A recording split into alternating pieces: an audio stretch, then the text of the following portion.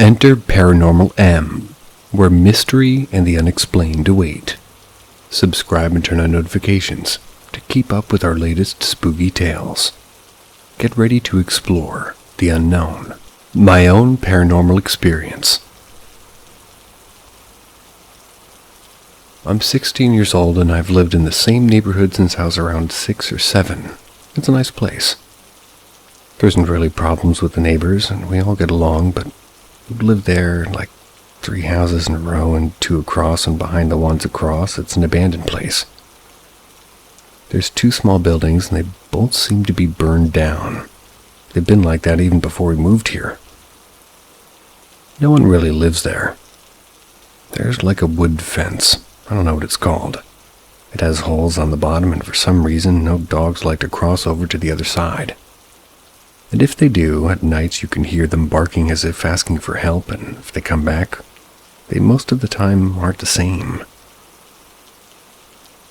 Well, when I was around 10, my mom's friend lived in one of the houses that was across, and she had kids around our age. My siblings and I's age. We got along very well.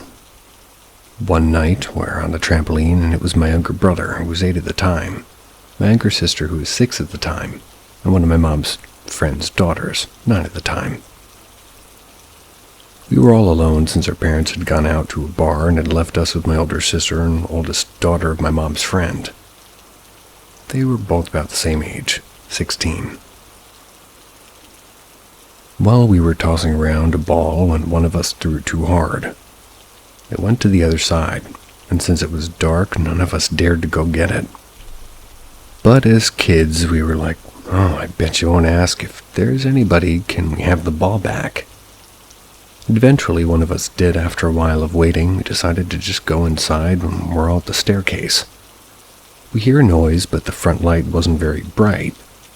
We didn't see anything until it got close to us. We saw the ball. Yeah, that's the same one that went to the other side.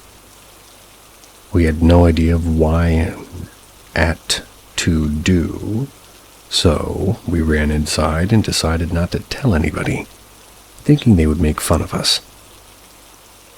Well, as the year went by, none of us told anybody until I was about 12.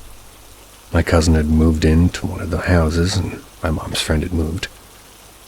We told her cousin and had some of my brother's friends about the place and how we sometimes would see a shadow running around, even though no one dared to go in there. Well, at the time, we also had new neighbors. They also had a kid around my age and became our friend. Their house is right in front of a big opening on the other side, so one day we planned to go to the other side. Keep in mind, it was our first time in there, so we had no idea on what to expect, but at the time, it was my cousin, my brother, and my brother's friends, my brother's friend's brother, and our neighbor friend. My cousin and I were the only girls, and the rest were guys, so they decided to go in first, and there was this building that was made of cement bricks that was half destroyed. It was also in pieces. The other half just seemed very old. There's so many toys, some in bags, some just there. Behind it was just empty. Old grass, nothing else but what seemed to be toilet paper all over the dead plants. In front, there was a small room, also made of cement, but this one had windows and was yellow. It was more of a small house with 2 rooms.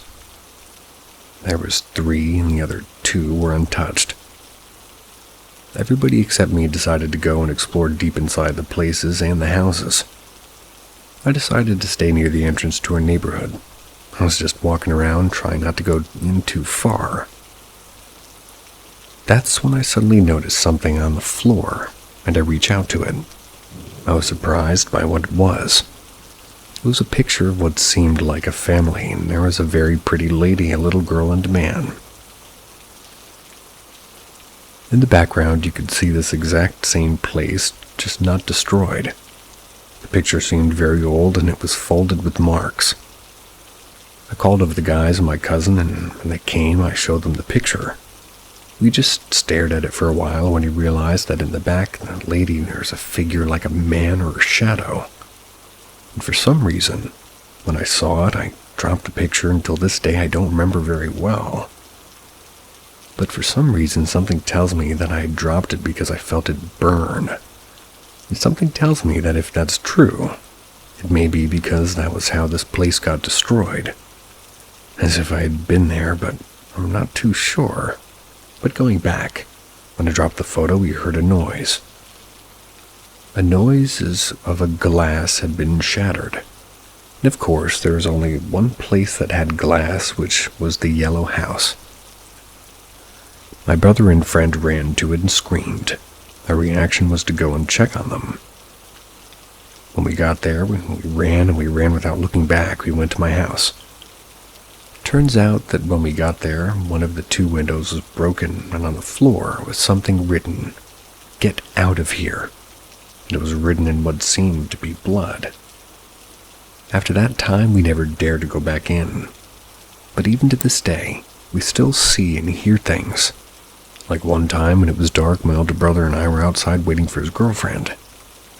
There was no one home, but one of the rest were over at their aunt's house, and suddenly we heard a scream so similar to my younger brother's voice coming from that place, but at the same time, he was in Mexico. What? The truth is, ever since we decided to go into that place, things felt very different. Now, 4 years later, I still wonder about this picture. I know my story sounds so unreal. Sometimes when we talk about it, even we can't believe it. But we were there. You heard it.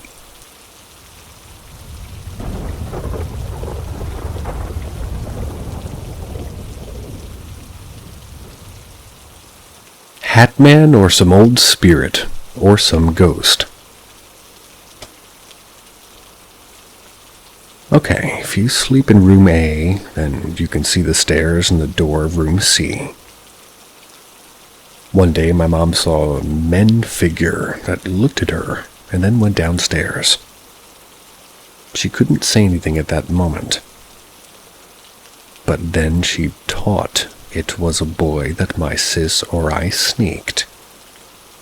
She goes to our rooms.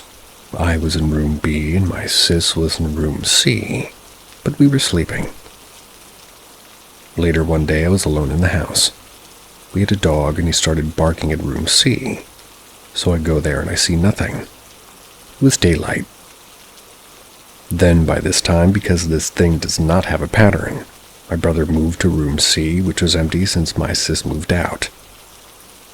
We moved there with his wife and baby for a few months. One day they were chatting in the living room downstairs and listened to the monitor of the baby. Just sound, no image. One of the toys had turned on, the kind of toys that you move in lights and sounds on. So they go upstairs and they see that the baby's still sleeping and the toy is not even near the baby.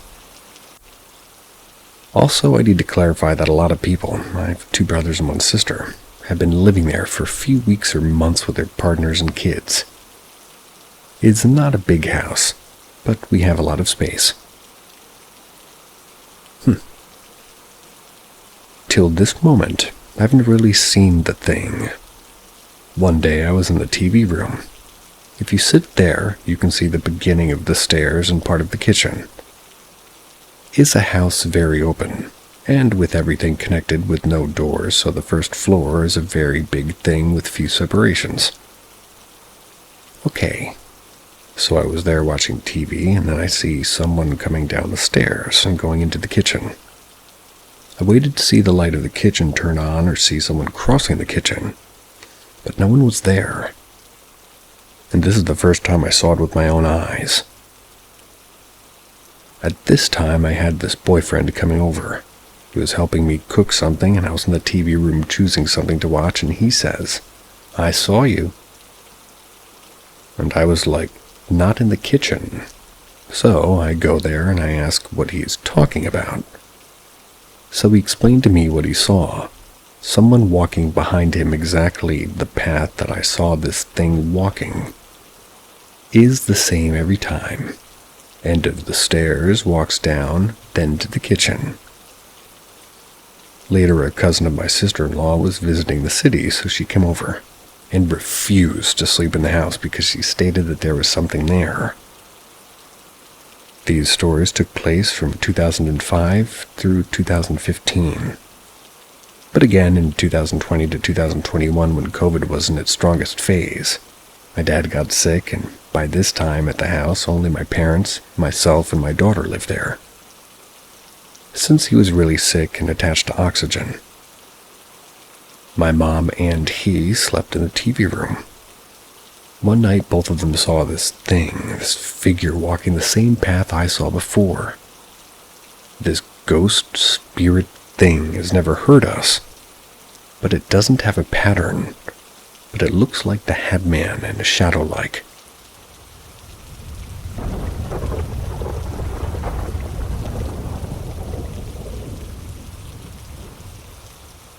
Eerie Encounters: The Deadly Betrayal of Carol and Reggie. In the early 1960s, two high school classmates named Carol and Reggie fell in love with each other. They were inseparable and seemed to be perfect in every sense, but they broke up after completion of high school as they had different ideas about what the future should hold. After graduation, Reggie joined the U.S. Navy. That's where he served for multiple years. At one point, Reggie got married, but the marriage didn't last long. When he finally got out of the Army, he got a job at a railroad in South Carolina and settled down there. After graduation, Carol got married and divorced twice, and her second failed marriage almost cost Carol her life. On February 18th of 1987, while Carol was living with her 10-year-old daughter, her second husband came to her doorstep and knocked on the door. When Carol opened her door, he drew out his gun and put 6 bullets into her right in front of her daughter. He fled the house after doing this gruesome act and shot himself to death. The bullets severely hurt Carol. She did not kill her, okay? The bullets severely hurt Carol, and she was left to deal with chronic pain and complete blindness in one eye. Okay. After almost 8 years after the traumatic experience, when Carol was finally starting to get back on her feet, she was diagnosed with liver cancer. It would be figured out that the blood she was given after the accident was contaminated with hepatitis C, and it led to her cancer. Carol and Reggie reunite. Carol, being a strong woman, decided not to let this limit her and started to search for a job. After extreme efforts, she got a job as a customer service rep at a TV company. In 2000, a few years after she got into her job, she got back in touch with Reggie because of a random call at work. The duo madly fell in love for each other yet again, and within 6 months after their reunion, they got married. Within a year after their marriage, they decided to sell their house in South Carolina and move to Florida to retire. Although it was hard for Rhonda, Carol's daughter, to part ways with her mother, she was genuinely happy for her. The couple go missing. In July of 2005, Carol stopped answering Rhonda's phone. Although she wasn't concerned by this in the beginning, she started to grow worried after the first 24 hours of her mom or her stepfather not answering her calls, as both of them were not in great shape. So, after 72 hours of not hearing from them, she drove to the house to check on them. When she got to their house, she noticed that they were not in the house, but the house was not locked as well. The dog was still in the house with their dirty plate with leftover food still present on the table.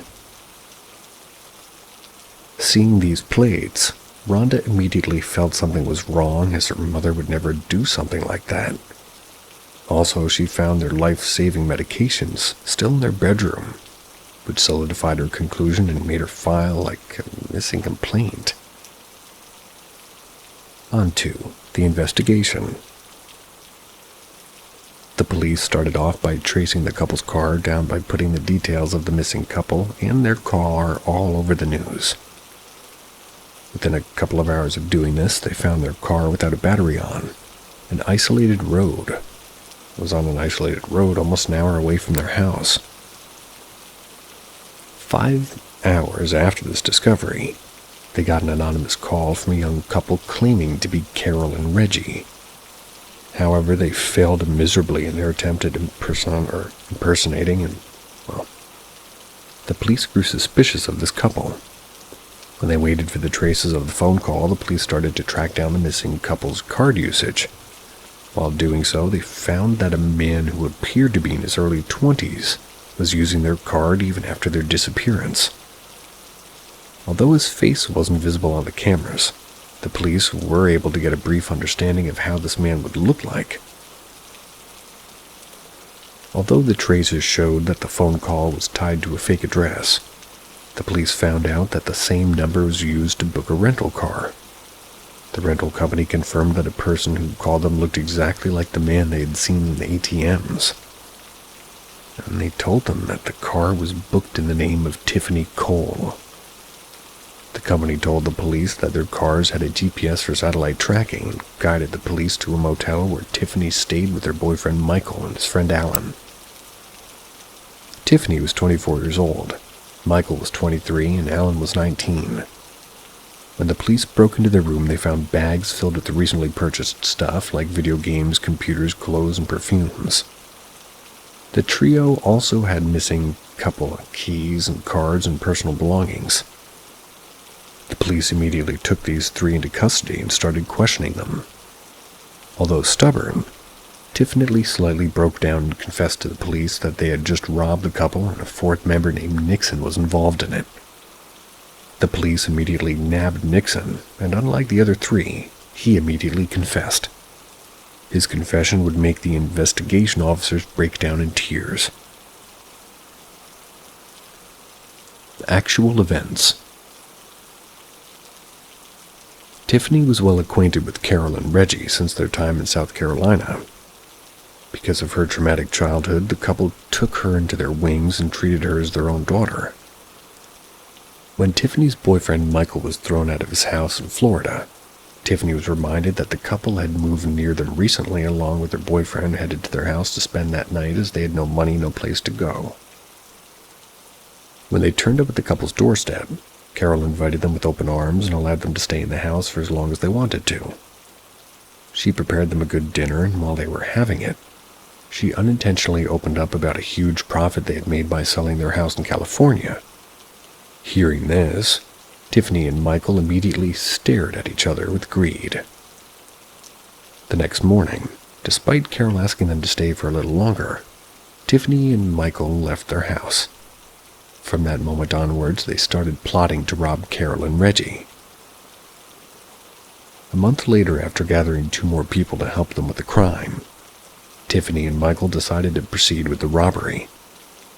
Alan and Nixon knocked up on Carol's door, asking her to allow them to call from her phone as their car had broken down. Although suspicious, Carl allowed them to use it because of her kind nature. Once they were inside the house with Carol, who was once Carl, they tied and taped her with duct tape. Hearing the commotion, Reggie rushed into the house from the garage, but they taped him as well. Alan and Nixon taped them so thoroughly that the only holes left were the holes beneath their nostrils. Once they finished taping, they called Michael and informed him of their work and it being complete. Upon hearing this, Michael, along with his girlfriend Tiffany, pulled over at the house and looted everything possible, put Carol and Reggie in the trunk of their car and left the house. They, along with Alan and Nixon, drove to the secluded place where Carol's car was found and made the couple sit inside the grave they had dug in that place.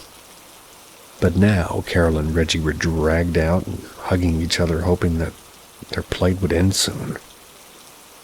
After extracting every possible thing from them, Tiffany tore off Carol's jewelry from her face and started burying them. They slowly started filling the pit with dirt and mud as the couple squealed in anguish. The 4 of them seemed to enjoy their suffering and continued filling the hole until the mud reached the mouth of their tilted heads. Then they let them take a few painful breaths before putting mud right into their mouths and noses to choke them.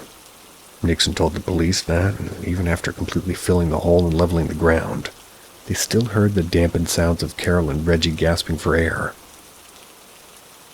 Because of disclosing the burial site, Nixon was granted a life sentence while the other 3 were sentenced to death. Good. That was horrible. I'm failing to see the ghost relation here.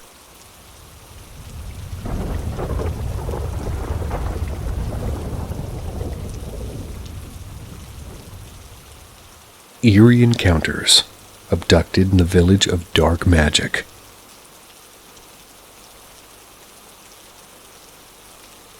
In the year of 2010, Dane, his wife Kate, and their 10-year-old daughter Nancy traveled to a small village named Memeyaa in Assam for their vacation. Although the initial place was a different one, Dane had to change his plans because of his daughter's pressure.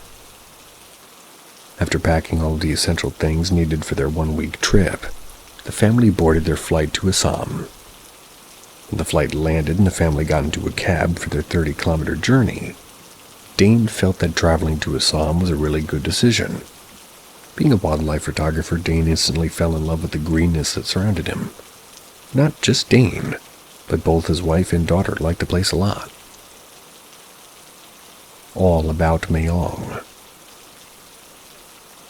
Memeyaa is a popular tourist spot because of its rich wildlife, archaeological heritage, and interesting culture of its people, and adventure and river sports. Keeping the good things aside, Memeyaa is also a hotspot for dark magic and is regarded as the most haunted village in India. This village is surrounded by eerie stories of people disappearing into thin air, people being turned into animals, and much more. In one such story, it is said that almost 1 lakh horsemen of an invader named Muhammad Shah disappeared during the 1330s because of black magic and witchcraft without leaving a trace behind. Most of its inhabitants know and practice black magic, and the village has had many doctors named Oja, who use black magic and witchcraft to treat illness. They are said to have ghosts working for them as assistants. Black magic had been practiced so long in this village that these practices had been recorded in many ancient books. These books can still be found in the Memeyaa Central Museum and Emporium. Human sacrifices to the goddess Shakti for attaining different powers of black magic had been practiced throughout the history of the village. Some, like Dane, claim that it's practiced even now. Part 1. Coming back to the story, Dane and his family went to sleep quite early that day, due to their tiring journey. The next day, Dane got up early in the morning and decided to venture out into the forest. He went near his resort to get a good glimpse of the village's flora and fauna before the other 2 woke up. But when he almost got into the tree line, the resort manager came rushing to him and warned him not to go into the forest alone. Dane thought that the warning was because of the dangerous wild animals this forest was hosting. Told the manager that he was a wildlife photographer. The manager told Dave, "Sir, the things that happen inside these forests are deadlier than the most dangerous animal. Please don't go inside." Dave was intimidated by his statement and decided to go back to his room. Later that morning, the family went to the Probitora Wildlife Sanctuary, or Pobitora, just as planned. The beauty of the sanctuary mesmerized the trio. Nancy, being a little girl, loved seeing the enormous one-horned rhinos in person. The place was so engaging that before the family could realize it, the sun had already begun to set. When they returned to their room after a memorable day, Dane and Kate put Nancy to sleep and sat beside the window gazing at the breathtaking beauty of the forest as it shimmered in the moonlight. Romantic tension started building up between the couple. Kate leaned in to kiss her husband while she was about to plant her lips on Dane's. She saw something weird near the tree line, which is around 100 meters away from their resort, and it made her speechless. She saw a couple of naked women staring right at her with eerie, emotionless smiles. With Kate's face turning pale, Dane understood that his wife was scared of something that she was seeing. When he slowly tilted his head to see what was frightening her, he saw these two naked women staring at her. One of the two women seemed to be gesturing something which wasn't clear because of the distance. He instantly opened his phone's camera and used the telephoto sensor to see what they were gesturing. What he saw caught him off guard. The naked woman gestured to a baby and then gestured cutting off its head. Before he could recollect himself, the woman magically disappeared. To make sure he wasn't the only one seeing this, Dane slowly nudged his still speechless wife's shoulder and asked her if she saw it too. Kate was brought back to her senses by the nudge, and the next moment she just hugged Dane in fear. She was crying. When Dane asked her what had happened, she told him, "Those ladies gave me visions of her daughter suffering." Kate stopped in her statement between, and she didn't want to say anything more. Dane understood that what she went through and just calmed her down. Dane got on top of the bed and pulled Kate onto his chest, and he started just tapping her on the back and put her to sleep. But it didn't work. The remainder of the night was filled with their sleeplessness. When the sun almost dawned, Kate requested Dane to cut the short trip short, and return back to their home. Dane, being a loving husband, listened to his wife and agreed to return back to their house, even though he wasn't really completely okay with it. But unfortunately, the flight tickets were sold out for that day, and they were forced to stay in the village for one more day. And this day would turn out to be a dreaded one for them. The couple sternly told their daughters not to leave the room for anything. They tried their best to stay awake and take care of their daughter. But because of not sleeping the previous night, they eventually dozed off. When the time was around 4 p.m., Dane woke up because of his urge to urinate. The moment he opened his eyes, he instantly searched for his daughter to make sure she was all right. She was relieved seeing her lying next to her mother and went back to the washroom. When he walked out of the washroom, he found his daughter missing with the main door wide open.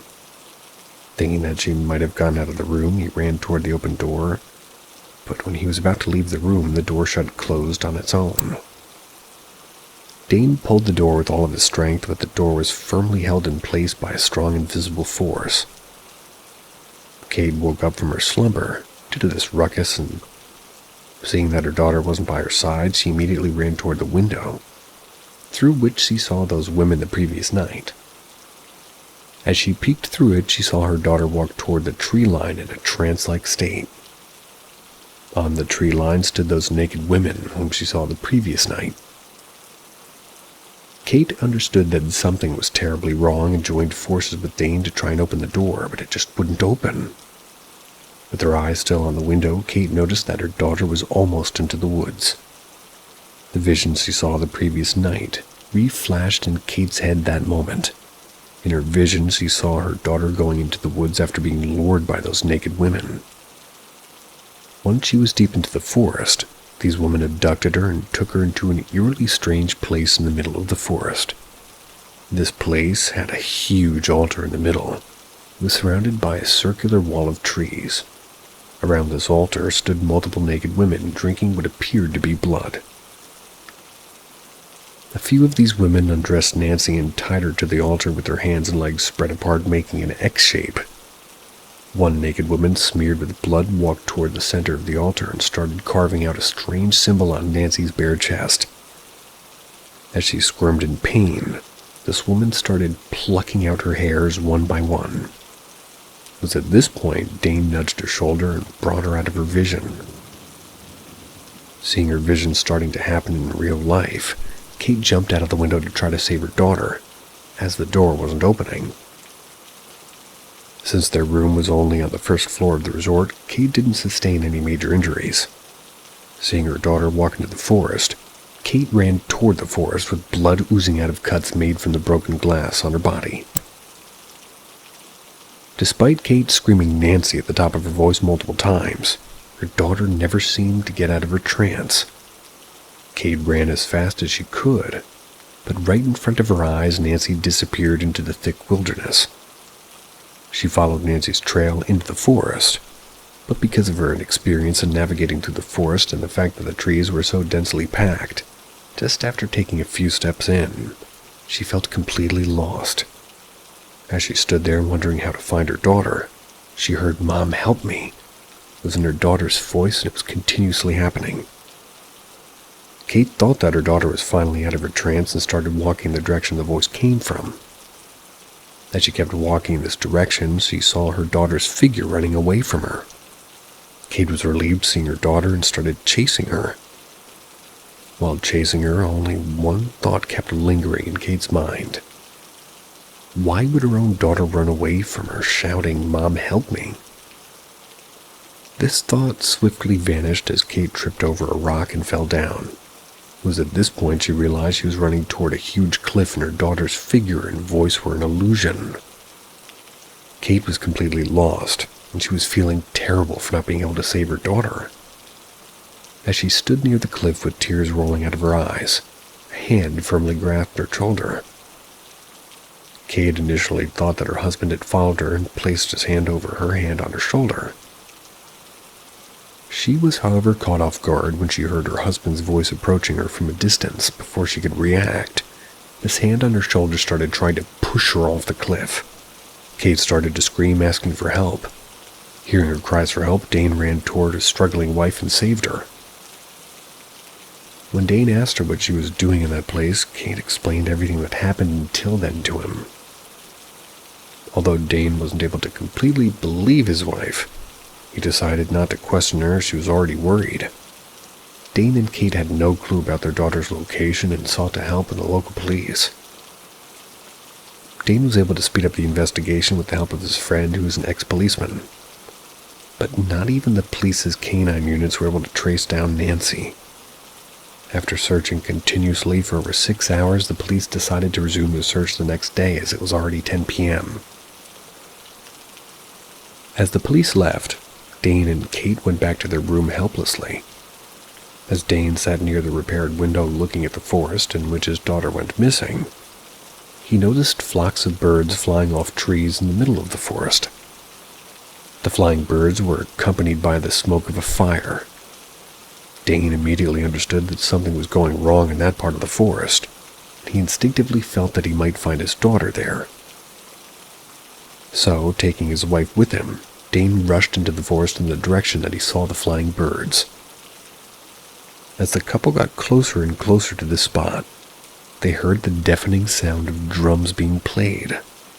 The screams of their daughter were heard despite the loud drum sounds. Dane and Kate understood that they were getting closer to their daughter and increased their pace. As they reached the spot, Kate found Nancy tied up on an altar just as she saw in her vision. A blood-smeared naked woman was plucking out her hairs one by one. Kate ran toward her trying to stop her, but the two naked women that she saw the previous night held her tight and tied her up. When Dane tried to help his wife and daughter, the other woman present there tied him up too. The women tied both of them to a nearby tree, and one of them whispered, "I know you would come here. Enjoy the rest of the show," in Kate's ear.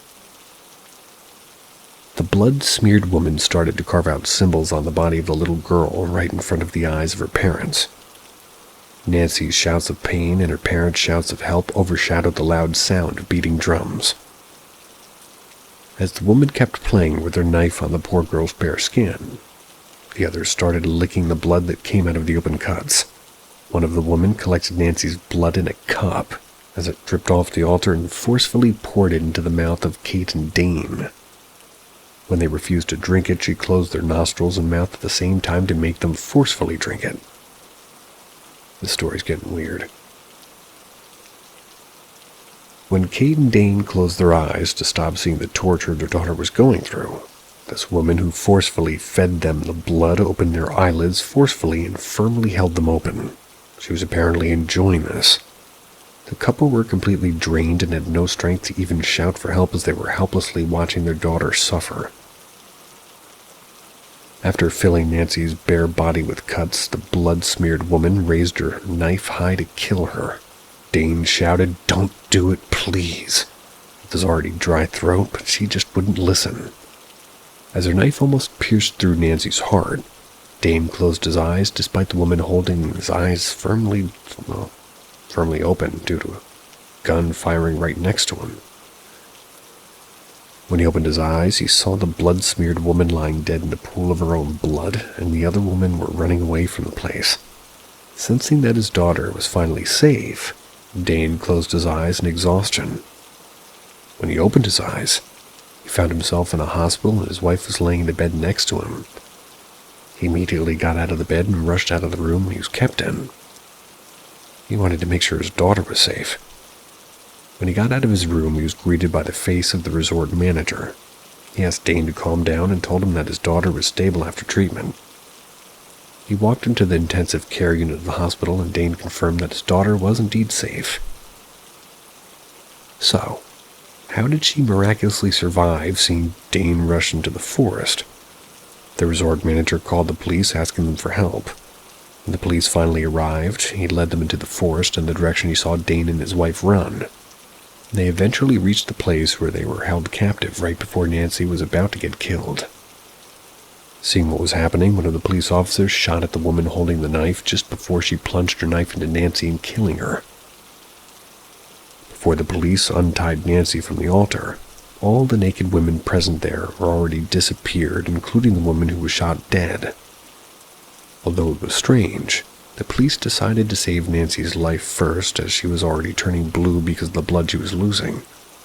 So they immediately rushed Nancy, Kate, and Dane to a nearby hospital and saved Nancy's life. The manager told Dane that the women were about to sacrifice his daughter, but because of her good luck, she survived. That seems... I need more information.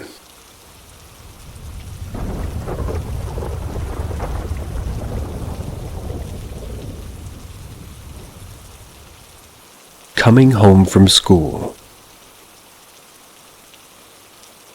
I figured I'd share some of my personal experiences. I wouldn't say that these are the most exciting stories out there, but I hope somebody enjoys reading. For as long as I can remember, there have been weird things happening around my house, but nothing nearly as malicious as this aside from one other time. I have two others that involve this quote-unquote occurrence, and I'll tell you about those almost like a mini-series, if you find them interesting, of course. This particular story happened quite a few years ago when I was in middle school. My brother used to have a drum set in his room upstairs for years. It wasn't abnormal to hear my brother playing them from down the block at times because they're so loud and the sound would travel around my neighborhood. I had just gotten off the bus and I was walking home from school, all the while hearing my brother practicing. I had my earphones in and I could still clearly hear him playing before I even reached the house. I went along with my usual routine, unlocked the door, walked inside, sat on the couch, listened to music and relaxed. About 15 minutes to 20 minutes, I finally get a text from my dad asking what me and my brother wanted for dinner. My dad worked late, so it was normal for us to be home alone for hours. I took my headphones out and I walked upstairs. Once again, the whole time clearly hearing the drums as loud as ever. I opened the door and they just stopped playing. I didn't think anything of it because the drum set faced the doorway, so whoever sat there could see me open it and walk in. I was looking down at my phone and I began to speak, but as I look up, I realized nobody was there. I walked further into his room to check to see if maybe he left the TV on, or maybe even his radio that he kept next to the bed. Well, neither of them were on, so I decided to walk all the way back to the room where the drums were. Standing behind them, and I checked to see if the drumsticks were still tucked away in their pouch, and as soon as I saw that they were, felt this intense feeling of dread. I was in total fight-or-flight mode. Felt like something wanted to hurt me and that I was the furthest end of the room against a wall. Best way to describe that is like a looming dark was cast over my head. I ran out as fast as I could across the room, down the stairs, and back into the porch. I obviously realized I was home alone, completely confused and scared. I've only felt that sense of utter dread a few times in my life, and I didn't tell anybody about what happened for months. I was so scared nobody would believe me. till the next time something odd happened with the drums, and I wasn't the only one to witness it. Thank God. Let me know what you think, or if you've had something similar happen.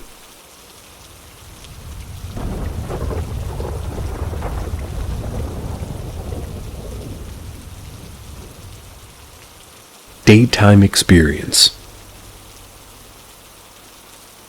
This happened to me a few years ago when I was living in an isolated desert town in the middle of nowhere, Nevada. There's a large field behind my parents' house, about 4 miles square, lined on 3 sides with huge salt cedar trees. Sort of creates a barrier with only a few small breaks big enough for a person to walk through. The one side without the trees is a dirt path lined with power lines, and I would see the occasional car or maybe an ATV. I would regularly walk this path alone, though. I would do this, well, with my dog, a large German Shepherd, so partially alone. This particular day was almost done, and I was walking along with the clearing to my right-hand side. I was headed back towards my parents' house. It's an isolated place, so there isn't a lot of noise, but I could hear the wind and the sound of my feet scrubbing along the dirt and gravel and the jingling of my dog's tag and collar. I'm looking straight ahead, watching my dog, when everything becomes eerily silent. No wind, and I even lose the sound of my own footsteps, like the air was standing still. The silence is deafening, and I begin to hear a ringing in my ears, and I turn to my right and I look across 4 miles square to the clearing on the other side. I see an extremely large silver cigar-shaped craft on the ground. My mind immediately begins thinking of all the rational things it could be.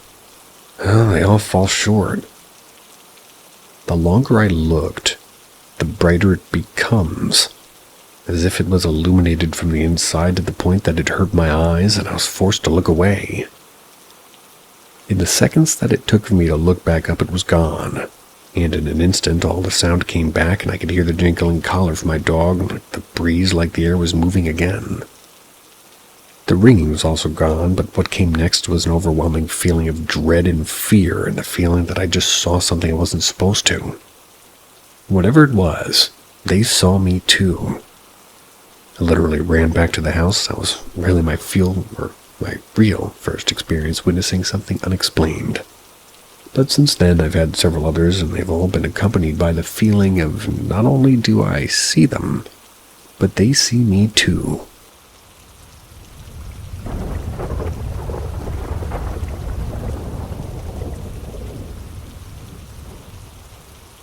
False alarm. Hard lesson.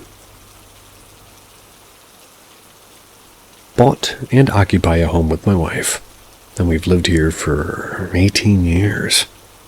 Raised 2 daughters and, 2 stepdaughters that have grown up and moved out, raising a son and a daughter that are well on their way as well. All 4 have told me that they thought this place had spirits, or some kind of, as they put it, issues. Never for a second did I believe this was anything other than scared children overreacting to media or something. My stepchildren had indicated previously that they thought a woman had hung herself in the basement and would watch them when they were down there. And again, me considering myself to be sensitive to this type of thing, simply dismissed it as previously stated. So, everybody was gone one day and I was working on fixing up a room in the basement. I was stripping a concrete floor so I could coat it with epoxy. It was going to be awesome.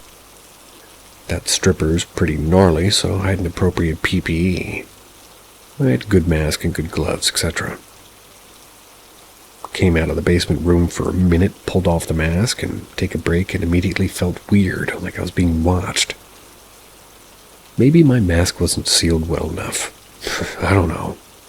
Gave it a minute to let my brain relax if needed. I always have a very high-powered and expensive flashlight in my hip pocket. That's just how I am. Pulled out of my streamlight and started flashlight-focused inspection on my surroundings. Over my head was the cavity surrounding my main floor bathtub. Next to the tub sat my youngest daughter's kitten. Curious, but just watching me working. Man, false alarm. At least I'm sensitive to a cat watching my ass. No redeemable lessons here, folks.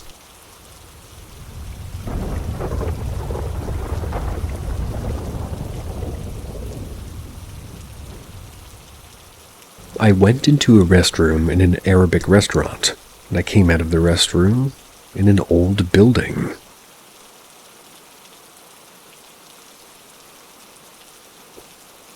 I lived it when I was younger, but still scares me and my dad a lot.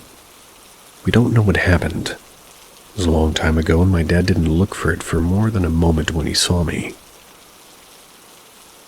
I'm from the south of Minas Gerais. My uncle has a spare parts store, and he needed to go to Sao Paulo to buy some stuff. He didn't know Sao Paulo good enough, though, so he asked for my father to go with him. We went together. My father used to go to Sao Paulo, so, it was easier. Okay, after a long day walking on one of the busiest streets of Sao Paulo, 25 de Marco, we stopped at an Arabic restaurant so I could go to the restroom and eat something. I have 26 now, but at the time I had 8 or 10. I don't know exactly. We entered the restaurant, my dad put me in the restroom and waited for me on the outside. Now is the problem. When I come out of the restroom, I was at a complete different place. It was a lobby from a building old and tall. What the fuck was going on? In one moment I was in a restaurant, and now... So I went back in, shuttered the doors, tried to get out of there again, and nothing. Same place, lobby, and was creeped out. Didn't know really what to do. Think I'd try to do it about 3 times, go back to the bathroom and try to go out. I don't know if it's a trick of my mind, but I remember of a man, a receptionist. He was sitting on a chair. I tried to talk to him and tell him about what was going on, but he didn't answer me and just ignored it too. So I decided to go to the street and look for a restaurant. I was tempted to go across the street. If I did it, probably won't be here though. But I kept the same sidewalk and I turned left. I walked a little more and reached the restaurant. Some details are a blur in my head, but the moment I went out of the bathroom and how I stopped at the restaurant, I don't know if it takes time or if it was fast. My father says that I came out on a different hallway and took the wrong side. The door of the restroom is sided to the hall. My father was looking at it and did saw me. Found the restaurant, some pictures from inside of it. It seems like a normal entrance to the restroom. Nothing complex and hard to access. I don't know if I was 7, or rather if I was at 7 Alem, a Brazilian urban legend, where the Matrix glitched with me. Raful is the name of the place, on 25 de Marco, popular place in Sao Paulo. I looked on Google Maps to find out the building, but nothing comes to my memory.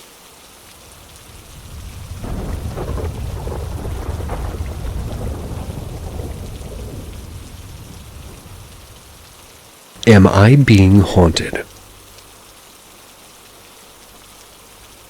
Okay, so it started Sunday night, which is 10/9, and my dogs were on high alert and kept looking out the windows. So I decided to let them outside. My house is set up so you go through one set of doors to get from the main house to the 2 added-on rooms, then another set of doors to get to the backyard.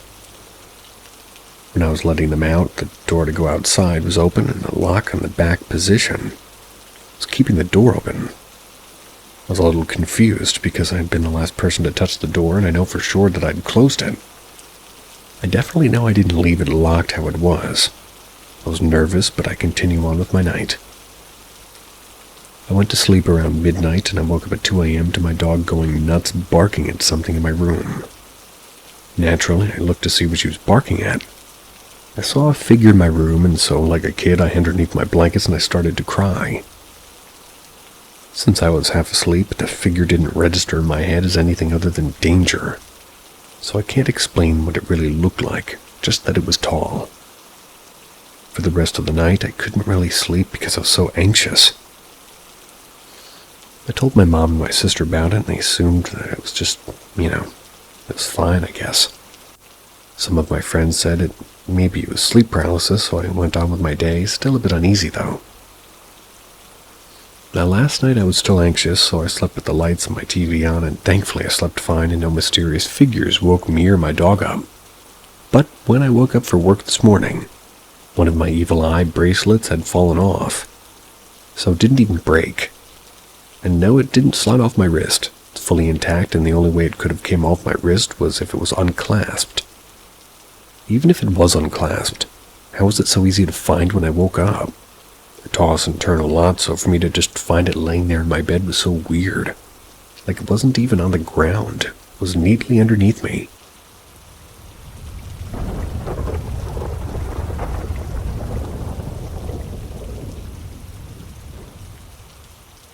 A friend told me in a dream that he was murdered before I even knew about his passing.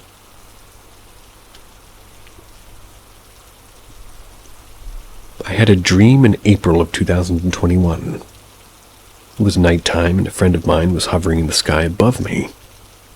He was invisible, but I could sort of sense that it was him.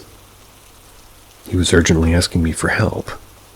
He said that I was murdered. I've been trying to contact somebody, but no one can hear me. You're the only one spiritual enough for me to get through.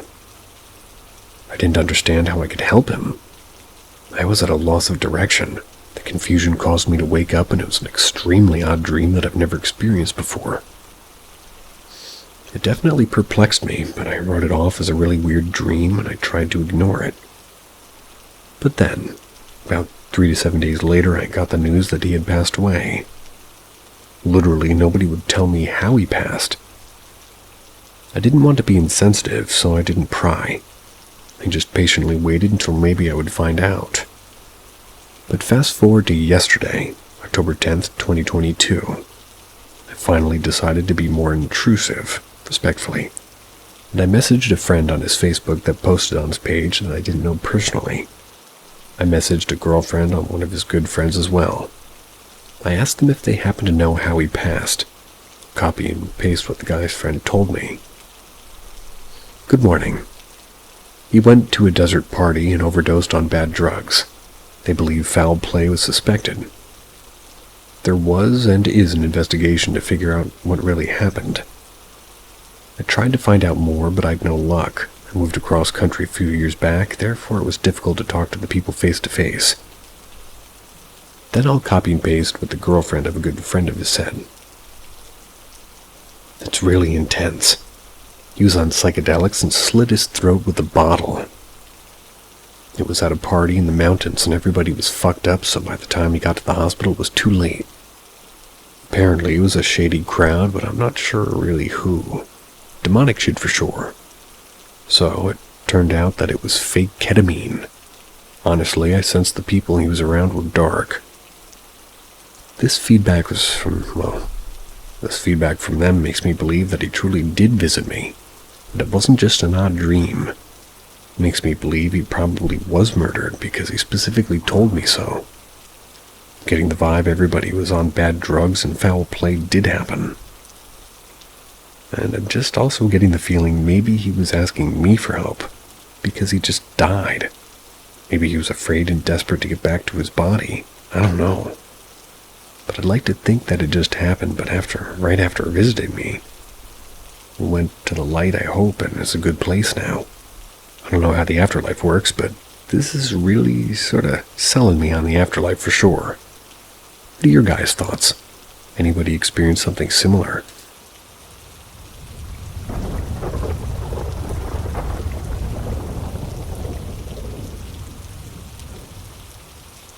The house at the top of the hill.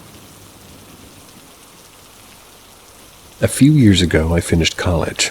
I moved back in with my mom, who lived in a medium-sized town about an hour or two away from Birmingham, England. Shortly after that, her and her boyfriend decided to buy a house together, and eventually settle on a big modern house built on the other side of town, in the more upmarket part. It had rooms for all of us, and me and two of my brothers, as well as a partial attic conversion, sort of rather access through a staircase in my room. That would serve as a bedroom for my mom's boyfriend's son when he would come to visit. It was a nice house with a big kitchen, a huge conservatory that we essentially used as a second living room and a venue for parties, and 3 bathrooms. One connected to the kitchen downstairs, and one upstairs, and one en suite, sort of accessed by a short corridor that ran behind the stairs connected to the master bedroom my mom and her boyfriend had. Right from the off, the house made me uneasy, perhaps because of its facing. It was always dim inside, and Mom's boyfriend, who was rather tight-fisted, would avoid putting the heating on at all costs, meaning it was always a little bit cold too. Still, it was big there, and lots of space. We were all happily moved in and got down to the business of unpacking, etc. As I mentioned before, my room was connected to the attic by a staircase. The staircase actually extended down into my room itself and had a banister, but no dividing wall. It also did not have a door to the attic at the top. We hung a curtain so that way Mom's boyfriend's son could have privacy in the weekends when he visited. I would hear things up there in the night, often coming semi-awake in the early hours to bumps and scrapes and even what sounded like footsteps. This was a modern house, though. The previous owners had been its only previous occupants. So I put the noises down in the cold light of the morning, birds or something. Even so, they made me uncomfortable. I was glad I hadn't opted for that room. About 2 weeks after we moved in, I woke up in the night to a familiar sensation of a screaming bladder. I was 21, I liked beer, so this was nothing new. I got up blearily and opened my door, which faced the staircase down to the ground floor. Immediately, I was struck by the sense of dread. The house was in darkness, but midway down the stairs, it seemed much, much darker. Almost thick, as though if you were to put your hand into it, you'd be met with resistance. Like pushing your hand into like a treacle. Excuse me, what is that? Treacle. Trestle? I went quickly to the toilet on the second floor. I did my business and went back to bed, though my attention stayed on the bedroom door for quite some time before I actually went back to sleep. This would happen regularly, though not every time. It would also become readily apparent over the next few weeks that everybody else was reluctant to go downstairs to the toilet there in the dark. Even if the second floor was too occupied, other family members would just simply wait for whoever was in there to finish, even though logically it'd be quicker to go downstairs. Some years later, discussing that house around a wine, we all just basically agreed. The darkness on the stairs was somehow too dark, and as they're saying it, expectant. Nothing really ever came out of that patch of too darkness.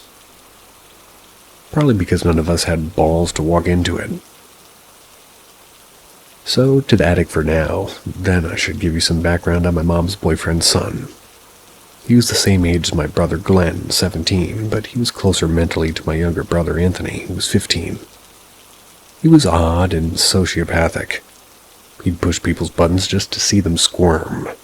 He'd torment our 2 cats, and I always saw that if I heard he was arrested for murder, I'd be utterly unsurprised. When he stayed, he'd stay in the attic room above mine, and I'd hear him moving around at silly times of the night, pacing around in there seemingly at random, making strange noises. Sort of like crashing books together. I believe to either wake me up or creep me out.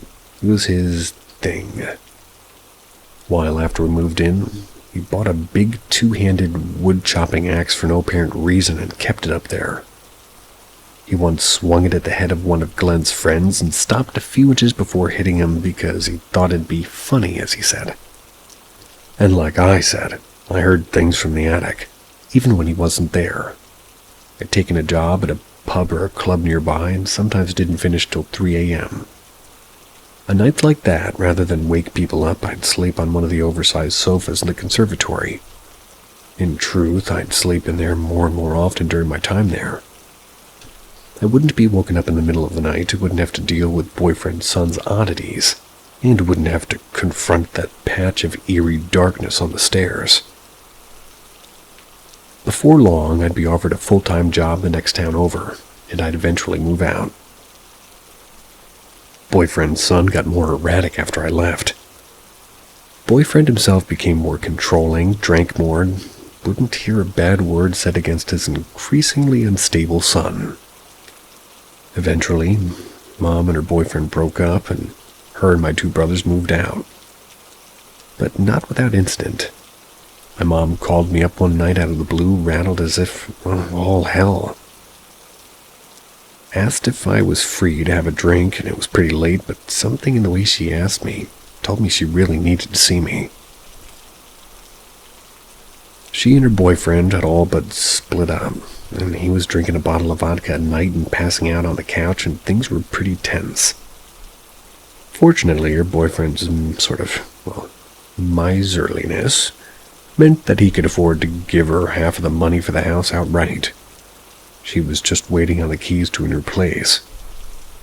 That night, though, she'd been getting ready to go out and see her sisters. She was in the ensuite just out of the shower, opened the back door into the master bedroom at the end of the short corridor, remember? That's when she heard and perhaps sensed something rush from the bedroom towards her.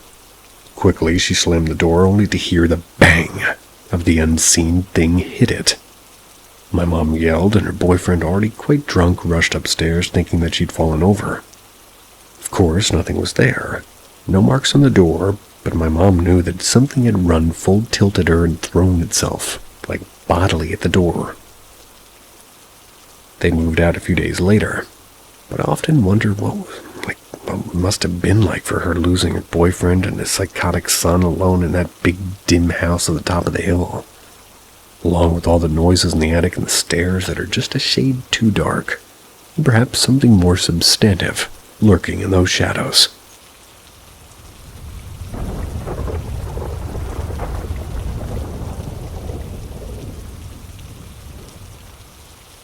Share with us an encounter with the paranormal that had a profound impact on you.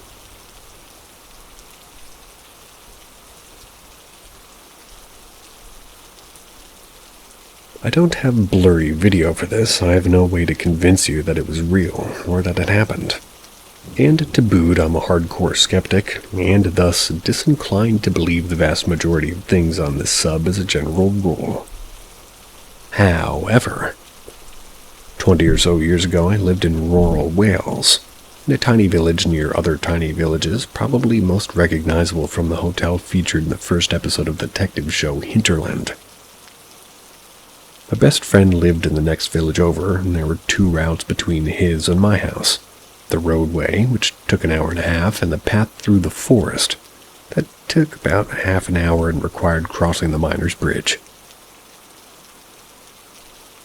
The Miners' Bridge got its name because it was built in the same location as the much older bridge used by the silver lead miners, or rather lead, used by the silver lead miners when they went to collect their weekly pay. It was halfway down a narrow ravine carved by the waters of a fast stream into the valley floor, accessible on either side by switchback gravel paths and barely touched by the light from the village at one end. I would walk that way a lot after hanging out with my friend, saving an hour and a half like walking around stumbling through the forest in the dark, occasionally being unable to see my hand in front of my own face when the moon was thin, spending anxious minutes trying to find the path with my feet. Anyway, I digress. I'd been hanging out with my mate, drinking tea with too much sugar and smoking thin roll-ups, wishing that we had money for booze or weed. We were very much not having that. It got to 2 a.m. and it was, home time. Summer was fading, but it was still warm and the moon was still near to full. So I probably wouldn't get lost in the woods this time. 30 minutes this late beats an hour, and I picked my way down the switchback gravel path, feeling the stones underfoot, hearing them shift, and walked out into the bridge. The moon was up and everything was bathed in pale light. Down in the ravine, all you could really hear was the water at the bottom, sort of chuckling through its speed, and the ravine amplifying it and drowning everything else out. I got halfway across and the hairs on the back of my neck stood on end. All I could hear was the water, but I knew something was different. Everything was suddenly wrong somehow. I stopped walking and I turned around. Standing at the end of the bridge from whence I'd come was a thing. It was at least 3 feet taller than I was, and it was completely motionless. standing at the end of the path at the foot of the bed or bridge and looking. I was sure it was looking directly at me. I don't want to tell you I could make out features. I just couldn't, though. It was a figure that made its way down a gravel path. I can't imagine a Shaolin monk walking without making noise. Taller than the tallest person I've ever seen and radiating such hatred that it almost felt physical. I froze. I guess I was stuck there for barely 30 seconds. Just long enough to recognize that this thing had limbs that looked as though it had been repeatedly broken and reset wrong. And that it despised me before my fight or flight just made a decision and I ran faster than I ever had home. I slept with the light on for a week and never went anywhere near the Miners' Bridge again. I don't know what I saw. Like I said, I'm skeptical, but I have absolutely no rational experience for what I saw that night. As a consequence, I don't dismiss anything out of hand. Have you ever seen or experienced something that had a comparable effect? You betcha. See ya.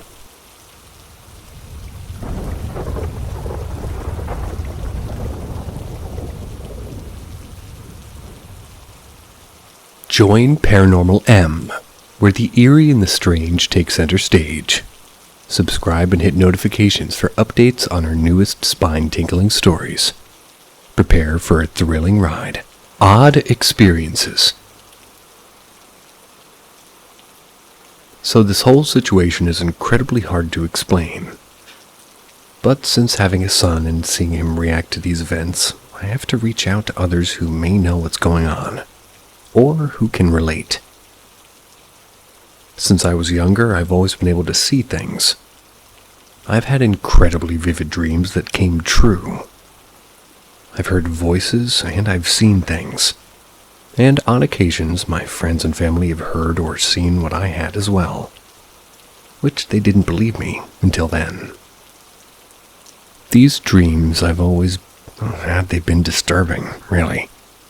Mostly involving this creature that shapeshifts and scares me in my dreams. It has no eyes, and I always called them abyss eyes as a kid. The creature has appeared to me as a cat and as a lizard. It always appears in a very traumatic period in my dreams. It's spoken to me on many occasions. Recently, I was speaking with a good friend of mine about one of his friends. He mentioned that friend could sense and see things. Well, he mentioned how this friend had seen something in the back of who they call the quote-unquote creepy kid, which, keep in mind, creepy kid had been complaining of nightmares and seeing things. The creepy kid left one night, and the friend said that he saw this being on his shoulders. It was all hunched, had a long nose, and absolutely no eyes. I flipped out. I didn't know what to think of it. I hadn't mentioned those dreams I had to anyone. And this is just one of the things that I've been dealing with. There's also this. I guess you could call it a family legend. It's of a shadow creature that we call the Black Cat. He's not a cat.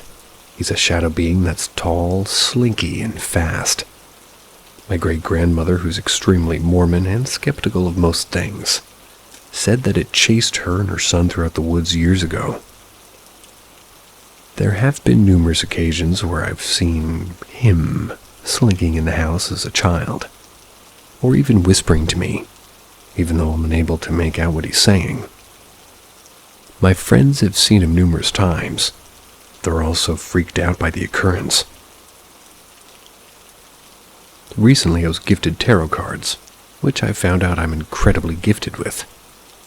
I haven't given an inaccurate reading yet, but since receiving them, what's been going on has intensified.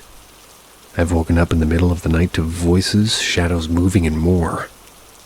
My son has even reacted to these events. He's afraid to go to sleep on his own. The other night I woke up to something standing above me. It was horrifying. This is only a couple of occurrences. There's so much to explain, but if anybody's interested. And, well, I want to explain as much as I can without being confusing. I've never reached out over this subject before, and this stuff has occurred since I was a child. There have been many more disturbing experiences that actually involved my family. I just want to hear thoughts from others.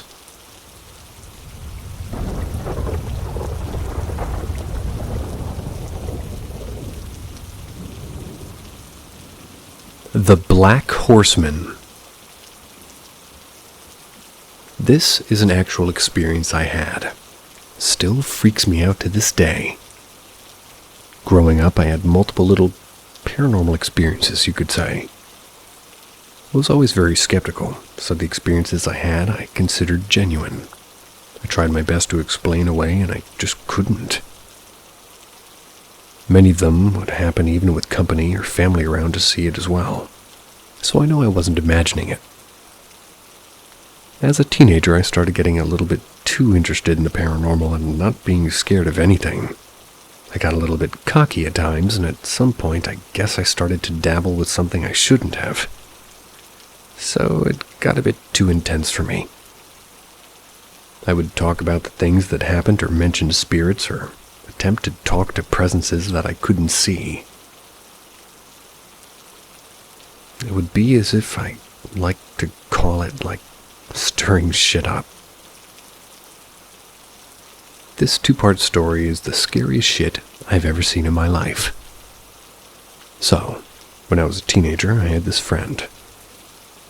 He would be in mid-conversation with me and randomly trail off on some weird shit that sounded creepy and didn't make any sense.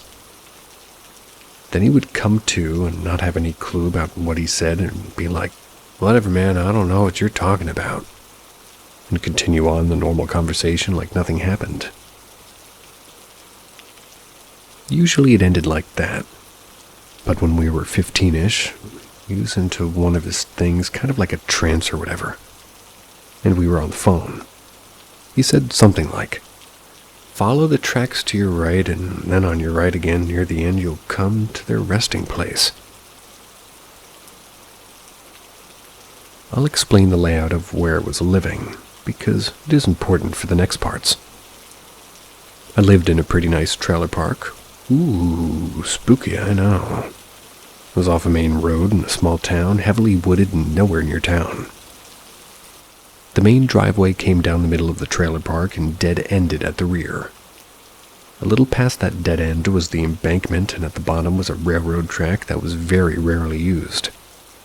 To the right, it dead-ended in some woods, with one side being at the back of an abandoned old mill. The other side had a pretty dense set of woods behind the neighborhood. So, I followed his weird cryptic directions after getting off of the phone.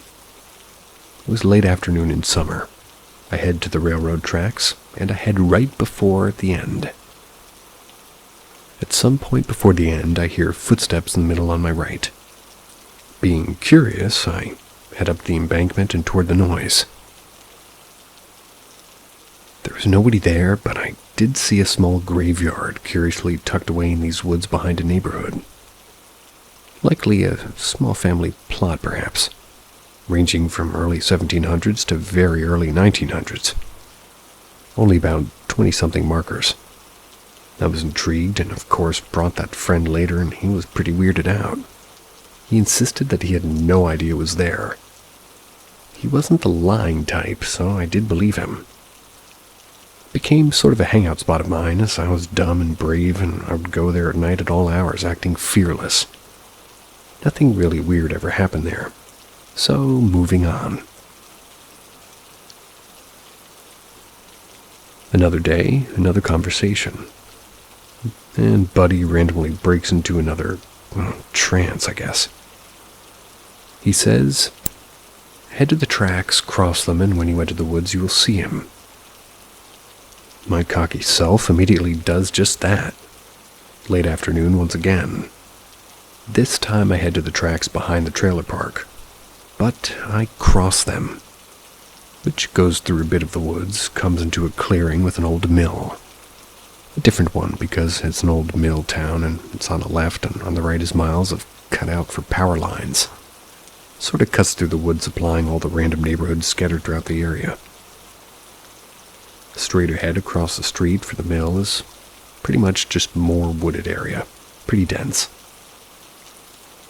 So following those directions again, I head towards the tree line and the movement. I just set into this tree line and I'm hearing branches snapping. Immediately I see just the black shadow, or maybe a silhouette of a guy in all black. He's on a black horse. He's galloping through the woods away from me and toward the left, disappearing into the trees. I was a bit shocked. It wasn't common to see horses around my town at all. But being cocky and brave, I decided to, just head to where he came from, which was to the right of the edge of the tree line, followed the cutout of the power lines. Near the edge of the tree line, I found an old collapsed horse stable. Literally nothing else near it. There was another neighborhood about a mile in the direction of where he disappeared, but nothing else around the stable. So being intrigued and a little bit freaked out, I go to call my buddy and tell him. The following day, I bring him with me to show me my findings. Well, I show him my findings. He just refused to believe me, and I was getting suspicious of him playing stupid, possibly. But the most unbelievable part is we entered the tree line where I saw the horseman the day before. We both saw him taking the same path as I did previously. Broad daylight. Clear as possible. There's no way we both imagined it. Both of us were a little bit freaked out, but we continued and I showed him the stable also. The strangest part of it all was I brought a couple other friends to see the stable, and each time he appeared to us. Well, that's pretty awesome.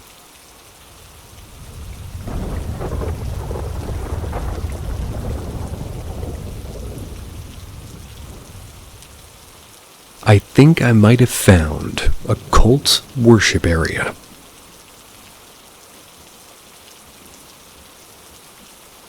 I live in Oklahoma. In the part of the state I'm from, there's always been rumors about this Catholic church out in the middle of nowhere. 30 minutes from the closest town, and that town itself isn't even on the maps. Huge Catholic church, beautiful windows, crosses and all. But no one really goes there. Only the priest and monks live there, and I assume nobody else is really welcome. There's also a big cemetery connected to it with a black metal gate around it. Friday, September 23rd, 11 p.m.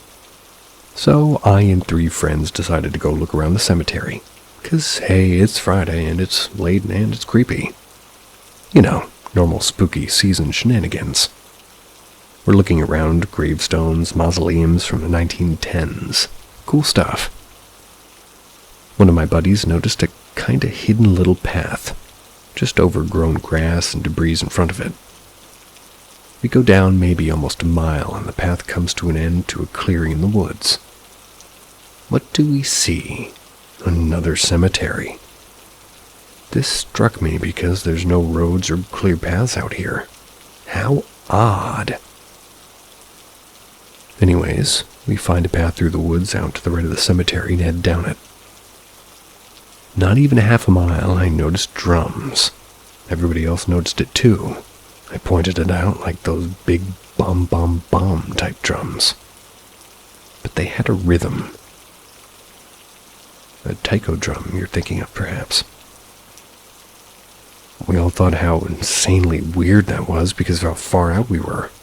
Not even another 500 feet and glowing lights through the trees appeared. I said, screw that. I demanded that we leave, so we did. I ran 'cause I'm a bit of a baby. Saturday, October 1st, 1 a.m. So my buddies talked me into going back. We thought about bringing weapons, but decided not to. We were going out there and we noticed tons of fresh footprints all throughout the trail from the second cemetery to where we decided to run from. That was creepy as fuck to me. When we finally got to where the lights previously were, there were no light, no sound, no one, just 2 buildings. The first was a small stone temple-looking building, not very big at all. The second looked like a maybe 1890s abandoned house. The stone building had a wooden floor that had a fat padlock on it. There was some other language on the door, just a single word. My friend kicked the weak wooden door till it split from the wall. Inside, there was like a 8-by-8-foot pentagram, with the candles and all the places you see in scary movies, unlit random words painted on the walls, little figurines of animals, and at the back of the room a small satanic statue. Maybe like a foot big, maybe. On the second floor, there wasn't much. Cups, plates, lighters, red nail polish, and a couple of jars with crystals and salts and liquids in them. 2 tiny rooms stacked up on top of another. What really creeped me out was there's a kind of a cowl with a hood with, the things that you see monks wearing. Second building was the house, a little bit bigger than the stone building, but completely empty. 2 stories, swept floor, closed, non-broken windows, and functioning door. There was an attic, but we couldn't get into it. Definitely a super old house. Anyways, we left after checking it all out. I want to know, what do y'all think of this? I want to know how much the rent is. It sounds like it's free.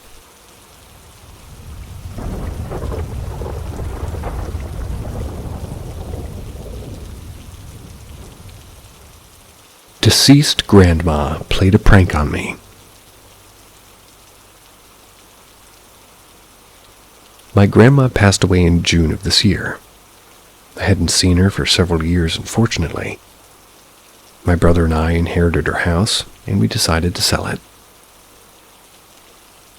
In August, I was planning an improv workshop, and I had created an event on Eventbrite for ticket purchasing on August 15th. I double-checked this that morning, created an associated Facebook event, and posted it, checking links once again that everything was set up correctly. That afternoon, I went to Grandma's house to clean, take out outlet covers for painting, start power washing the exterior, all the lawn general stuff I was working on to get the house ready. When the sun started to set several hours later, I smelled a familiar smell in the house of Grandma that I hadn't before. It just reminded me of my childhood time spent there. I also started to feel uneasy, like that feeling just before you get on a roller coaster. You know the one. I decided to take a break and I sat down to check my phone. Well, I had several comments and messages that, the ticket link on the event was apparently didn't match the Facebook or the description. Somehow paranormal, maybe. The Eventbrite date had changed to September 16th instead of August 15th. I would have chalked it up to my own error, but September 16th was my grandma's birthday. To add to that, there was a running joke that she had because she was old and, her words weren't exactly precise back in the 1930s, or rather, records weren't as precise, so her birth certificate was messed up and incorrectly listed her birthday as September 17th, even though my great-grandma had insisted that it was the 16th. The doctor at the time had put down the wrong date, and it was never really corrected. So my grandma always said that she had 2 birthdays, the official and the unofficial. I was able to go home and went and corrected the Eventbrite date, and due to how the calendar selection is set up, it would have been pretty difficult for me to go to the wrong month and the wrong day to make the whole incorrect selection for my event. Especially when I double-checked everything. It could, of course, be a coincidence of some sort, but the birth date thing was a bit too much, especially considering that was the same day I spent a large chunk of time in my grandma's house. The house just closed last Friday, so I wanted to share this little story that was totally in line with my grandma's sense of humor. And the improv workshop went pretty well. My grandma always supported my love of comedy.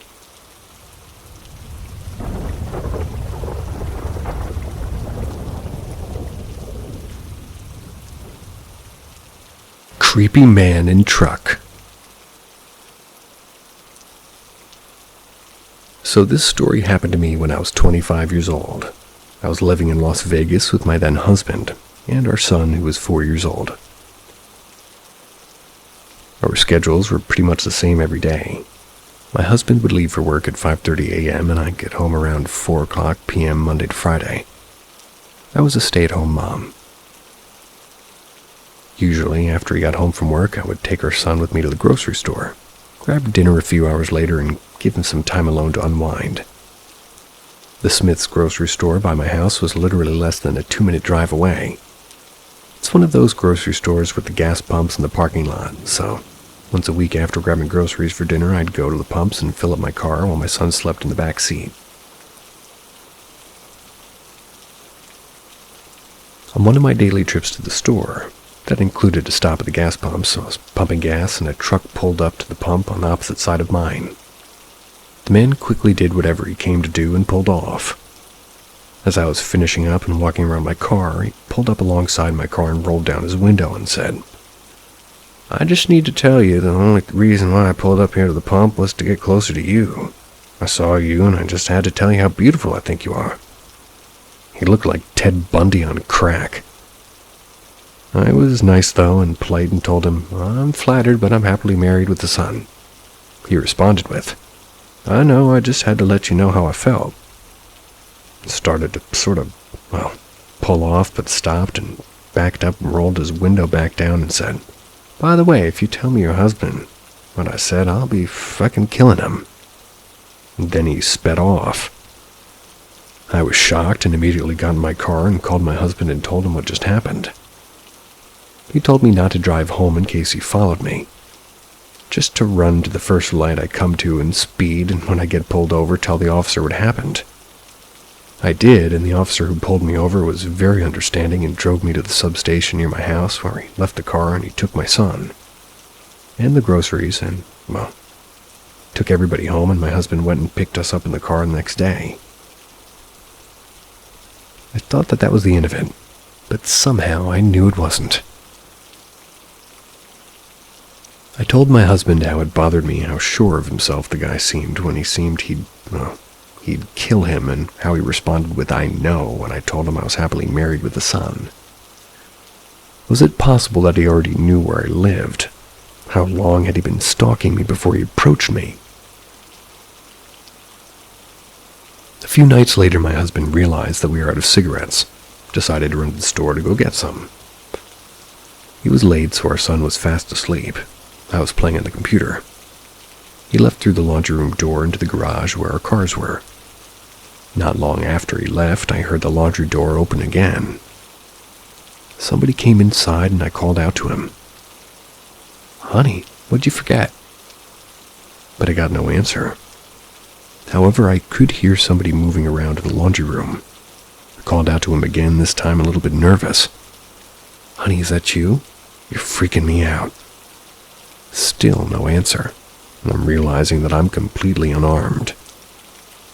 My husband is a U.S. Marine and a federal employee, so we had an arsenal of weapons, but they were all in our master closet on the top shelf, and I'd have to run past the laundry room to really get to my room. There'd be no way if somebody was in there that I could really get to my gun before he got to me. So I just sat there frozen and terrified. I could feel the weight in the room as a fear, waiting for him to round the corner, knowing that with my son sleeping down the hall, I'd do anything he told me to keep my baby safe. That, and when my husband returned home, he'd have a little element of surprise in his side, not to mention his family hostage, so he wouldn't stand a chance either. My heart was in my throat and I couldn't breathe as I heard his footsteps coming toward me when I suddenly, from my bedroom, I hear the deep growling of my two pit bulls, Ruby and Darlene. Before I could think, I saw both dogs dart into the laundry room.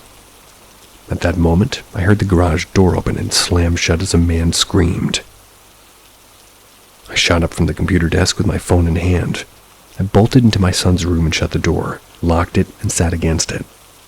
I quickly called my husband, and I said, "Please tell me you're home and just messing with the dogs." But I couldn't hear in the background. The cashier bringing stuff up and knew he was at the store, and whoever was in my house was definitely not my husband. Somebody in the house get home right now. So I'm explaining for him to please be careful when he gets here, and I don't really know if he's in the garage, and I'm hiding in our son's room with the door shut and locked. He told me to stay put until he got home and came and got me. Waiting in the dark in my son's room while he slept, while my son slept, waiting for my husband to come home felt like an eternity. When he came to get me from our son's room, I was relieved, but for months afterwards he never left us home alone after dark. I know he was just as scared as I was that the man would come back, but about a year after the incident, we moved out and bought a new home. I always think about what would have happened if he hadn't let the dogs in before he left that night. I don't know what he had planned for me, but I know it wasn't good, and my son would just be a tool to control me. My husband would have just been something out of the way to get rid of. I have no doubt that Ruby and Darlene saved our lives that night. Now that they've crossed the Rainbow Bridge from old age and my husband and I are no longer together and our son is grown, we all still sleep with dogs in our rooms from that night.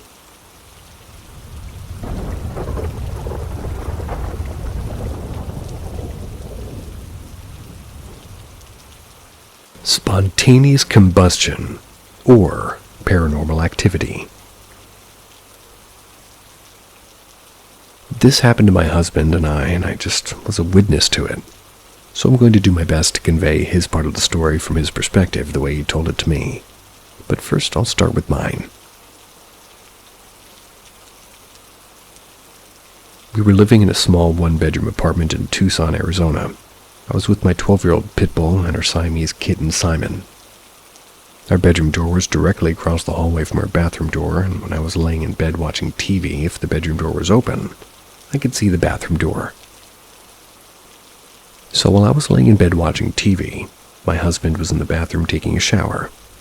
The only thing I heard from my bed was Simon meowing and yowling like a crazy person outside the bathroom door while he desperately clawed at the door. Irritated, I yelled at him until my husband came out of the bathroom, white as a sheet. He was holding his burnt bath towel in his hand. But even though our walls are so thin I can usually hear the water running in the bathroom, I realized it was weirdly quiet in the bathroom from where I was sitting, which was very to the contrary of what he told me was going on in the bathroom. Not to mention, he couldn't even hear our kitten Simon losing his mind just on the other side of our door trying to get to me or yelling at him. All my husband could hear was that he, described to me the sound of like a coming train, sort of coupled with the sound of an old lady moaning. That's a weird one. When he pulled open the shower curtain to see what was making this strange sound, to his horror, his bath towel hanging from the towel rack on the wall was suddenly on fire. He said in the moment he was panicking about the fire and didn't consider it spontaneously ignited on its own in a steam-filled bathroom on a damp towel. He just saw it burning, jumped out of the shower and started smacking the towel and trying to extinguish the flames. But as he did this, from the top down, he said the flames just seemed to move down the towel, or as he put it out, just the bottom had reignited in the top and vice versa. Even stranger, the flames were mostly blue. He said they didn't feel hot. As soon as he finally got the fire to completely extinguish, he quickly grabbed the towel and brought it out to show me. If I hadn't seen it myself, I would have believed him. Or rather, I wouldn't have. I know that he wouldn't lie to me about something like that, but I'd be concerned about his mental health.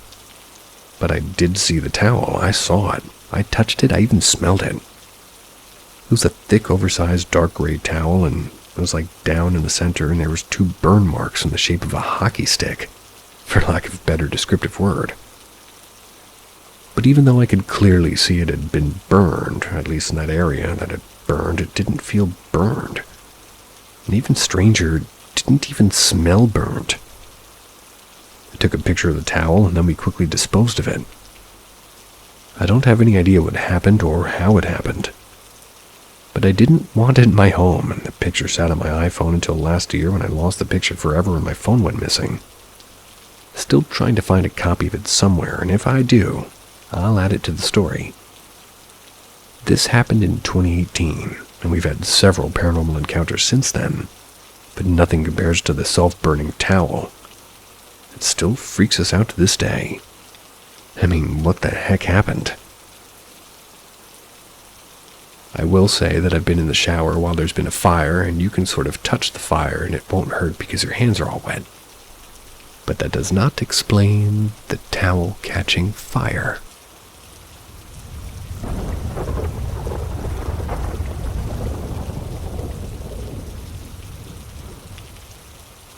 My haunted house. I live in Mobile, in an area known as Spring Hill. It was a point of high ground for the Native American tribes during the fall, and later home to about a dozen plantation-like homes. Think big 150-year-old live oaks, etc. My home's on a lot, and it was cut out of one of these homes, but it was built in the 1980s. We bought and moved into the home after Katrina.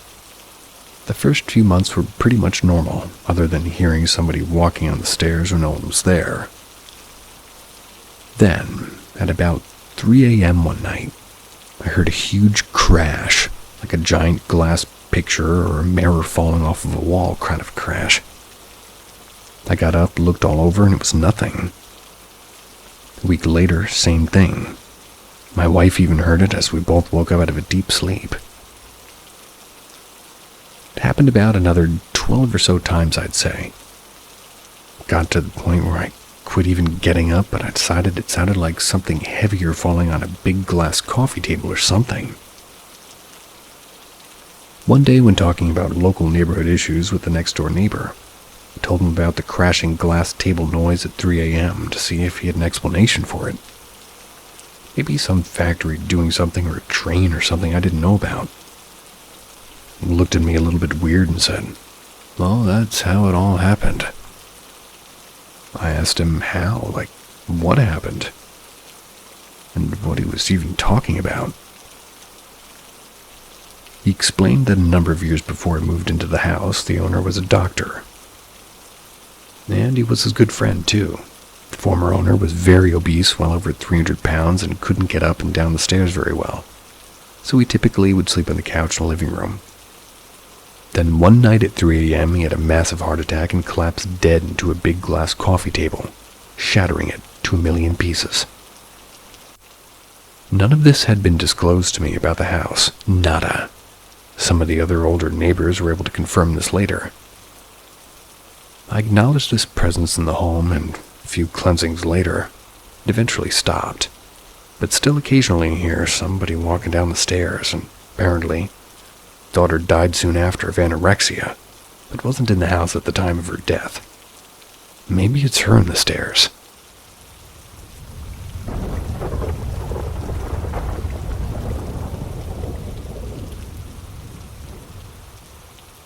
Met a young girl that doesn't feel human. Earlier this spring, me and a friend were in Naples, Italy. One night at around 2 or 3 a.m. when we were headed home to our hotel, a girl between 9 and 12 years old danced up to us and asked for a cigarette. She did this all in perfect English. We told her that we didn't have any cigarettes, and she followed us with, "Do you have a lighter?" I did have a lighter on me, and I gave it to her. Weird. The fact that this was a literal child didn't cross my mind even once, and I, to be completely honest, would have given her a cigarette too if I had one. It felt like she could have asked for anything and I would simply comply instantly. It felt like she was in total control. After she received the lighter, she said thanks and danced along further up the street. During this whole interaction, I had the feeling that something isn't quite right. Especially after she moved on, I said to my friend, "Yeah, that was a spirit or something. What the fuck was that?" My friend totally agreed. Both me and my friend are not very superstitious or spiritual, and we both sat up until early morning just talking about this experience. Both of us began crying somehow after she left, and it all felt really weird. I really can't explain what that was, but it was like a rush all through my body, and both me and my friend are still to this day convinced that she wasn't human. Also, she had a boy with her, even younger, but he didn't say a word.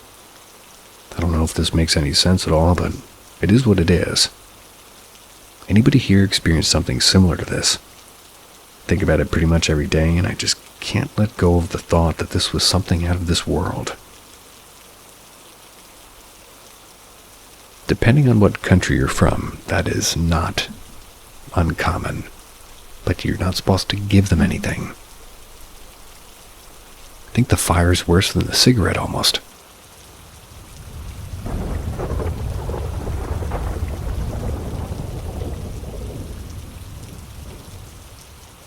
My mom bought a haunted picture at a yard sale.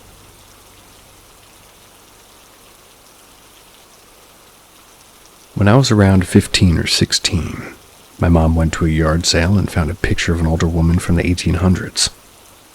She brought it home and showed it to me when she got the chance to.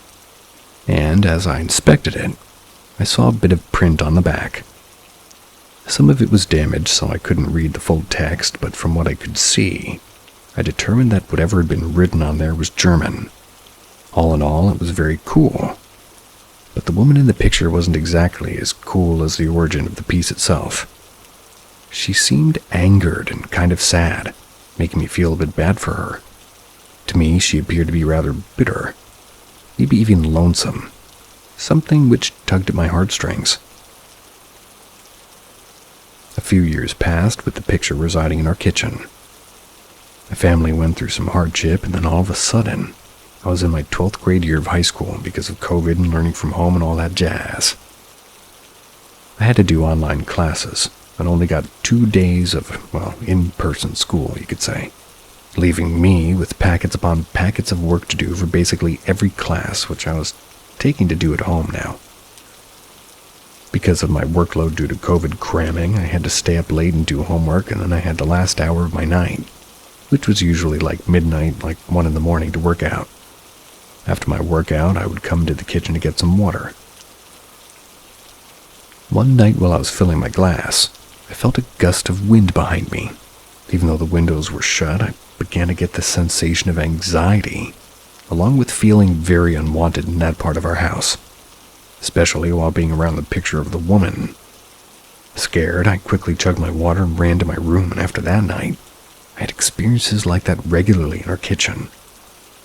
After a while, I told my mother about it, and she said that she felt like her yard sale, her yard sale find had a lost spirit attached to it, explaining that she had felt a presence in the kitchen for quite some time.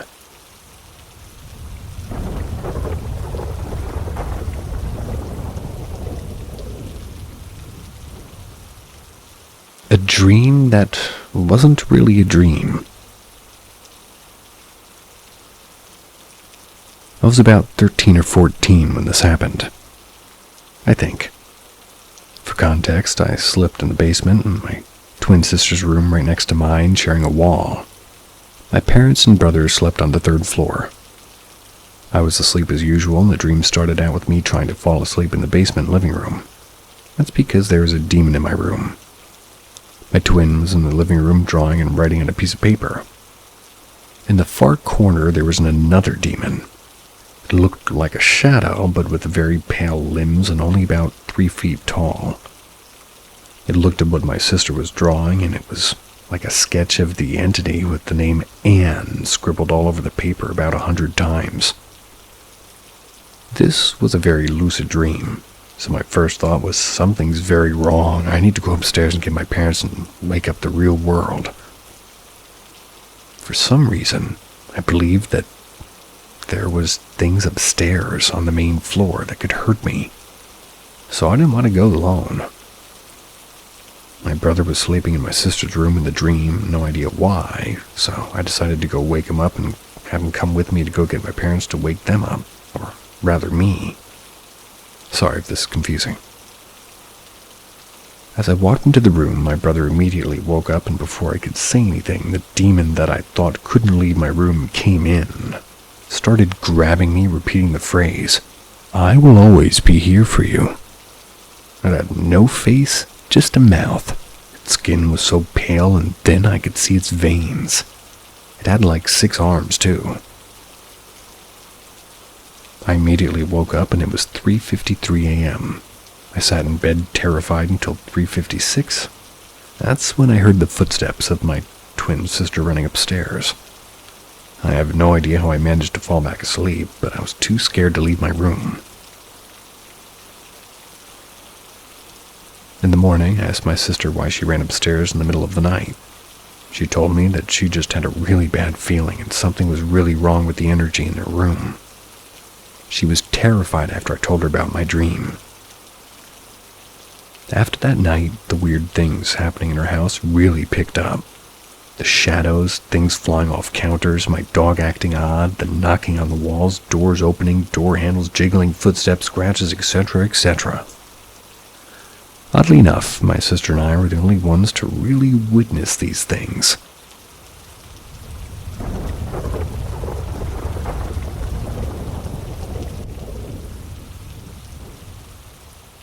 My grandma's house. Back when I was around 13 years old, I was spending the night at my grandma's and also had to help watch my two cousins. I think they were around 7, maybe 4 years old at the time. I've always hated being in that house. Granted, both of my grandparents have depression and the house in general is filled with dusty antiques and lacks sunlight. So those factors could definitely play into the negative energy. Regardless, I've always hated the overall vibe of that house. Even when I was a child or a teen, I always picked up on the feeling that something just wasn't right there. Felt like I needed to watch my back if I was alone. I would often get a sense I was being watched. That night my two cousins were acting up and weren't going to bed. I was laying on the couch facing toward the kitchen. My grandparents live in a trailer home, so that way I could see directly down the hall and the doorway into my grandparents' room and the bathroom. And I was just kind of staring off into space and sort of just waiting for kids to tire themselves out and fall asleep themselves. Suddenly, I saw a tall shadow figure move across the hall from my grandpa's bedroom to the bathroom. I was scared shitless, but I didn't want to freak out my little cousins. So I turned my back away from the kitchen, squeezed my eyes shut, refusing to look back in that direction and prayed I would fall asleep. That was until my 7-year-old cousin asked, "Who is that man over there? Is that Grandpa?" I wanted to panic so badly, but I purposely acted very dismissive and quickly said, "No, but it's time you go to bed." They fell asleep soon after. When I first saw the shadow, I thought I might have been seeing things. But to have my 7-year-old cousin see a figure without me mentioning anything beforehand confirmed what I saw. It really shook me, and I'm also certain the figure was not my grandfather. The figure looked to be around 6'5", was tall and slender, while my grandfather's only around 6 foot, with more of a heavy build. I also asked him and my grandpa if they got up in the middle of the night that night. They both said no. While I'm not 100% certain as to what I saw, I am open to alternative explanations. This experience definitely still lingers in my mind and confuses my mouth.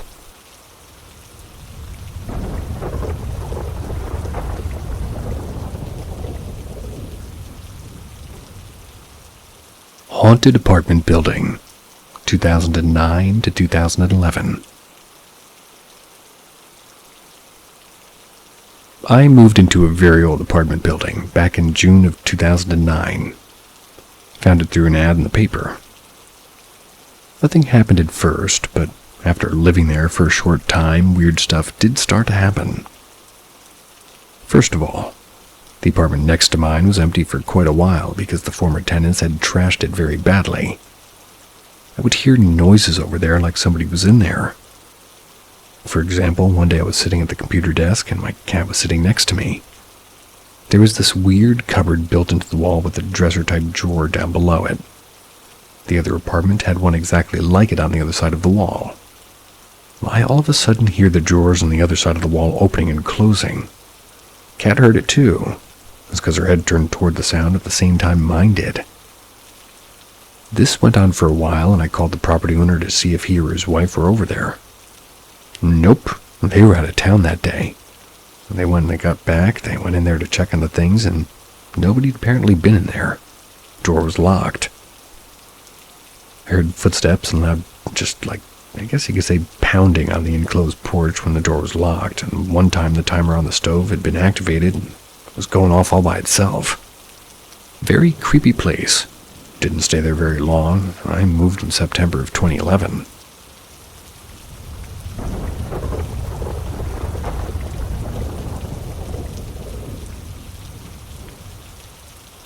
Kept seeing a little boy in my bedroom. A few weeks ago, I had to have an operation to correct something that had been an ongoing issue with me. When I got home from the hospital, I kept myself in bed most of the first week. Occasionally, I would get up to use the restroom or to walk to the kitchen to get a drink. My wife and son did their best to take care of me while recovering, but I had asked if I could sleep alone.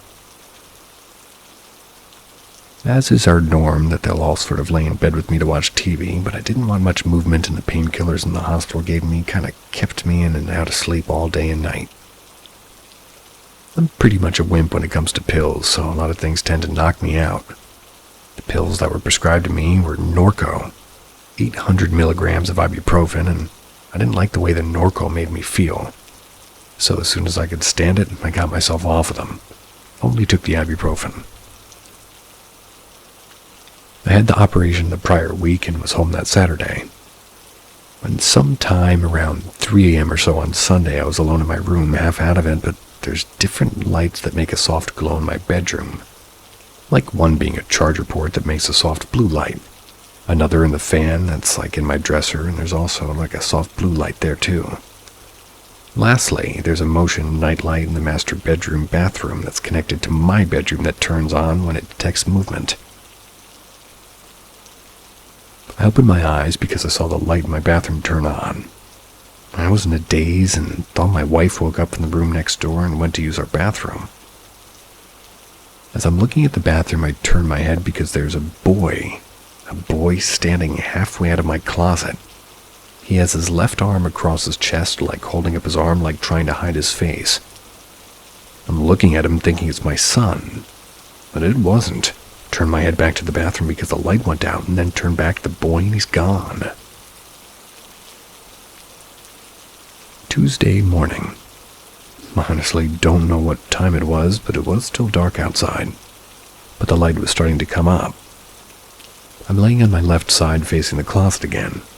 Again, the boy's standing there and he looked almost afraid that I saw him. Then he vanished before my eyes, and his place inside the closet is it's a rack that my wife keeps her purses and scarves and other crap. Thursday around 2 a.m. there's a soft glow in my room, but still dark. I turn over from my left side, as this side is where it's the most comfortable with my surgery, and I turn to lay on my back as my left side's going numb from laying on it. I feel ya. As I do, there's an elderly woman standing at the foot of my bed. She's all dressed in black and has white hair. I reach to turn to my bedside light and she's gone. Friday night I went to sleep really early. I knew my wife and son were downstairs watching TV. On Fridays, it's our customary thing to let him stay up a little bit later and watch movies, play board games, or whatever he wants to do, really. Must have been around 10:30 or 11 p.m. My bedroom door was closed and I could hear the muffled sounds of the TV from downstairs. And this time the boy appeared in the corner of the room by my bedroom door. He stood there and it looked like he had a baseball hat on that was kind of dark tan in color. Then he just disappeared. Maybe it was the painkillers I was on. Maybe it was my imagination, or maybe I had visitors. I don't know what to think, but I didn't at all at the time. I just felt very scared and just shocked for a bit. I only had one experience like this before due to a medical procedure about 8 years ago. I was admitted to the hospital for a bad infection. I was sedated, and the day after I was in a room and I saw the dead son of my best friend. He was standing at the foot of my hospital bed holding a toothbrush in his hand, smiling at me as if he was playing with my toothbrush.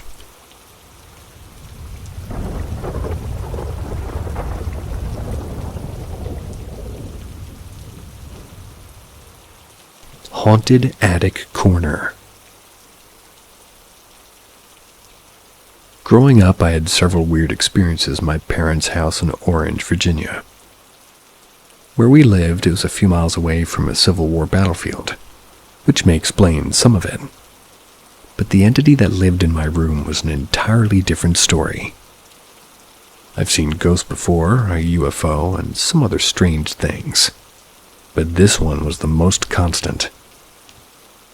My bedroom was the attic, probably close to a 500 square foot room that was oddly shaped and had a stairwell leading downstairs.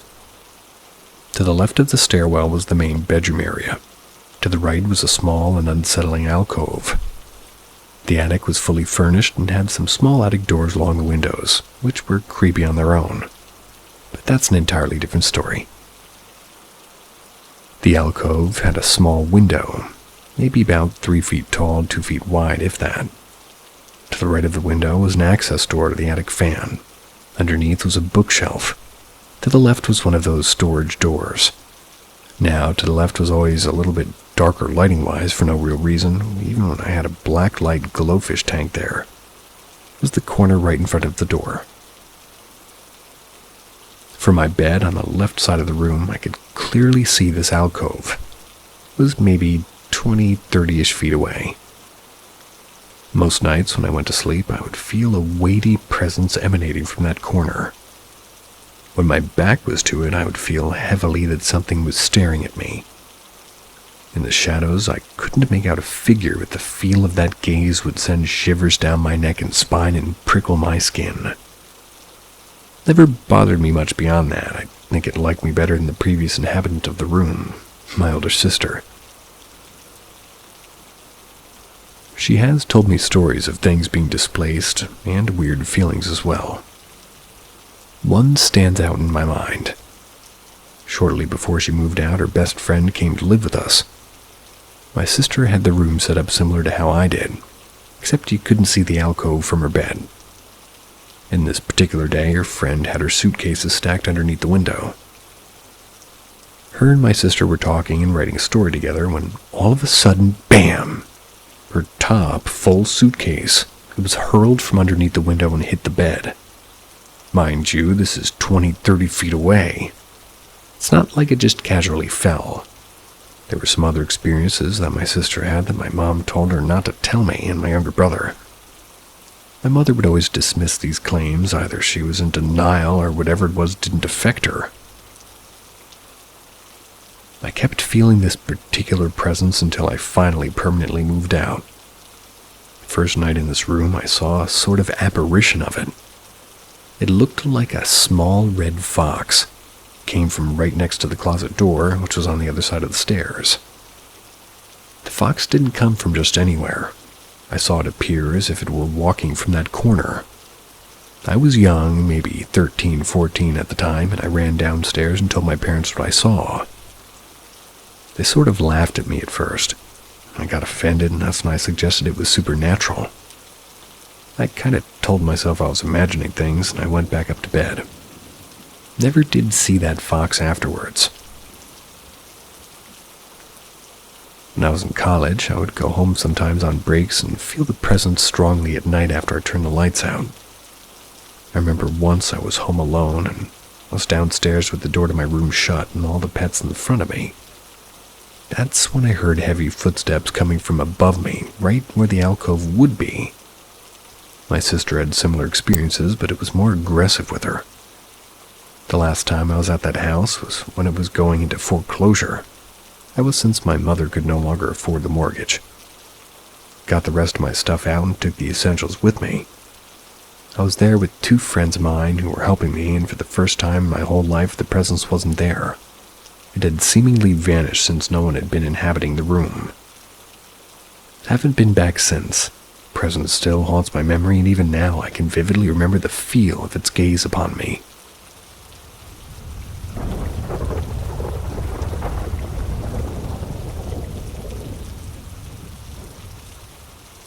Spiritual Guide. Around 3:50-something in the morning, I was driving my roommates home from their late-night shift at work. As we were about to cross over the city line, I saw a very small black and white kitten on the side of the road. Ran into the bushes on the median. As it was a busy road, I naturally jumped out of the car and attempted to catch it to take it home so I could, save it. Now here's where things get weird. As my boyfriend gets out of the car to help me look, the clock strikes 4 a.m. The bushes move and then the kitten is just gone. On top of all of this, it's also a full moon tonight. This just so happens to be a harvest moon as well. Not only did I happen across this black cat in the first place last night, it was also during the witching hour on the night of a full moon harvest. They say the witching hour is where the veil between the physical and the spiritual is the thinnest. Could I have possibly met a spiritual animal guide that seemingly vanished as soon as the witching hour was complete? I even went back about 10 minutes after we all got home with some canned cat food to see if I could lure it out. Searched for a good 30 minutes and couldn't find anything. As I was about to leave, I felt a sort of spiritual presence in my chest, as if it wasn't the last time I was going to see this kitten or creature or spiritual being. And then another thought came to my mind, that maybe it'll actually find me one day. I've attempted to catch many animals before, and have both succeeded and failed, but I've never had a feeling quite like that one. Could this have possibly been a spiritual guide? Even if it was just a normal cat, there seemed to be a certain energy about it. Can't quite place it. Coincidences don't usually come in threes, while again had me thinking maybe this was something more. What are your thoughts? Do you think I may have actually met a spiritual guide? Definitely seemed to be a supernatural experience to me.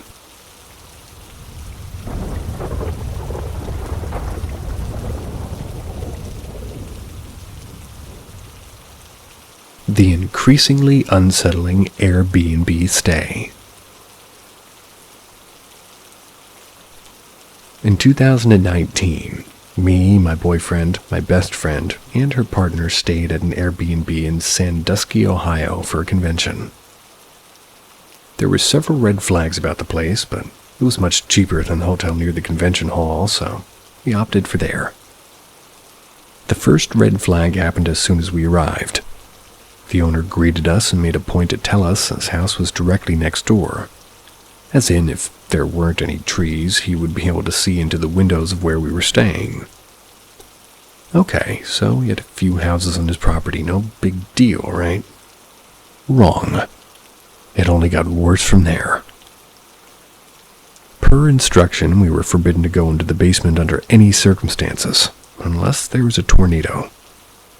Being the curious young adults we are, we opened the door anyway. We were going to investigate, but stopped in our tracks as soon as we saw the direction the stairs were facing, directly towards the owner's home. In the darkness, there was a faint electronic glow. We quickly shut the door and barricaded it with luggage, and again, the owner's home was just so close that there could have easily been something connecting his house to this basement. A little weirded out at this point, we went and looked at the rest of the house. It was a nice and spacious place with a narrow staircase to the second floor where our bedrooms would be. We selected our rooms and began to unwind after a long drive. In my boyfriend and I's room, there was a single random sprinkler in the middle of the ceiling that looked out of place. We were tired from the trip, so I didn't really think much of it then. But looking back now, there's a high chance it was a hidden camera. Things only got weirder from here. We were gone most of the next day at the convention, and when we returned, one of the outside doors that we definitely locked was unlocked and slightly ajar. My friends and I collectively shared a look of panic and closed and locked the door. My best friend's partner suggested that maybe the owner needed to get something out there while we were gone and didn't close the door completely on the way out. We made sure all of our things were still there and, well, soon forgot about it because we discovered something more pressing. The locks on both the bedroom doors were now ineffective. We told ourselves that they were already like that and we just didn't notice. I'm not sure if I really believe that. On our second to last night, my boyfriend and I were both restless over what had been happening at the Airbnb and the day's activities. So we decided to try to find something to watch on TV and take our minds off of it. So we were flipping through the channels on the TV when suddenly we came across a Windows 10 lock screen. No computer in sight. I opened the cabinets and looked around trying to find one. The dresser the TV was on was too heavy to move to look behind, but seeing there was wires, they were sort of positioned where they could have very well gone through the wall and into the basement. We were too frightened to see the basement for ourselves to confirm or deny our suspicions of surveillance and the owner interference. And who knows what else. Needless to say, we left as quickly as possible the last day and didn't look back. And hopefully left a review online, ?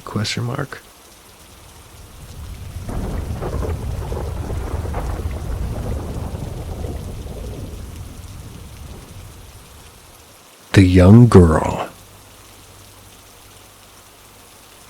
Once when I was around 8 or 9, I saw something that I will never forget.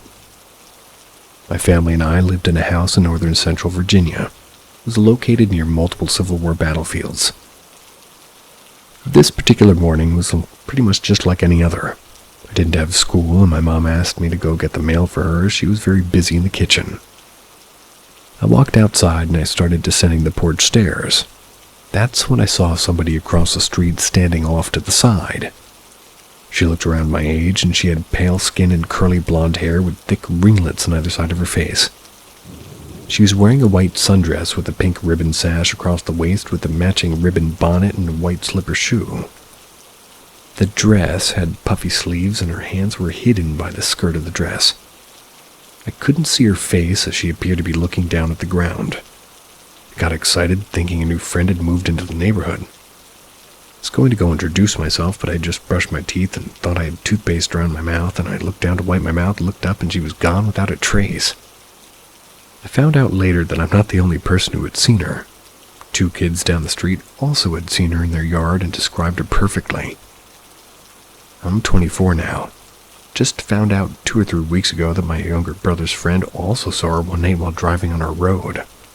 He also described her perfectly. The fear and panic in his voice evident.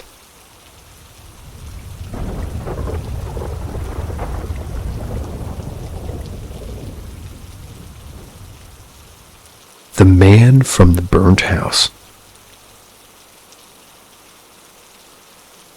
I was about 6 or 7, and we were on a school bus going home. We stopped to drop off my best friend. The assistant was sort of undoing the safety clamps on my friend's wheelchair to get her off the bus, and there was a loud commotion from the house next door. It is worth me mentioning that we all knew the area well, and we all believed from my friend living next door that the house was abandoned for many years. It was creepy, burned out, and grimy on the outside, and the garden was so overgrown with weeds and tall grass you couldn't see a path. The gate was almost off its hinges. The commotion came from a very dirty, unkept, deranged-sounding man who suddenly just appeared out of nowhere. Started to run at the open bus. He had something shiny in his hand, and he was ranting insanely. The back was down as the assistant and the driver were about to put my friend on the lift in her wheelchair to take her to the front door. The man tried to get on the back of the bus via the lift, but obviously the bus was full of young disabled children. The driver and the assistant weren't really letting that happen. They quickly raised the lift and shut the doors, and the man, frustrated by this, went around the side of the bus and banged loudly on the windows, scaring us very badly. We had to stay locked in the bus until somebody, probably a neighbor, called the police. Now the really creepy thing is by the time the police arrived, there was no sign of the man at all. It was like he disappeared as fast as he appeared. The police looked for him in and around the house, but they didn't see anything of him. Spoke to the driver and assistant for some time and waited for my friend to be taken to her front door. That was when we finally drove away after that, rather. We never did find out who the man was, but I can still remember the incident like it was yesterday.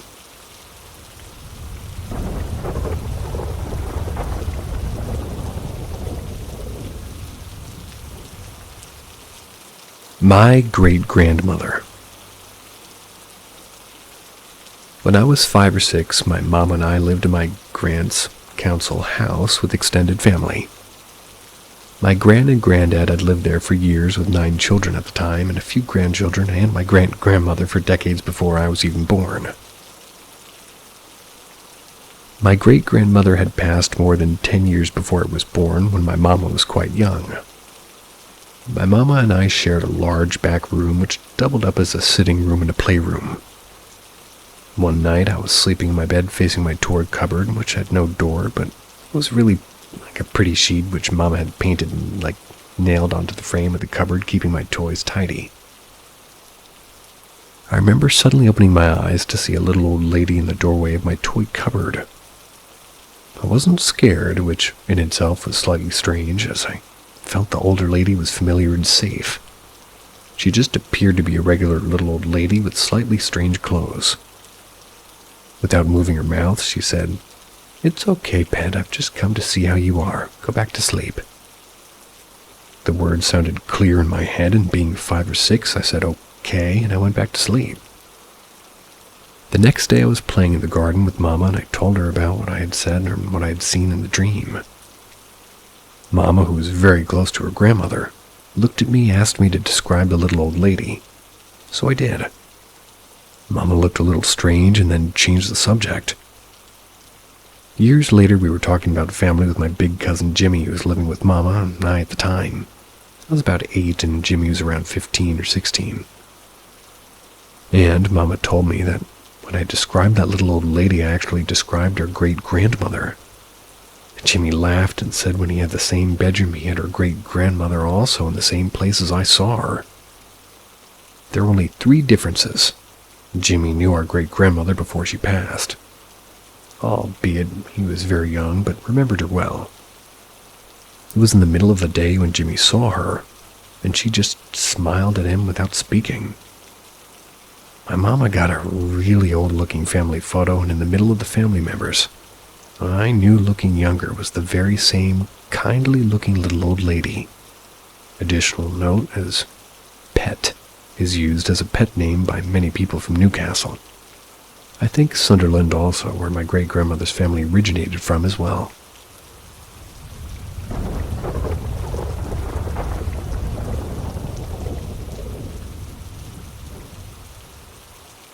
The Ancient Wise Woman on the Television. I was 14. My mom and I lived a typical council estate flat in West London. It was Saturday morning, or maybe 2:30. We're about to go to bed after a night of watching television. Mom turned off the television, which is important to remember later. Went into her bedroom to put something away. I was lying on the sofa with my kitten, Katie. But wide awake, I sat up getting ready in my wheelchair to go to bed. Suddenly, it was like static in the air, but there was no noise, nothing but silence. At this point, I was totally alone in the living room as Katie had just wandered out into the hall. I just happened to glance at the television and I saw it was glowing with a beautiful white light, and in the center of the television, a really ancient old woman was staring directly at me. Her face ran with lines, her hair was long and straight, her eyes were filled with so much goodness and wisdom. It was as if she saw right into my soul. I was bathed with a strong kind of tranquility and calmness I'd never felt before. This is not to say that I wasn't surprised by the event in general. Called out to Mom twice as suddenly she just came to the beautiful pure light disappearing along with the ancient wise woman that was static once more in the screen and is black. My mom came out of her room a few seconds later, not even hearing me seconds before or noticing my alarm until I told her what I've been telling you. Mom's always been slightly skeptical where the unexplained is concerned, but we come from a family of healers, and she's had her fair share of unexplained events in her own life, so it didn't really faze or surprise her too much. Throughout all of this, I didn't once feel threatened or menaced in really any way, especially by that vision of the wise woman. I've always remembered her with curiosity. In fact, I have sometimes wished that she would come visit me again. Cheers to that. See ya.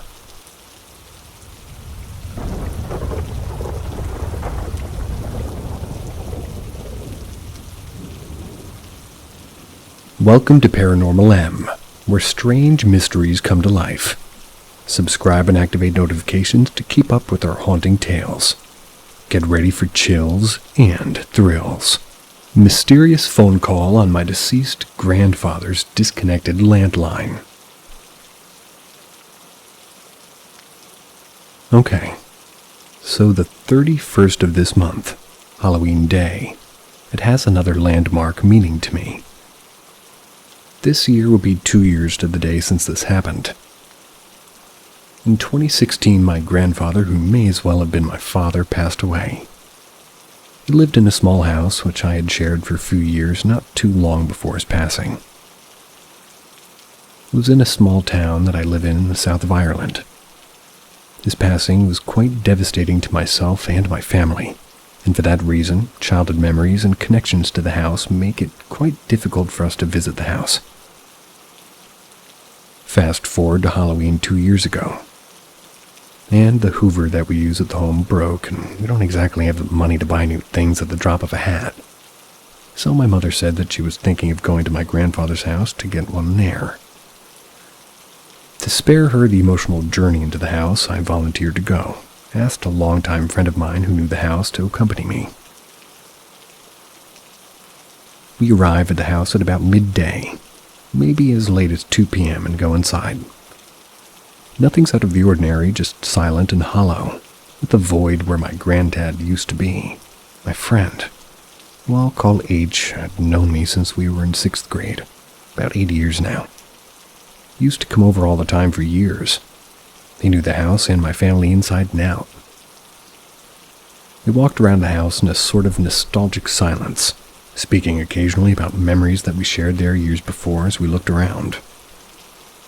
Eventually, we made it back to the back door of the house and out to the garden where the trampoline and a wooden shed were used to play stood. It still contained old things from our past, and this is where the main event of the day came. Having finished looking around out there, we turned to go inside. As I locked the shed door and the garden's gate, me and H heard a phone ringing. I didn't think anything of it as I'd seen the next door neighbor's back door open. Only a few moments before, and I assumed it was theirs, and that is until H called my name and I turned to look at him. He was standing right at the back door of the house.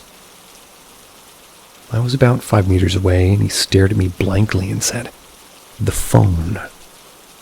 I said, "Yeah, it's the neighbor's." And he replied, "No, it's inside the house," before swiftly turning and walking inside. I was confused and followed him quickly. Now, the layout of the house from front to back is this. You enter the back door, and you're in a small, maybe 1 by 1 meter square porch. From there, a door leads into the kitchen, which takes you up to the back half of the ground floor of the house. Then that connects directly to the much smaller sitting room. When I entered the kitchen, I stood looking at H, standing beside my grandfather's chair, where he sat every day for as long as I can remember. Next to the chair was a small wooden table with a landline sitting on it. The worst part is it was ringing. Me and H looked at each other shocked, as the phone line has been disconnected for more than 2 years at this point. The electricity was disconnected, meaning no lights, no nothing. H picked up the phone and answered, repeating hello. He did this a few times before saying there's no one there, holding the phone out for me to come over and take it from him. I did, and I said hello a few times, "Is there anyone there?" But I was not greeted with any response. All I could hear was a slight static, in the tone you would know if you'd ever heard like a wired landline. It's like the one you hear when you pick up and listen before dialing any numbers. The dial tone. FYI. After a few moments, I hung up the phone and left it for a short while and picked it up again, hearing the same tone. Slight static, nothing else. I picked it up and put it down maybe 6 or 7 times before leaving it after realizing that the phone line was not only disconnected, but was also plugged out from the wall. Me and H decided to try and call the phone from his mobile.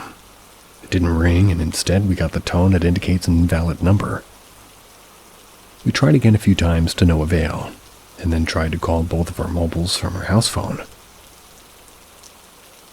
Or the house phone.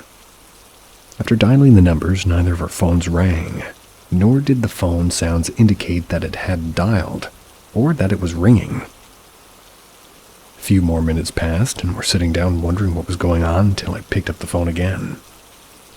All the noises had gone, and as many times as I picked it up again, it never came back. This was very confusing and emotional for me.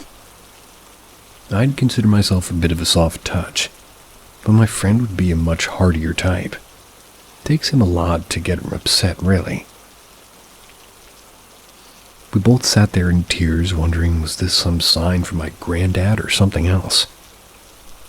It's been 2 years, and on occasion I've been back to the house, and each time I pick up the phone to hear the usual dead silence. Today I was watching a video from the YouTube channel called That Chapter. They make videos about criminal cases and murders. That's when Autoplay put on this video, and the title of it is 5 True Horrifying Police and EMT Stories. It isn't the usual type of content from him that I watch, but it was interesting, so I left it on. At the 18-minute mark, he speaks about somewhat similar phenomenon, which is different but prompted me to start thinking. Watch the last 1.5 minutes of the video and see what I mean. As I said, I'm new here and to this paranormal sub, but I'm pleading to anyone who knows of someone or has personally experienced something like this. Especially if you can give me any information as to what went on. Please.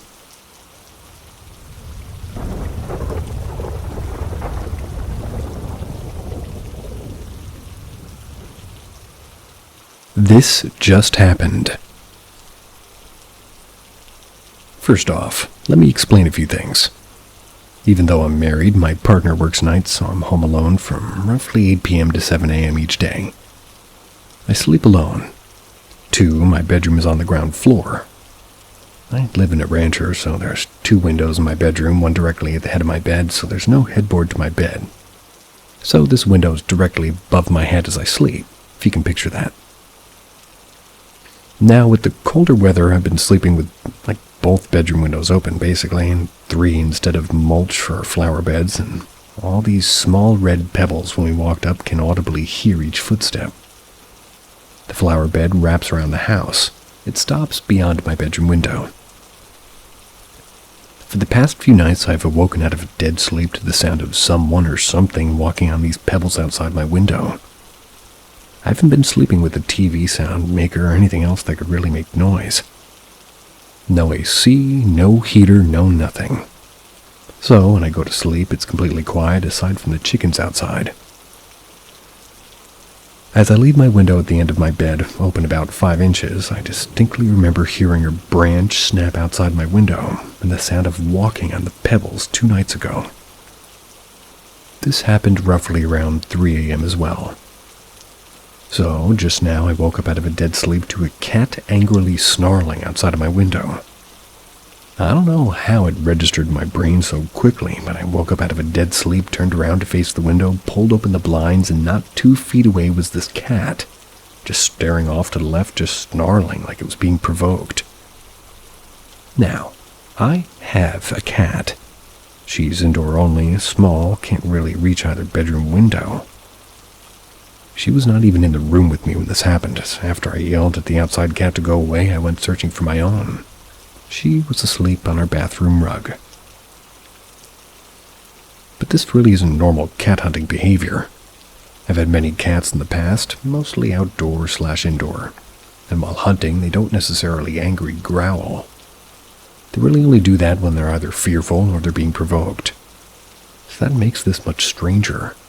And the fact that after I yelled at this cat, it just kind of lost focus on whatever it was and just turned and slowly walked off. It didn't run like it was scared or fleeing. It just simply stopped, turned toward me, looked at me, turned away, and slowly walked away. Pretty classic cat action.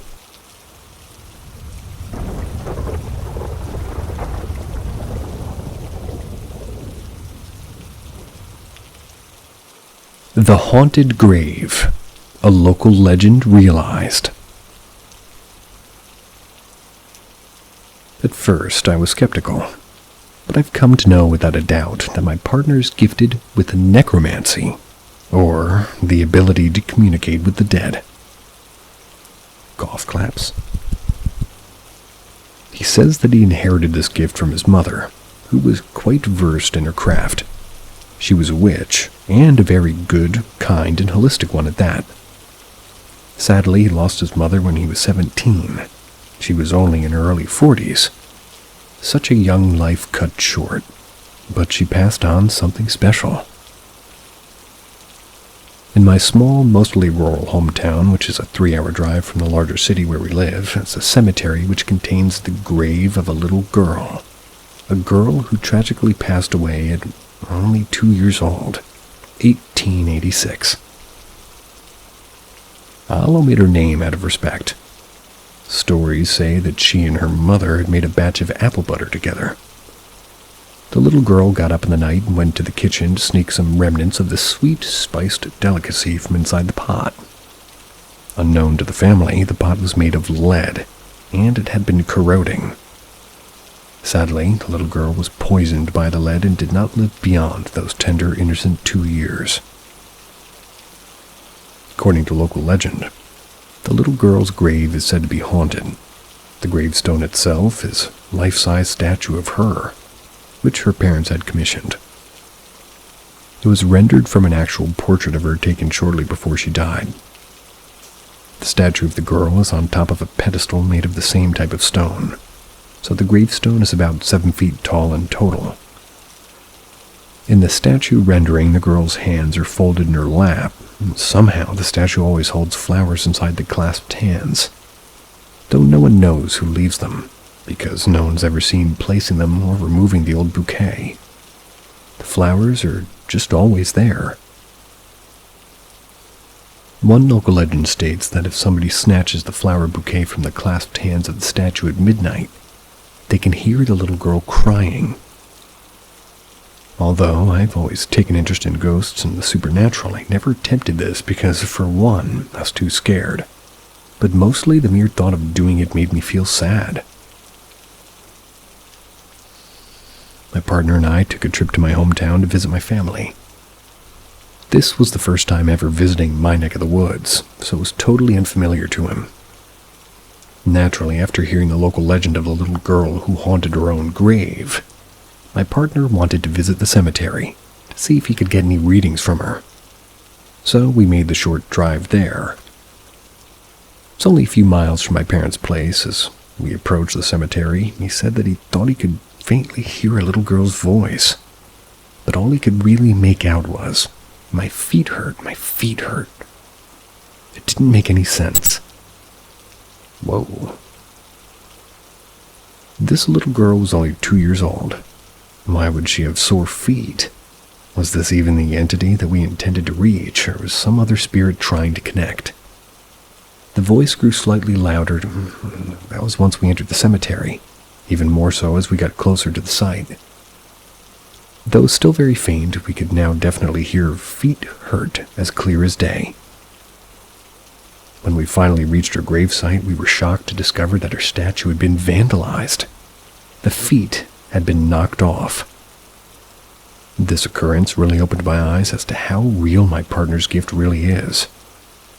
There have been other instances over the time which have given me even more solid confirmation, but I'll never forget the chill I got from this one.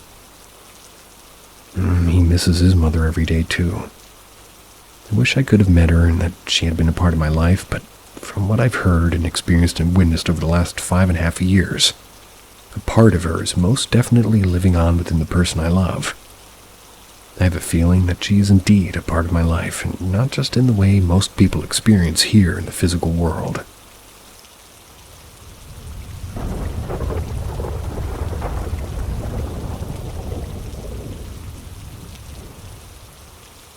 The Giggling Girl.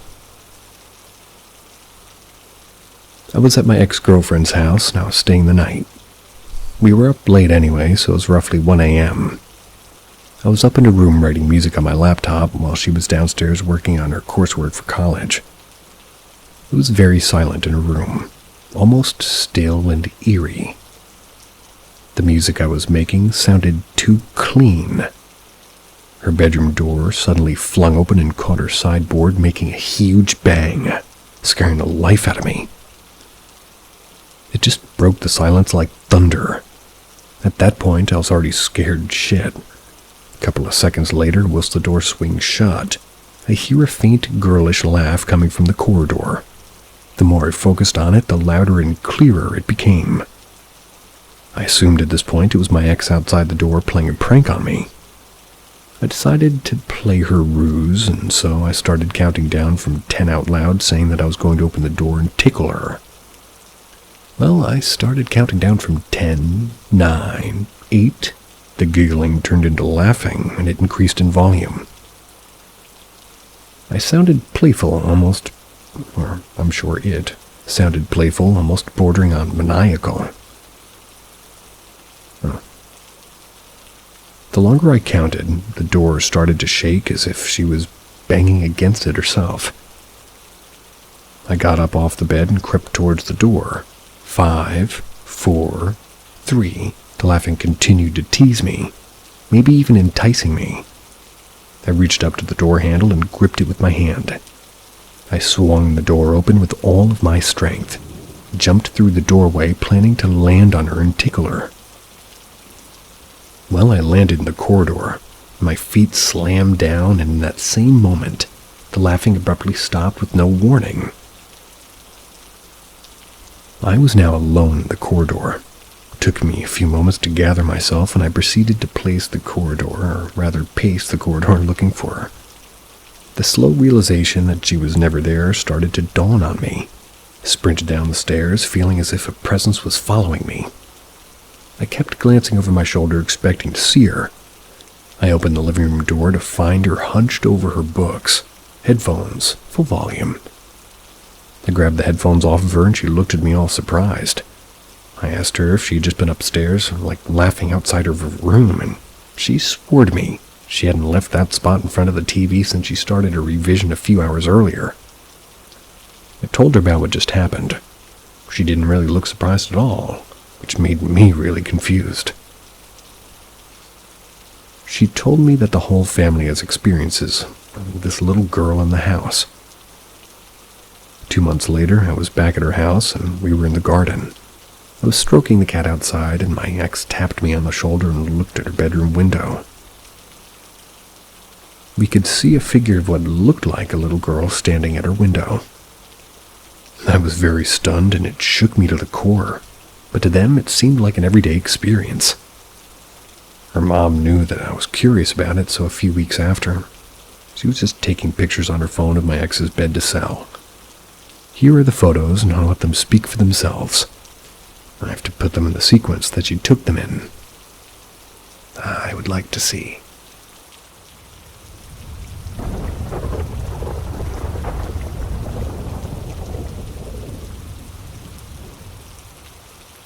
Sometimes I can't tell if I'm dreaming or not.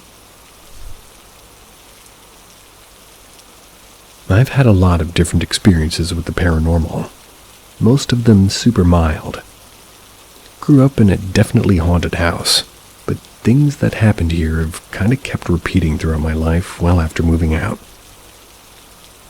I did meet with a medium about a year back, and she informed me that I definitely have, the sight, as they said, as well as the ability to interact tactically, I believe, or tacitly.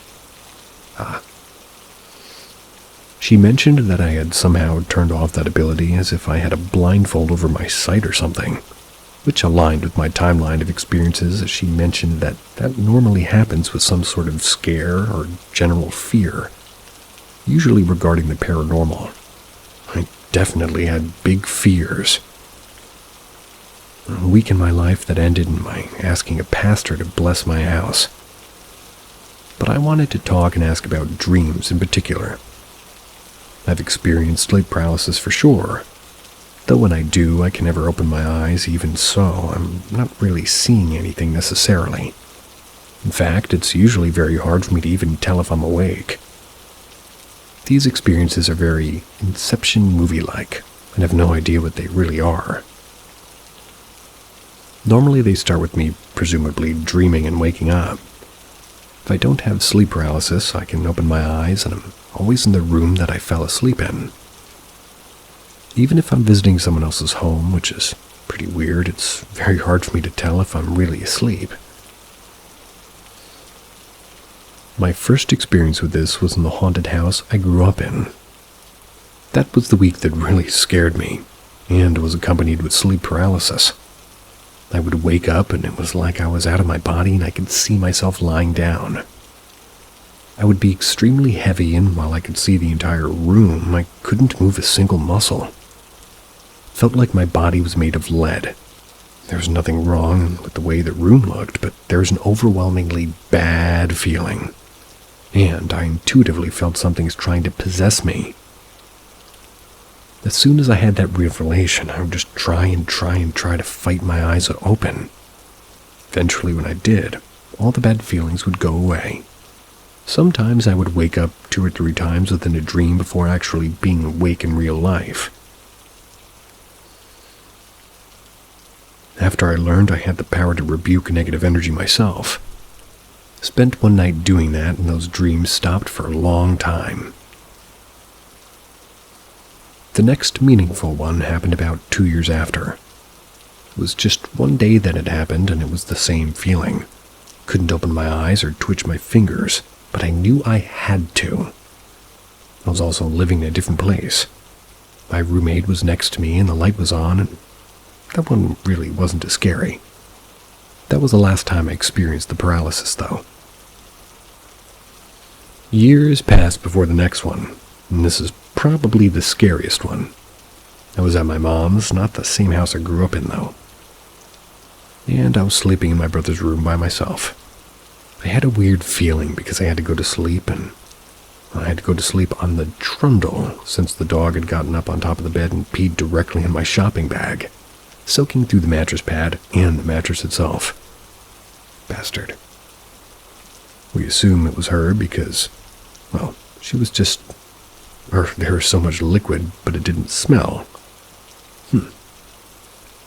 Anyways, I fell asleep, and at some point in the middle of the night, I got up to go to the bathroom. I came back to the room, and I got back into bed to go back to sleep. When I was about to fall asleep, though, I heard a big knock on the wall that woke me right up and scared the crap out of me. I decided I did not want to be alone. I got up, went to my sister's room, as she has a futon in there, and at this point, I was definitely dreaming. Though I didn't know at the time, and I do know this because her room was clean. I laid down, started falling asleep, and something else startled me awake again. When I opened my eyes, though, I was actually awake and in my brother's room again on the trundle. I have no idea when that dream started, but safe to say I didn't sleep the rest of the night. Now, that was about a year ago. Last night, I had another experience in my new home. I quote-unquote woke up and turned over, and as, sometimes it does, or you do, or I do in this case. However, I noticed our bedroom door was open. It was closed previously. I remember being scared, alert, and trying to rationalize it in my head, and eventually decided that my husband had probably gotten up at some point for some water, forgotten to close the door again. I remember laying back down and turning to look at the door being opened several times because it just made me uncomfortable. Eventually, I got back to sleep, and when I woke up in the morning, though, it was closed again. I asked my husband about it, and he said that he hadn't gotten up to get anything. I was probably just dreaming that it was open. I'm just so confused. These dreams are mundane as they can be for the most part. They just involve things that are slightly off. Has anybody else experienced anything like this? I know this is long, but last tidbit in case it's important. A few years back, I was having a bad anxiety, and I was seeing an acupuncturist at the time, and she's very good at what she does and goes beyond normal acupuncture. She noted soon into our session that there was something attached to me. She said that she would release it. She said that's what was causing the anxiety and my chi to be blocked, basically. That night I felt fine and felt fine for a long time afterwards. Despite that, the client she had after me had come back the very next day and told her that she had experienced sleep paralysis for the first time in her life that night.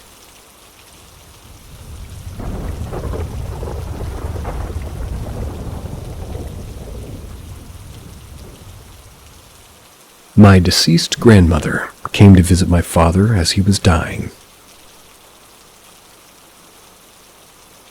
In 2015, my father went through a bad alcohol withdrawal mixed with pneumonia, which sent him to an intensive care unit unconscious. At the time, I was 16 years old and I was trying to accept the fact that I had to say goodbye. I stayed in the hospital next to him each night until he passed. One day, my two aunts, or his sisters, came by together to say their goodbyes. I greeted them at the hospital entrance and escorted them over to my dad's room. Here's where things became unexplainable. As my aunts entered the room together, they both stopped dead in their tracks and looked at each other. Tears were rolling down one aunt's face and the other one just awestruck. "Do you smell that?" one said to the other. "Yes, I do. It's her." Now, I had zero clue what they were talking about. It kind of freaked me out watching my aunts just stop and stare at each other, communicating seemingly without words. I finally asked, "What's going on? What are you guys talking about?" They explained to me that they could smell their mother's perfume. It was a scent that wasn't produced anymore, and something they remembered from when they were children. I did smell a scent as well, but I figured it was one of the nurses. Once they explained to me how the scent was their mother's old perfume, the smell vanished. After acknowledging the smell, it went away. The three of us were immediately skeptical.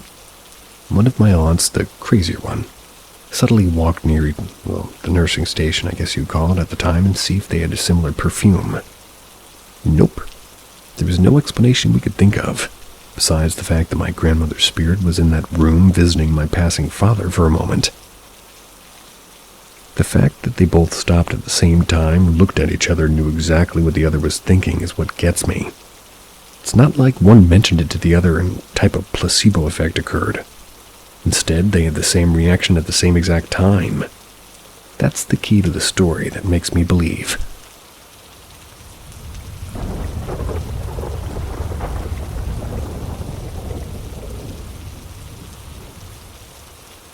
My best friend came back to say goodbye.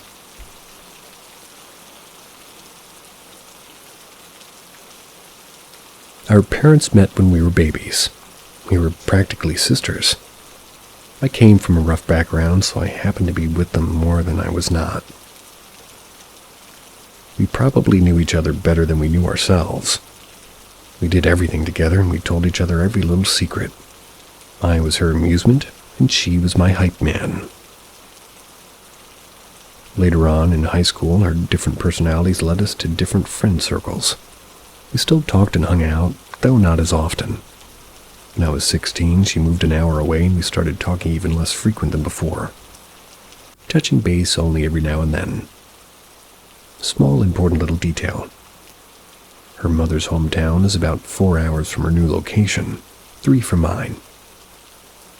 I had gone to class early one day, something I never really did.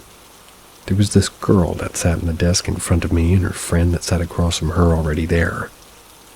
It was the 3 of us alone, so I pulled out my books and preoccupied myself until everyone else poured in. Started tuning into their conversation as I hear them talking about one of the students passing away in a bad car accident caused by a drunk driver. The friend inquired in a curious manner who it was. That's when she said it. She said my best friend's name. I stopped her, my heart's pounding so hard. It feels like it's going to jump out of my chest. It hurts to the point that I want to throw up. I stopped them from proceeding with their discussion. I questioned her to describe the student in question. She describes my best friend. I feel like the breath has been sucked from my lungs. Can't breathe. I asked the teacher whose ultimate goal was to make my hour worth her hell. For the first time as tears built up in my eyes, she became human. She excused me from class. To say I had a panic attack is putting it lightly. I called my mom. She came and got me to take me home. I sat there on the floor of my room. I felt like my mind was crumbling. The unbearable pain in my chest, I can't think straight. I started throwing up uncontrollably and my head was pounding. My friend since kindergarten left school when she got word of the passing. She found a mess of me laying there. She asked me to go for a ride, something that we always did to find peace or just to talk. As I sat there in the passenger seat trailer and broken, I can't keep it together and I don't even know where to start. I'm helpless. I decided to Google, and that's where I find out that her parents are in critical condition in new locations in the hospital. I start throwing up again. I decided that we have to go to them. They weren't the family that I was born into, but they were the family that raised me. Being young teens, like driving to the city 3 times the size, we didn't realize how many hospitals there are and the HIPAA laws that apply. I returned home feeling failed.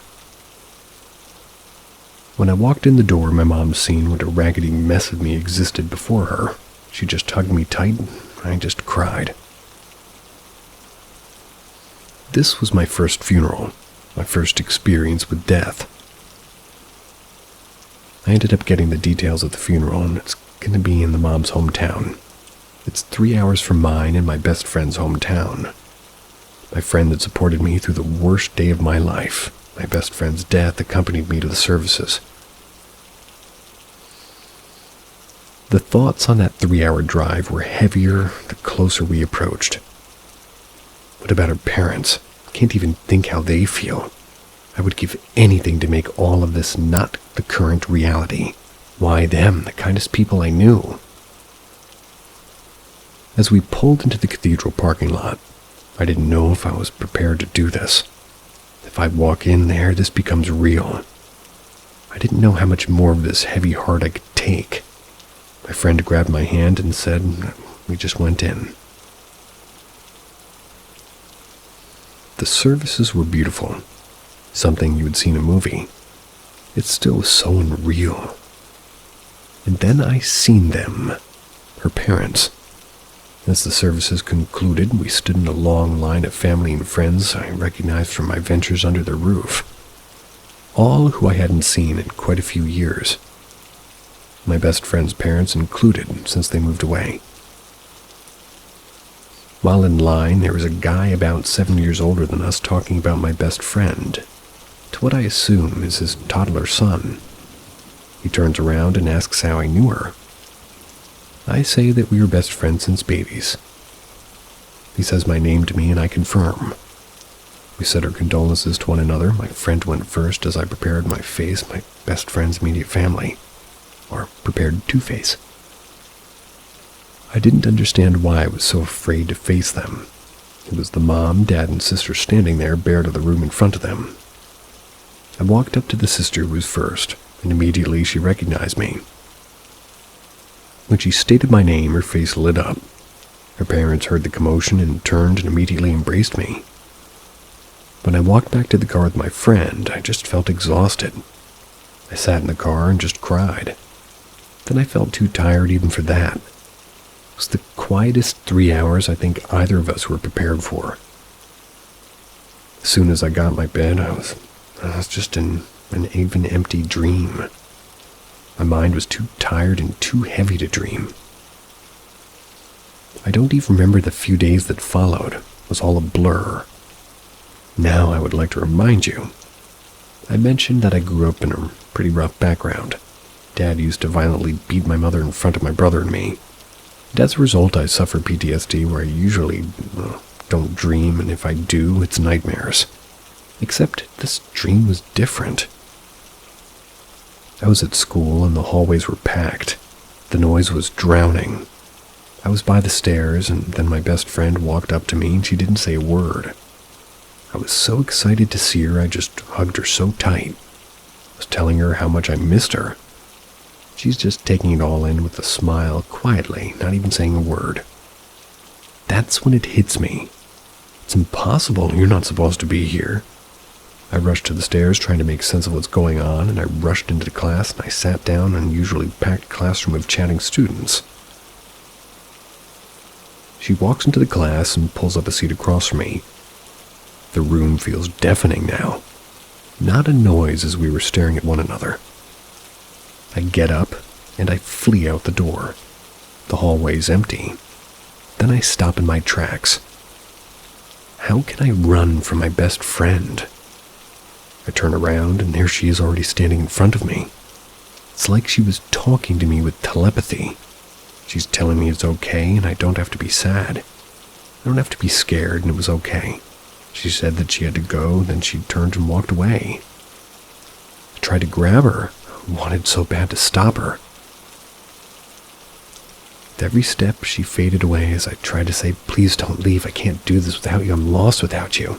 And then I stood all alone. I ended up working for her mom as a personal assistant years later when I had my daughter. And one day we exchanged accounts of our experiences to one another. My best friend came to her too, but in person.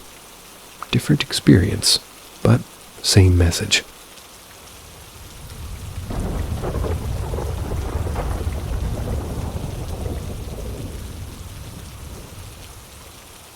My husband's mysterious creature encounter. My husband worked shifts one morning around 5 a.m. He had just left our bungalow to walk to the bus stop to catch the first of 2 buses to work, being summer. And it was very bright for the time of morning. He told me he had just collected his thoughts, thinking about the tasks that he had to do that day, the list of groceries that I'd asked him to get from, above and a little way off.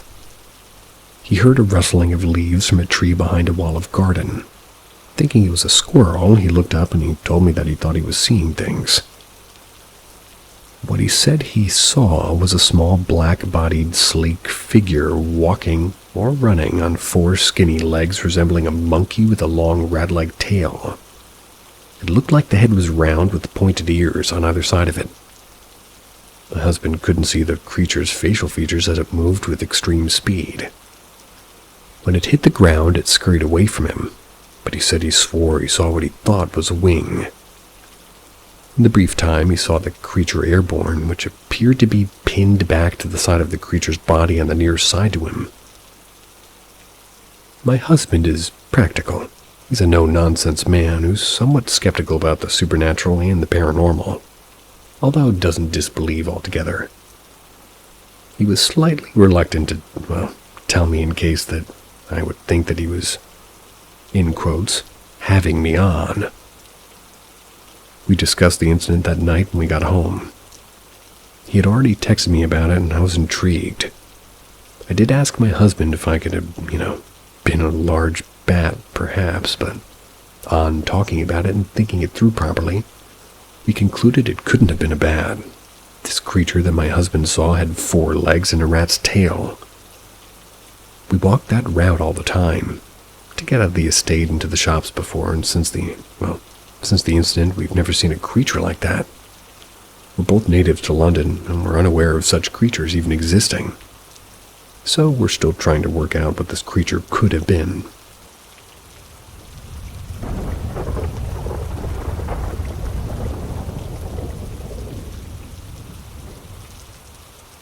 The Old Waterhouse.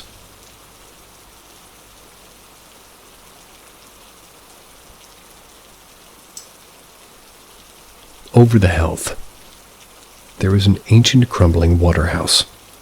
That's where the entire estate's water system was managed. Believe me, we thought it was a miracle how anything that old and manky could keep. And to pump out any water. But it did. It was made with bricks with a black slate roof and iron doors. Although at the time of this incident it was just a shadow of its former self. Didn't have any doors, the windows were all smashed in by generations of kids throwing rocks and stones at them. It was there when my mama and her siblings were kids and played over the heath. They all told us it spooked them and their mates as it did us. It was a really hot day one summer in the school holiday. The older boys were at home for some reason, and all the younger cousins, me included, were being little brats. So the boys said that they would take us all blackberry picking to keep us quiet. Mama agreed gratefully. The boys are really responsible and mature at 16, 17, and 18. They babysat for us younger kids all the time, so we all knew the rules of staying close to the boys and doing what they told us to do, and so, half an hour later, everybody had their fruit buckets and we were off. There were 5 younger kids. We were all really excited as blackberry picking was a great family favorite activity, and our Grand's blackberry pies were the best. Grand's house led directly onto the back of the heath. There was a fence with a gap at the end. One of my older cousins passed me through the other one and lifted my tiny wheelchair over the fence. The other kids were through in seconds. We were away again. On our way to our destination, the older boys told us spooky stories, as they always did. Half because they liked scaring us, and half because we used to beg them to. There's nothing more terrifying than a story from my cousin H or B. They were masters, and so believable. We loved it. We all stopped talking when we came to the waterhouse. Nobody ever dared to speak around or near the waterhouse, not even the older boys. For something so mundane, it always looked and still does so eerie. There was a second fence to get through before we reached our beloved blackberry field, but this time as we squeezed through the gap of the fence, we were all more somber as we remembered the old wife's tale and urban legend that we all knew about the waterhouse. The story goes, once in the early 1960s, there was a gang of bank robbers. They were local to the area and they were really nasty pieces of work. Their expertise was terrorizing bank customers and staff alike, before grabbing and shooting anything that moved. They did several jobs without getting caught, but they really messed up a particular job, and a sweet 19-year-old trainee bank clerk was shot dead. 5 more people were seriously injured. One of the gang was also shot dead, along with the nastiest member of the gang being seriously wounded in the crossfire. It's said that the remaining gang members escaped with just a few hundred and made their way over to the heath. They hid out in the waterhouse. It was newish at that time, and it was a perfect hideaway for the murderers. There was a lot of contention and stress between the remaining gang. Months, although it was never proven how, the bodies of all 3 of the remaining gang members were discovered rotting away in the waterhouse 6 months later. A few years after the weird stuff and creepy noises started occurring near and around the waterhouse, mysterious, hairy figures were glimpsed moving stealthily amongst the pipes and wires. A dank, moldy, rotten smell like aging river weeds was always smelt around the area of the waterhouse. The eerie wails and menacing murmurs could be heard day and night. In the late 70s, there is a spate of mysterious deaths of homeless people who would shelter over the heath not too far from that waterhouse. There was nothing to ever link the deaths to the waterhouse, but the locals soon started giving the waterhouse and surrounding area a wide berth. That was because of the creepy history and the dark reputation. This dark reputation that left the waterhouse abandoned and in disrepair. That's what we knew of the waterhouse's dark history. That's why we were so wary and anxious to get away from it as quickly as possible. When we were all through the gap in the fence further away from the waterhouse, as a younger cousin built up enough courage to glance over at the building I'll repute, before being rounded up by the older boys, A put me in a wheelchair again and we set off to the blackberry field. We soon arrived at the field, where some other local kids we knew were already there, and spent a nice afternoon picking and eating the juicy, sweet blackberries, splashing in the river, and soon the sun was getting low. It was time for home. Our journey home was much like the one there. We were still bantering, laughing, and the older boys were still winding up slightly. But being as it was getting later, we were feeling more wary and slightly subdued.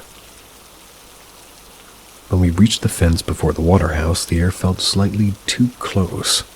kind of like before a thunderstorm. A, the youngest of the 3 older boys, got me out of the wheelchair so that B could lift it over the fence. The other kids were already on the other side of the fence with H and B. A suddenly said to his brother in a low, guarded voice, "Something moved at the back of there, bruv."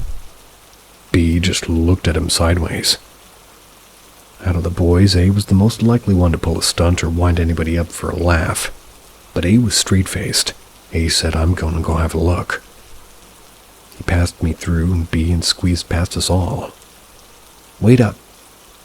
Having put me in my wheelchair, B moved forward towards his brother, where we all heard A shriek out in horror and disgust. The 2 boys moved back quickly. H, having already taken me out of the wheelchair again, had told everybody to run, and we did. B picking up my tiny wheelchair, folding it up and just running with it. A grabbed the other 2 kids' hands and followed B, and H running with me on his shoulders, holding my other cousin's hand, and we ran and ran. A kept saying, "Don't look back, don't look back." I did, but I saw nothing. We didn't stop till we got to the fence, which led back to the road on the estate, which we could actually see civilization again. We were all completely exhausted, especially the older boys. Before that, we slipped through the fence to the road. B, holding himself up by the railings, asked, "What did you see?" "Yellow eyes and a hairy face." All us younger kids began to panic and scream. Each had to calm us all down.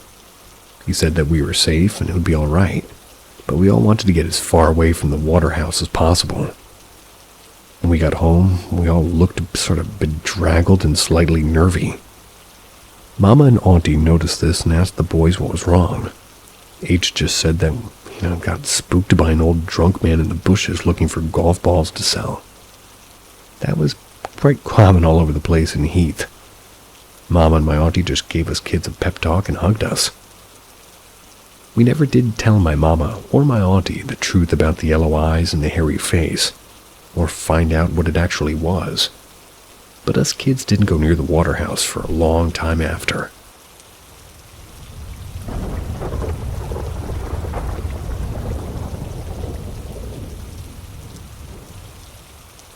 The Evil Eye.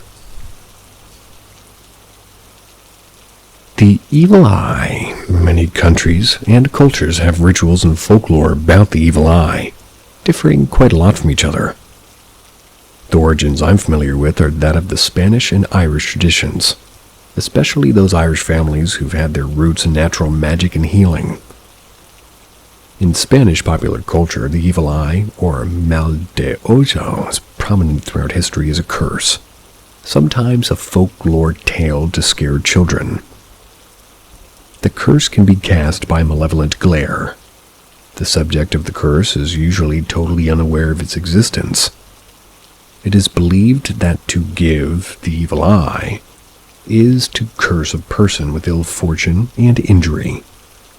Others believe that it's a supernatural force, and the caster of the curse should be cautious.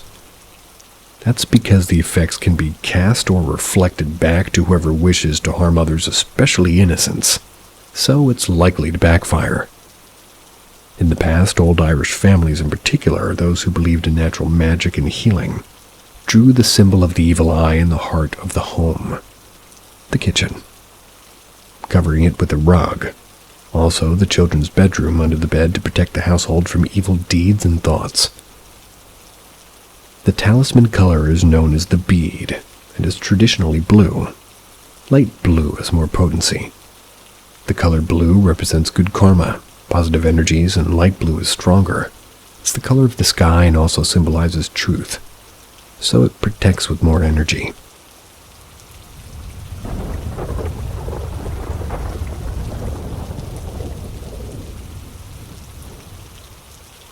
Possible skinwalker encounter.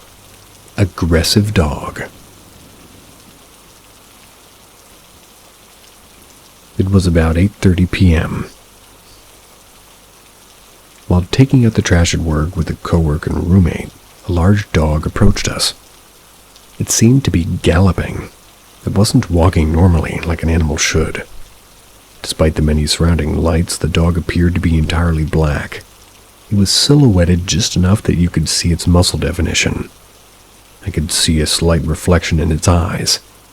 It seemed to lack shadow. My roommate and I both expressed having different experiences and visions of the dog.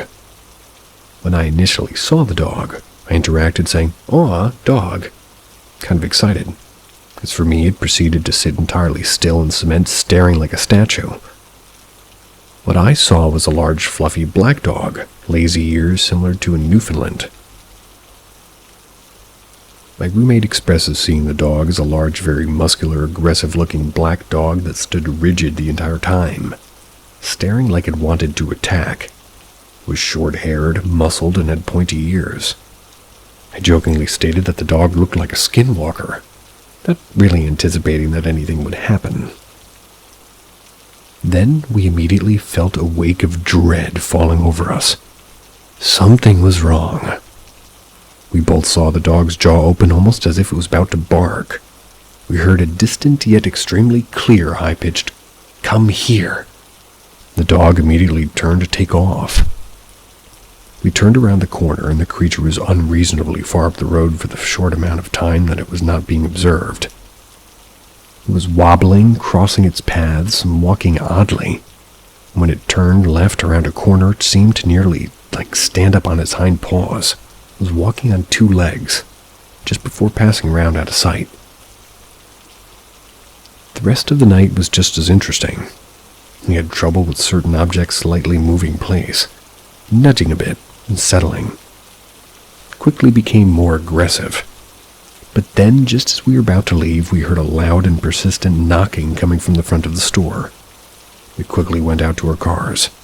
On the drive home, I tried my best to just blast music and ignore what I had just seen. I heard whispering coming from my back seat. Couldn't quite make out any words. It just sounded like whistling almost. But get this, I saw a random antique clawfoot bathtub on the left side of the road, in a field. It was certainly not there the day before, or even that morning on my drive there. The kicker?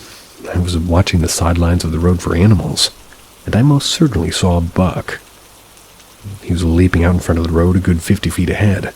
Slammed on my brakes, but when I got closer, it was merely a bush. Perhaps I was just paranoid, but this is all very concerning.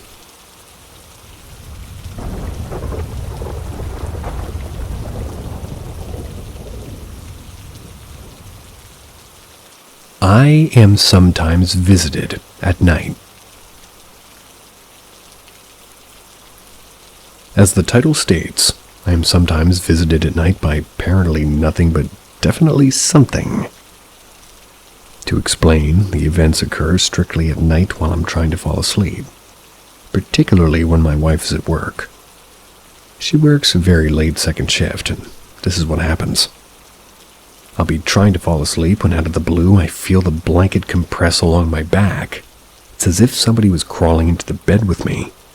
The sensation progresses from my feet, all the way up to my neck where it just stops. I can feel the compression of the blanket for as long as I stay still, but if I roll over or climb out, it goes away. Usually for the night, but it does return on a rare occasion. I feel no hostility from whatever it is, and it doesn't feel particularly female, though I have no idea why. I have no reason to think it's female aside from my gut telling me that it is. I have no dead lovers. I don't think it's sleep paralysis. When it happens, I become 100% lucid. I have full control over my whole body. It also only happens when I open my eyes when this happens, and I've never seen anything. Even when I've gotten the nerve to roll over and face whatever it was. This has happened to me for at least the last 6 years, but possibly longer. My family and I did previously live in an apartment that was very haunted, and the driving force for our leaving was several instances of finding scratches on our infant son in the morning and knowing that he couldn't have scratched himself through his pajamas. But that's another story entirely. The thought of something having attached itself to myself or my wife seriously freaks me out. but I know it can happen. Even though I haven't felt any hostility since we left the apartment, it still freaks me out. What if it's the same entity just biding its time? I don't know. And that's the worst of it.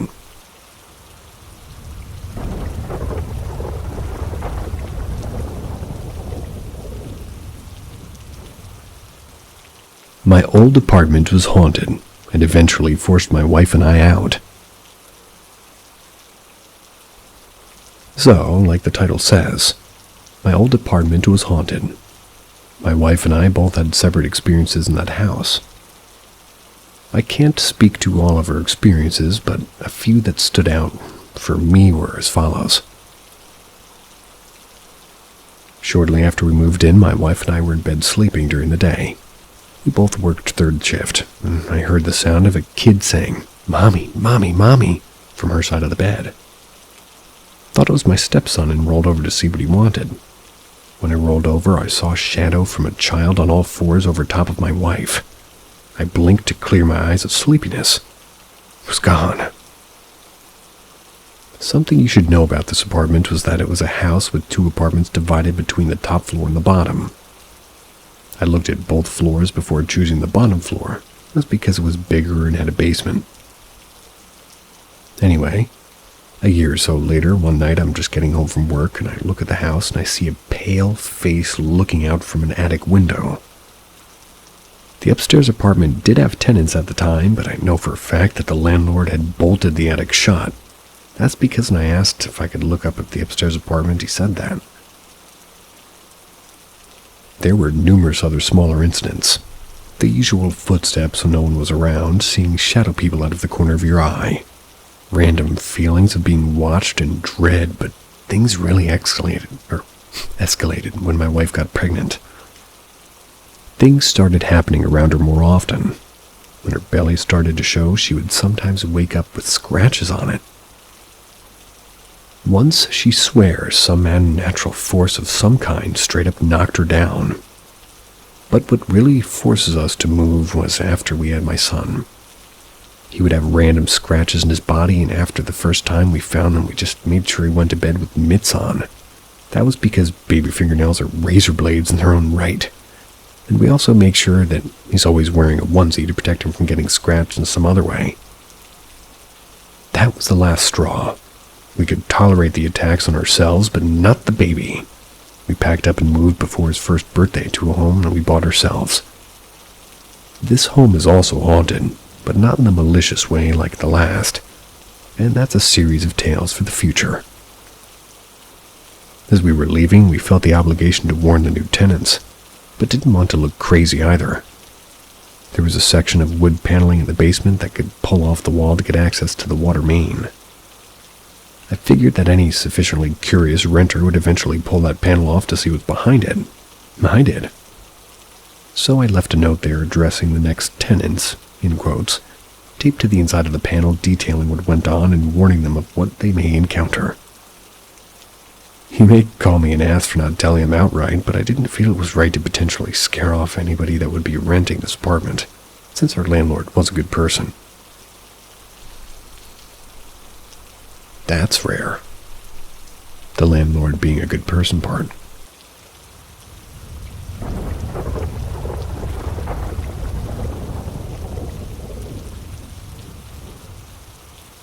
Creepiest Home Alone experience. When I was around the ages of 12 to 13, I would often be left at home alone after school. My parents and my younger sisters normally didn't arrive for about an hour and a half. I normally didn't mind being home alone at all. I could eat whatever I wanted, watch TV at a loud volume without being yelled at, and yell about how shitty my day was to my friends on FaceTime without being interrupted. On that particular day, I walked in the door and dropped my bags. All I wanted to do was to eat a fresh bowl of mac and cheese and cry. I was exhausted. So I got to doing just that. Nice combo. As soon as I began to boil the water, I heard the unmistakable sound of somebody wearing big, heavy snow boots walking around downstairs. I knew it couldn't have been anybody in my family because my father, who was always feeling like the first one home besides me, wouldn't be home for at least another hour. Even if he had gotten home early, he would have messaged me, and I would have clearly heard the garage door open at the very least. To stop myself from panicking, I told myself that the washing machine was most likely uneven and I should go and check on it. I turned the stove off, and just in case somebody was breaking in, I grabbed a giant kitchen knife, went downstairs. The washing machine or the dryer wasn't even running. My brain was basically frozen. I stood in front of the stairway for a good minute trying to figure out what I had heard, trying to put some kind of calming explanation behind it. That's when all of a sudden the room went freezing cold. I felt somebody standing behind me. Then whoever this was breathed down my neck and it was over. I full-on sprinted up the stairs, not only hearing footsteps behind me, but also hearing heavy breathing. When I got to the top of the stairs, I remembered I was holding a knife. I spun around to teach this motherfucker not to go into people's houses. When I did, nobody was there. I assumed that the intruder had retreated downstairs, so I locked myself in the bathroom and messaged my dad. He told me to stay put and not to make any loud sounds. When I asked him if I should call 911, he said no. There I sat in the bathroom, trying not to cry because my worst nightmare had finally come true. When all of a sudden I heard the sound of heavy boots again, but this time they were walking up the stairs. I quickly messaged my dad to see if he was home, and he said no. Felt my stomach drop as the footsteps came closer and closer. They were basically right at my door. I covered my mouth with my hand, but that still didn't cover the sound of my heavy breathing. It was due to the sheer panic. I could see the shadow of this person's feet in the crack underneath the door. I could hear him breathing on the door. I stood there, silencing my cries, tears rushing down my face. I was horrified. All of a sudden, I heard my dad's garage door open. A rush of relief filled my body. I heard the intruder run into my parents' room. My dad checked the entire house. There was nothing, no broken windows, all the doors were locked, and of course, there was no intruder. The only thing that was wrong was the basement. It was trashed, and my mother had cleaned it that day. My dad joked about how it was just my imagination, and he said I was paranoid, but to this day I still can't explain it. I know what I heard, and I know what I felt.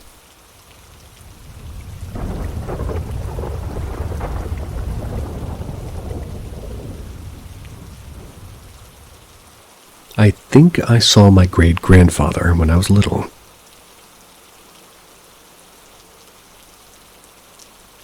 When I was around that age of 8 or 9, my grandmother invited my sister and I to have a sleepover at her house. To summarize, the day was like any other time with my grandparents. We went shopping, played soccer in the backyard, drew in the patio with chalk. Nice. And overall, we had a good time. When the day finally came to an end, I had to go to sleep. I didn't even think twice about it. I was exhausted after a long day of playing with my grandmother and my sister. I slept in my uncle's old room down the hall, while my sister slept on the couch in the living room. All was normal until I felt somebody in the room. I've always been able to pick up on people's energy and tell if somebody in the room is with me. I thought that my sister had had a nightmare and was going to talk to me about it. So I rolled over to make contact with her. But what I saw wasn't my sister. It was a very tall man who was staring at me. His arms were crossed, and overall his body posture was very angry and upset. At first, I thought it was my grandfather, but I realized almost immediately afterwards that the man in the doorframe was much taller than my grandfather.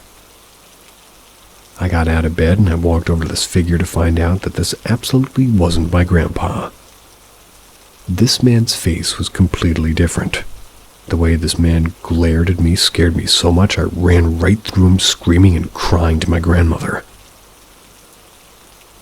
Flash forward a few years later when I was around the age of 12. My grandmother went through a whole box of vintage pictures explaining who they were, and she got to one photo in particular. Immediately, the young man in the photo caused me to have a flashback to that sleepover. When I asked who it was, she started crying and said it was her dad, that he had died very young.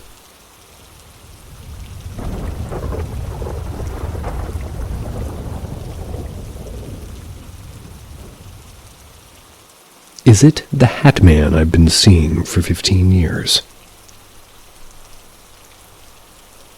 I figured this is one place I can talk about this without sounding completely crazy.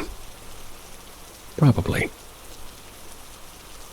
I'll preface this by saying that I grew up in a household that was equal parts traumatic and spiritually active.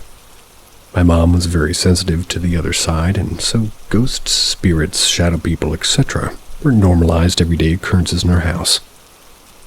We always had shadows that would run past, just out of the corner of your eye. But when I was 15, I encountered a different type of shadow. My bedroom had 2 doors, one to the main living area, and the other to like a Jack and Jill bathroom. The bathroom door was directly across from the head of my bed. One night, the summer I turned 15, I woke up in the middle of the night because I felt like somebody was in the room with me. I was a very light sleeper at the time. Thank you, trauma. I opened my eyes to see the outline of a tall man, as tall as the door frame, walked from the living room door to the bathroom door. There he leaned against it and seemed to fold his arms, and I could feel him watching me. It was a very cold feeling. Almost clinic, but with a darker edge. If that makes any sense. Clinical, I believe you mean. This happened often. Every time it was the same routine.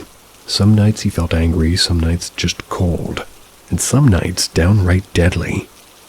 But it was never a comforting feeling, which contradicted what everybody said to calm me down, that it must have just been somebody looking to protect me. Anyways, I'm 30 now. I've moved houses at least 7 times, and I still occasionally see him watching me. So I finally decided to look into it. I found stories of the Hat Man, and people connecting him to childhood trauma or moments of high negative emotions. I thought back, and I realized he started appearing right after one of the most traumatic things I've experienced to date. And even now, he seems to pop up when I'm going through it, as they say. But I don't see that hat, and I can't remember ever seeing him with a hat. Everything else is pretty spot on. I just want to know who my spiritual stalker is.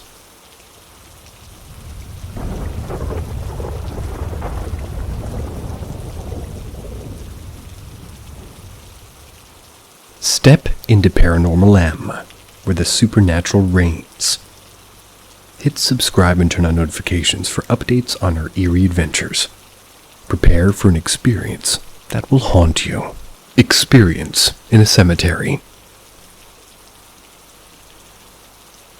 So the other night, my boyfriend and daughter, 3.5 years old, and I were walking in the cemetery. It's a few blocks from our house. We drove because we wanted maximum walking time with the toddler. We planned to play Pokemon Go. We entered through the main entrance, and after a few steps, I started feeling nauseous and worried, anxious. Didn't know why, just ignored it. We wanted to check out the huge headstones toward the middle, so we head that way. We notice a car parked with its lights off. No front license plate, passenger and back doors just wide open. The man is halfway in the back seat. He's parked on one side of the big headstone, which ended up being priests. We walked through and the guy noticed us. He closed the doors that were open, and then went around the driver's side and got in the car. Sat there and just watched us. So we veered away from him and went down a different path. My daughter all of a sudden says, "They're so loud." Who? The rocks. They're talking to me. My mouth drops open. We didn't tell her anything about the cemetery or the headstones. She has no idea what they are other than big rocks. We ended up leaving as soon as we drove away. Well, yeah. My nausea also eased up. I told my boyfriend about feeling sick, and he freaked out and explained EMF to me. Pretty creepy. We went to a store and passed the cemetery on the way home again.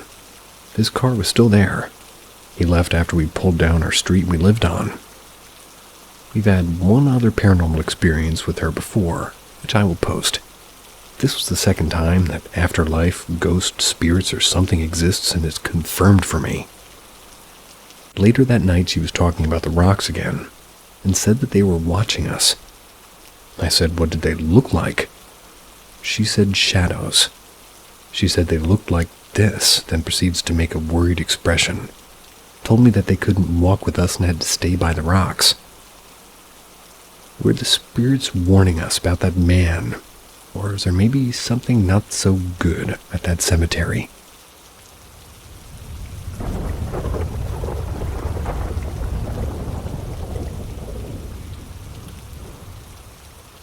The Ghost of Lou Gehrig.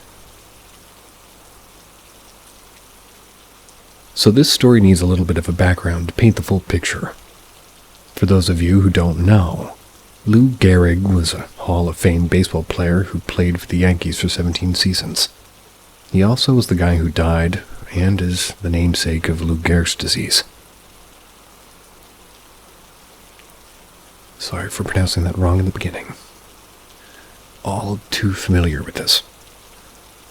So, Lou was an adamant fisherman and moved to our town and would spend his free time fishing in our bay over where we would catch some pretty big striper and bluefish. Back in the early 20th century, our bay always had water in it, but during the Great Depression they built a bridge to an island and did a lot of public works. So now at low tide we only have mud. This is going to be an important detail later on in the story. So, in 1941, Lou passed away at the age of 38. So this is where my part of the story comes in, and my dad's. So my dad gets up early for work and would always see this eerie figure fishing off the rock pier at the dock. We would always vanish with the fog, and my dad would just assume leave to go to work. I had never seen him before, but my dad mentioned this man he saw every morning at around 5 a.m., but we never really thought anything of it. Jump ahead to January of 2020. That's when I was working on a construction site and had to start waking up very early in the morning to go to Long Island by 6 a.m. Every morning I would see the man fishing in the fog. Never really thought much of it until one particularly snowy day at low tide. So, this morning I saw the man fishing on the pier, on a day where it was below freezing with high winds and snow falling, which I thought was pretty strange, but to each his own. While I was sitting in traffic on I-95, something clicked in my head that makes no sense for somebody to be fishing in these conditions. On top of the extreme cold, there's literally no water where he was fishing. Then I started connecting the dots, and realized he's always fishing at the same time, with or without water in the bay, and always vanished with the fog. For a while, my dad and I were joking around about the ghost of a fisherman, but didn't take that really seriously or give it much thought. That was until we talked to some of our neighbors. They lived in the community a lot longer than us. According to the old-timers, they claim it's the ghost of Lou. I can't confirm these details, and I don't think anybody really can because I wasn't alive in 1941. But allegedly, Lou was a regular at that fishing spot and was a big morning fisher. According to my own research, the man would fish all day, so I don't know how relevant that is. And also, allegedly, the ghost didn't appear there until shortly after he passed away. Again, 1941, pretty hard to corroborate that. Anyway, I don't know if it's actually the ghost of Lou Gehrig, but I certainly hope it's a ghost. Otherwise, some poor soul has absolutely no idea you need water to fish.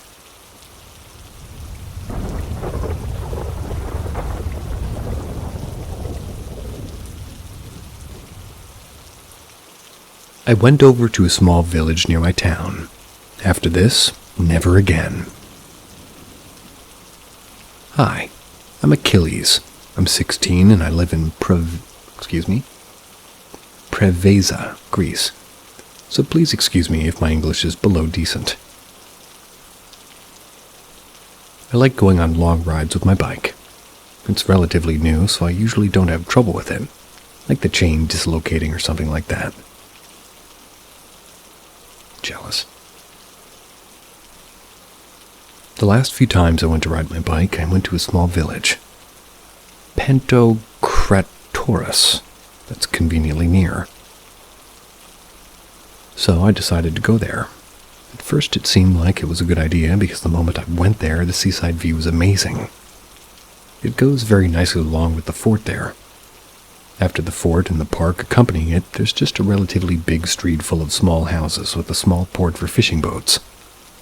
If you go to the port with even more amazing views, there's a small forest full of olive trees near there. And by near, I mean right next to it. The forest is really small to be considered forest, so let's call it a small cluster of trees. Even though it's a small sort of range, it was full of darkness. It was pitch black under the trees, as if something was blocking sunlight from going under the trees. That little cluster of olive trees was somewhere I both wanted and didn't want to go at the same time. But I ended up not going. There was a fence. After going around the cluster of trees, I took a short, disappointed look at it. It's because I wanted to see how cool being there would be. I immediately regret it. I saw something move. I have myopia. Myopia. Jeez. 15 degrees to be specific, which is a lot, and because of that I couldn't make out what was that thing that moved. I stopped my bike to take a closer look and I saw a four-legged thing. At first I thought it was a wolf that was really close, but it was far away and much bigger than a wolf. I didn't get a good look at it, but it looked like 2 or 3.5 times my height. The worst part is when it turned around. It was looking directly at me, as if it knew I was looking at it. That was the moment I determined it wasn't an oversized wolf. It had human eyes, human teeth, along with canine teeth and a really long human nose. The lack of sunlight in the forest made it hard to see, so I might be wrong about some of the features.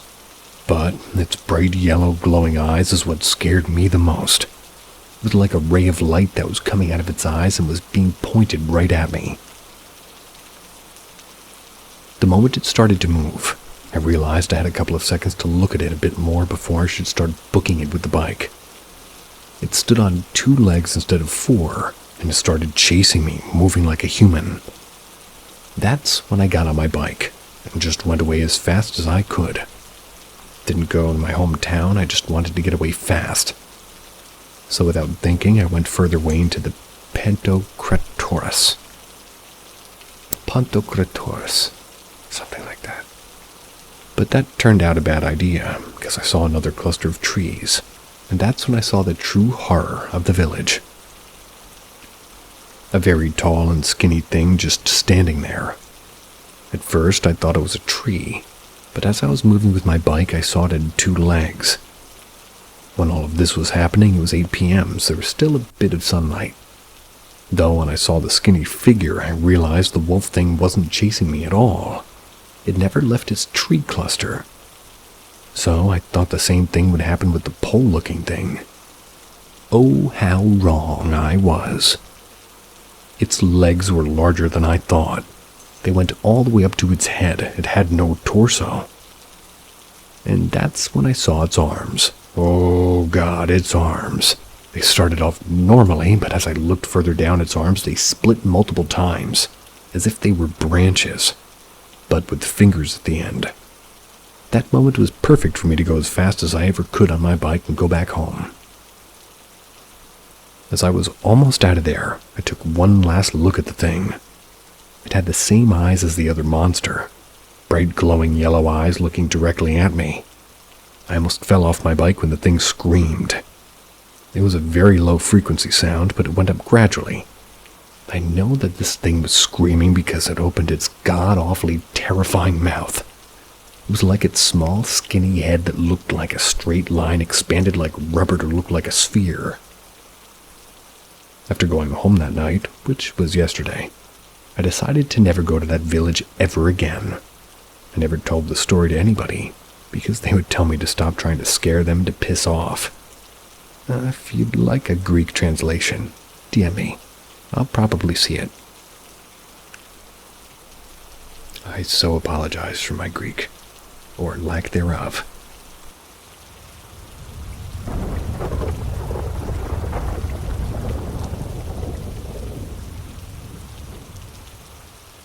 The Halton Shoe Tree. I was 20 years old and recently entered the gay dating world. Was seeing this guy for a bit introduced him to my best friend. My date suggested that we all go on a late-night drive along the rich country estates and past a massive shoe tree. I recently had 2 pairs of worn shoes and boots I didn't need, so I brought them to add to the tree's collection. Despite my best friend's objections, I hung the 2 pairs of shoes. On the drive back to the city, my date Google searched the shoe tree at that intersection. Supposedly, people hang shoes on that tree to commemorate a couple that were murdered at that intersection about a century ago. The next night, my date took me to the movies. We drove back to my house and chatted in the car and at the end of the driveway. He was telling me about work when I noticed the porch light activate about 14 houses down the road. I noticed a figure in the driveway. They were very tall and they wore a white flowing sheet over their head with a distinct long sleeve. I pointed out to my date and we both started getting a bit nervous as it's staring right at us and is unmoving. After about a minute, the figure turns toward the porch light. The light goes out and the figure disappears. 2 houses closer to us, the porch light activates and the figure is standing on the porch, swaying back and forth. The light goes out and the figure disappears again. Again, 2 houses closer, the porch lights activate and the figure is standing in the driveway. At this point, we're freaking out and my date drives us away before it gets any closer. Eventually, I made it home, but I didn't get much sleep. The next day, my parents went out and I was loading up the laundry in the basement. I heard my dad's footsteps come back in the house on the main floor. Must have forgotten something. I heard him walk from the front door to the back door, back and forth, over and over. As I go to check it out, I hear my dad climb the stairs to the top floor. I reach the main floor, the front door is still locked, my parents are gone, and someone is in my house. I don't know where the courage came from, but I ran up those stairs to confront them. When I reached the top floor, it was silent. There are 5 rooms upstairs, and the bathroom in front of me is the only room that I can see inside perfectly. I run inside the bathroom and I lock the door. The footsteps start again from one end of the hall to the other, slowly getting louder and louder until they're stomping right outside the bathroom door. I yell, "Leave me alone!" and the stomping ends. My parents arrive a few moments later. These are the only 2 experiences I've basically ever had. All I know is I'll never throw old shoes in a shoe tree ever again. What in the world is a shoe tree? Shoehorn, shoe tree, ?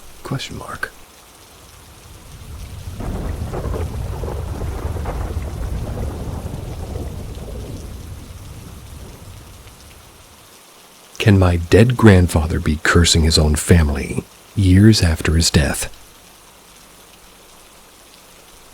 My maternal grandfather died last April of May 2013 due to diabetic complications. My grandma died years before him already. After his death, his children, Mom and my aunts and his uncles, 6 in total, subdivided their inherited land into 6 equal parts, just small lots, and they live in each. Years after, the eldest was experiencing financial difficulties. He was a public vehicle driver and was not earning much money, so he decided to sell his inherited piece of land. He had a vivid dream of my dead grandfather telling him that if he really would sell the land, my grandpa will give them a sickness or disease. Unfazed, my uncle pushed through. Well, it's just a dream, he thought. Sold his land. A few months later, he had a mild stroke. Same with my grandma back then. Ended up having his left side of the body paralyzed. Around 4 or 5 years ago, the 5th sibling had a stroke too. Got his head operated on, went back home, but died the next year. The 6th, the youngest sibling, also had financial difficulties. The pandemic plus health. He sold his land last year. Last March, he had diabetic coma and died. The 4th sibling was found having a seizure or unresponsive by his coworkers. He was rushed to a public hospital and needed a stroke. Half of his body got paralyzed. He was responsive and talkative when he woke up, but after 2 to 3 days he died. He had sold half of his lot last year due to pandemic-inducement unemployment. The second female sibling's husband got into a bad motorbike accident this morning. Hit his head really bad. He died at 3 p.m. at the hospital. My aunt said that last night her husband blurted out his intention to sell my grandpa's old motorbike, which their son, my cousin, bought when Grandpa died on Facebook. Are these just coincidences, or is my grandpa being, possessive of his earthly stuffs? Or is there something fouler afoot? What is that saying? Fool me once, fool me twice, fool me 3 times?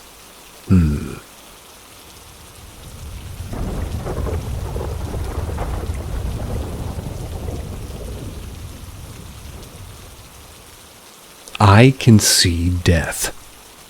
Sorry, kinda long.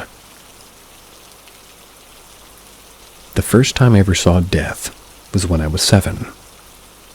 Before moving to the U.S., I lived in my aunt's house with my aunt's family, mom and sister. The house only had 3 bedrooms, so my mom, sister, and I shared a room with 1 bed. One night after watching a movie, I woke up to something I'll never forget. As I opened my eyes, I saw a shapeless figure on the upper corner of the room. All of a sudden, I began shaking, crying, and screaming in fear all at the same time. Even though I was afraid of what was before me, I just couldn't look away. I began pulling on my mom, screaming at her to wake up and to look. She couldn't see anything. I don't remember the rest of the night. A few days go by, and my mom's boyfriend at the time came over to watch a movie. In the same room where I saw that figure, we all sat down, my sister and I on the floor, my mom and her boyfriend on the bed. About 30 minutes into the movie, we began hearing a loud snoring sound coming from my mom's boyfriend. My mom began trying to wake him up, but it wasn't working no matter how hard she tried. After a few seconds, my mom's boyfriend fell on the floor and began spitting foam from his mouth and shaking uncontrollably. We call 911, he's taken to the hospital where he died. I promise this is all going to be relevant. Soon after the funeral, we had a pastor come into the house to pray over it. My mom told him what had happened. Well, to me, a couple of days prior to her boyfriend's death, not expecting it to be relevant. He then walked up to the room where I saw the figure and was shocked. He explained to my mom that what I had seen was the angel of death, and that explained why he died in that room. Although I don't see the figure often, when I do, something bad always happens. I've been seeing it again recently, and all I can do is wait for something to happen.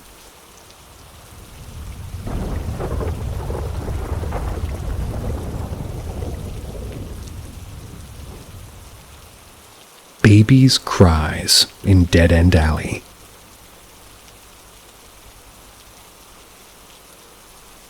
When we reached 10 years old, my cousin and I were allowed to play in the street, just outside my auntie's house. There was a busy lane which ran down beside the side of the house where all kids used to run up and down, kick a football around, rode their bikes, and generally just messed about. I liked it because I had a long walkway to practice pushing my wheelchair without the danger of the main road. And my cousin, our friend, and I spent hours just fun running and wheeling up and down that lane. There was a funny little dead-end alley that leads off that main lane, which always had a weird vibe around it. There was only one house at the end of the dead-end alley, is all the kids used to call it. The house was different from all the other houses around it. The others were bright and colorful and cheerful, full of life with neighbors talking over fences with one another and always ready to tell us kids off, tongue-in-cheek, for making too much row, a typical slang term for noise in West London.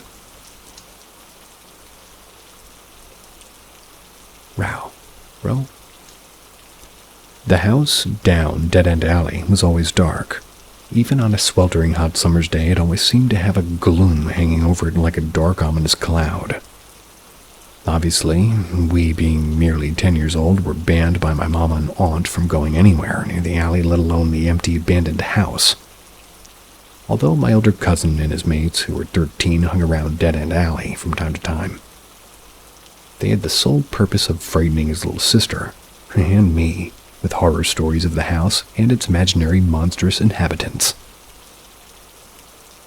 Having heard rumors about the dark history of the house, although not knowing anything concrete, the house had its dubious reputation as a haunted house.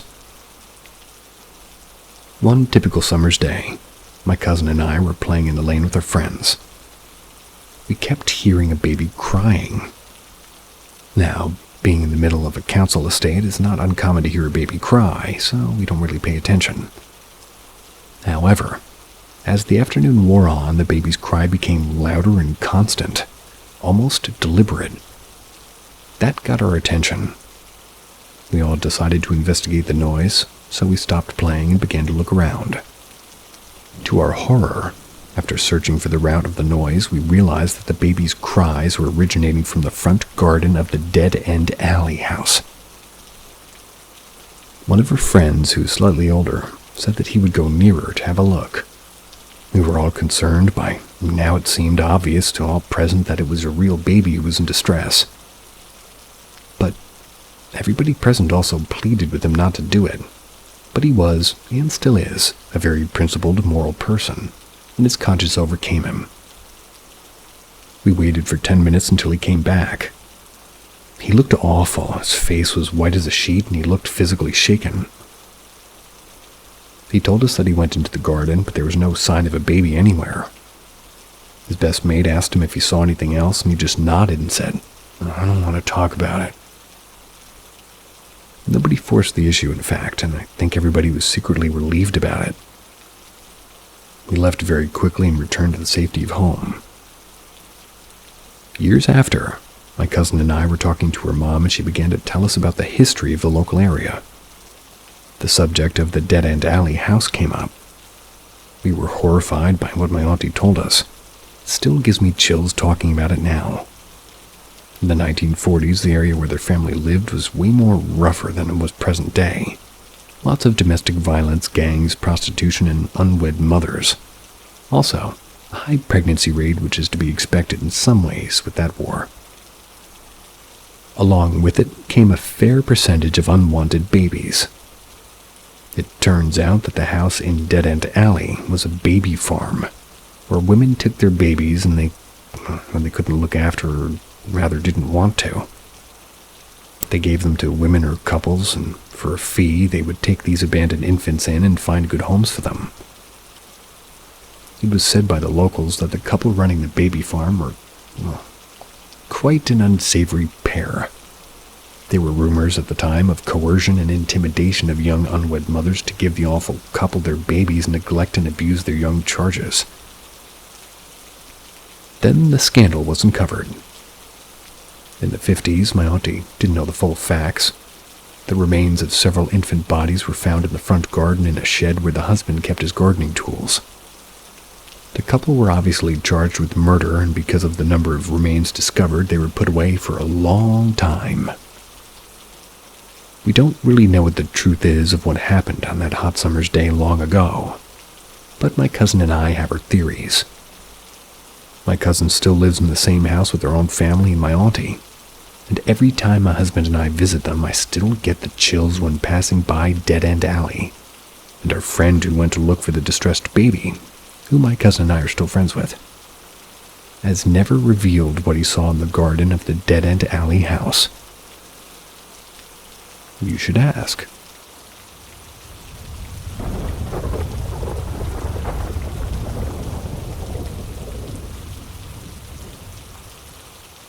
Looking back now, this place had some things going on. My family had always moved often, but out of all of the homes that we rented, this 3-bedroom, 1.5-bath was my favorite. We moved to this brick home in the rural parts of my state during the summer between 5th and 6th grade. My parents would eventually move out when I was about 21 years old and serving in the military. I think the reason why we lived there longer than any other home was because the rent was cheap, the owners were the best people on the planet, and we had open access for hunting and exploring on our own surroundings, 15 plus acres. My dad worked tobacco and hay for the neighbors across the street after his 9 to 5 on the weekend to stay busy and raise a bit more money for us to live on. My mom could have her garden, not really so much house to keep up. My older brother, younger sister, and I would play in the basement, the old barn, and everywhere else we could get to. I really grew up in this place. To give a bit of background on myself, while I lived there, I was a homebody. I liked, and still do, my alone time to do whatever I wanted and enjoy a quiet house. So any time that I could stay home alone, I would. My brother off with friends, my sister off doing something with the church group, Mom out getting groceries, Dad in the fields. I had a lot of time to just hang out. Now this house, I'd always estimated that it had maybe been built in the 1950s or 1960s. Brick house, ranch style with a basement. Possibly the 70s. I just tried looking it up online, and popular real estate sites have no idea on it. All parts of the house seemed original to it. The kitchen, all blue half-bathroom aluminum storm doors. Single-paned wooden windows. All except for the additional room built on with old vinyl siding. Nothing really seemed out of the ordinary about this place. I remember on so many occasions in which I would be home alone working on some project in the old basement. That's when I would hear the storm door open and my dad's heavy boots walk through the kitchen to get lunch or something. I would go up and say hi, and there he would be. But there was almost just as many times when I would go up there and there would be nobody. No truck in the driveway, no nothing. But I heard it all. I spent many nights like this, mid to late 90s, mind you, where I would stay up in the living room till 3, maybe 4 in the morning. I would stay up and flick through the dozen or so antenna channels. Nothing but garbage on television, but I would stay up anyway. It was quiet. The way the couch was situated is I could see all the way down the hallway, and the television was against the wall so that if I laid on the couch, I would see down that hallway right past my feet. In the hall was my 12 o'clock and the TV was my 11. One night, somewhere between 2 or 3 in the morning, while watching TV and my household completely asleep, I saw her. An older woman in a dress, a white blouse, and hair in a bun, walking from the right bedroom to the left. I sat up, stared, and listened for the bedroom doors to shut, but heard nothing. I eventually got up and checked the hallways. All doors were shut. I gently just rapped on the doors where I saw the woman go. My younger sister's room. No answer. So I gently opened the door. She was asleep in bed, hair down and in shorts and a blue tank top. Mom had short hair. I decided to go ahead and call it a night. I must have fallen asleep and just dreamed. I'm going to go ahead and fast forward to years when my folks moved out of town and finally bought their first home. A place very much like the one I grew up in. It was Halloween of 2008. Many years had passed since seeing this old woman. I'd never once had thought of telling anybody about it, really. We decided to watch a ghost hunt live broadcast by some TV famous paranormal investigators, and our conversation turned towards personal experiences. That's when I brought up the old house. I told them, "You know, I've often wondered if the other house had something going on. Sometimes I thought I heard footsteps, but found nobody home but me." Mom replied, "Oh yeah, I've always thought that. Never wanted to upset you all, though. Seemed harmless to me, though. You know, one time real late, I saw a woman in the hallway." My eyes must have gone wide, and I said, "White blouse and a dress?" Mom quietly, "Hair in a bun?" I thought often about that conversation. And about a year later, after my interest had basically peaked enough that I wanted to try and investigate known hauntings, which I never really did, I was able to get in touch with the owners. Mom and Dad still had their numbers. I received the funniest answer from them when I asked about possibly checking it out for any, possible hauntings. Here's the quote. "We miss your parents. They stayed there for longer than most of our other tenants. We have some good people in there now, and we don't want them to get scared away from someone asking about ghosts." He meant that in a sincere way, not a threatening or dismissive way. But I will say that you're not the first to have mentioned something to us about the place being haunted. He wouldn't say any more, but I wouldn't have forced it anyway. I left it at that.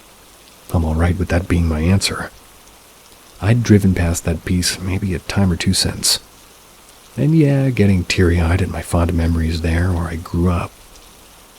But every time I think about the place, I can't help but also remember what I experienced when I was alone. Note, all of this is true. I've recounted this several times to many friends. I always give this caveat. However, I always believed that a lot of things about what I experienced could be explained in many ways.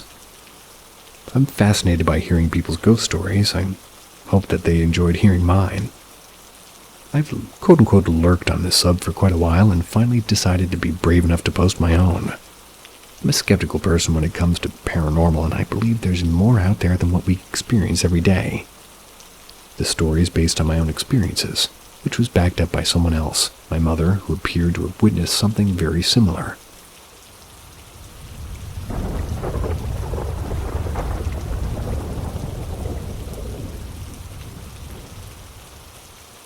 Knocking on the door, and how I got rid of it. Back when I was in college, me and my brother are living in the same apartment in Manila. Our room is at the back of the apartment building where the access to our water tank and the circuit breaker is. That's because this room is cheaper. The only way you get to our room is through a thick metal door. I am a nursing student, and sometimes I'm on night duty. So, me and my brother don't see each other often. Then, one day, my brother was angry at me, asking if I was lending our keys to other people. I told him, of course not. Why would I do that? He said, because I can't sleep last night. Someone keeps knocking on her door. I told him that's probably your neighbor's door that you're hearing, which is actually quite impossible given the location of our room. I find it ridiculous until it happens to me. It was in the afternoon and I was sleeping as I was from my night duty, when I hear someone knocking on her door. I thought it was my brother and I was mad. I ask him, "Don't you have your keys?" And when I open ours, no one's there. I still have my doubts. Maybe it's some kind of acoustic illusion or what. So I just ignore it, and it happened several times more. It even happened when me and my brother were in our room together. We're trying to investigate what it is, and after hearing the knock, we even rush to go outside, open the metal door, check if somebody's pranking us. Check if it's coming from somewhere else, maybe. We try to find out what it is scientifically. But the knock is really coming from our wooden door. So I theorized a plan to get rid of it.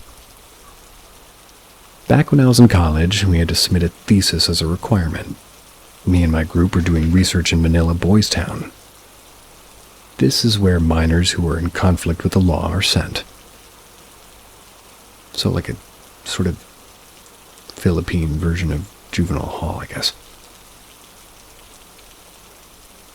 And this place is said to be haunted. Though this place looks nice, full of trees, fresh air, it feels like this place is very depressing. Most of these children have a history of abuse from their parents or relatives. So you can see the psychological reason why these children had committed crimes. Some children even had committed suicide. But what makes this place more haunted is because of its building caught on fire and killing some children. So in my theory, one of the spirits of these children followed me.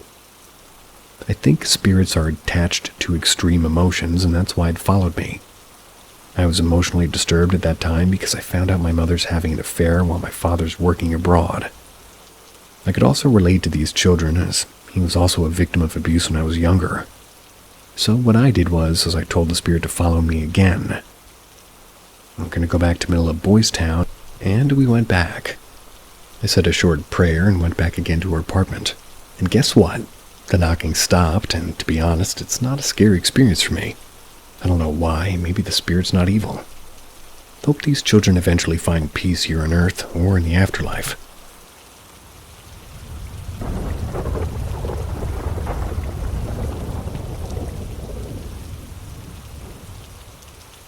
Childhood encounters. However, throughout my life, especially between the ages of about 8 and 18, I've experienced many odd and unexplainable things in my home. Some memories include: one night I was playing Xbox in my lounge, and my kitchen is visible if you turn around when facing the TV.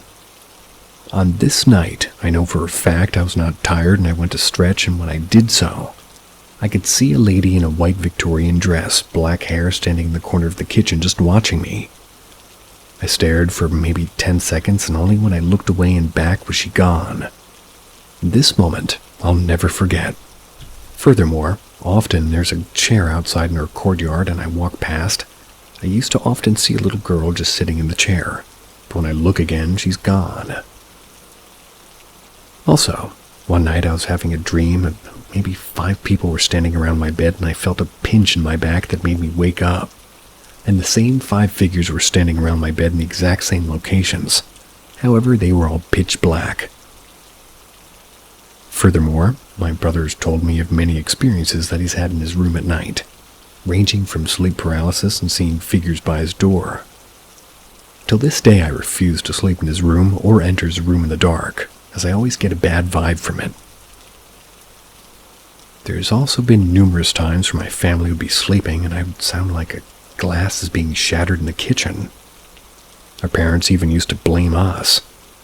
But then they also saw that nothing was broken and that there's nobody even near the kitchen. There are other smaller events, but all these combined used to make me sleep with baseball bats. I used to be so scared. Only once I began researching into ghosts, poltergeists, and the paranormal did I gain some understanding and learn to just let whatever happen happen. I believe that as long as I do nothing to anger any spirits, they wouldn't really try to harm me. I have often had a great fascination toward the paranormal and feel as if I could sense things around me that some people can't. Also, take note that the house I live in is fairly modern, so these incidents or figures showing couldn't be explained by the history of the land or something like that.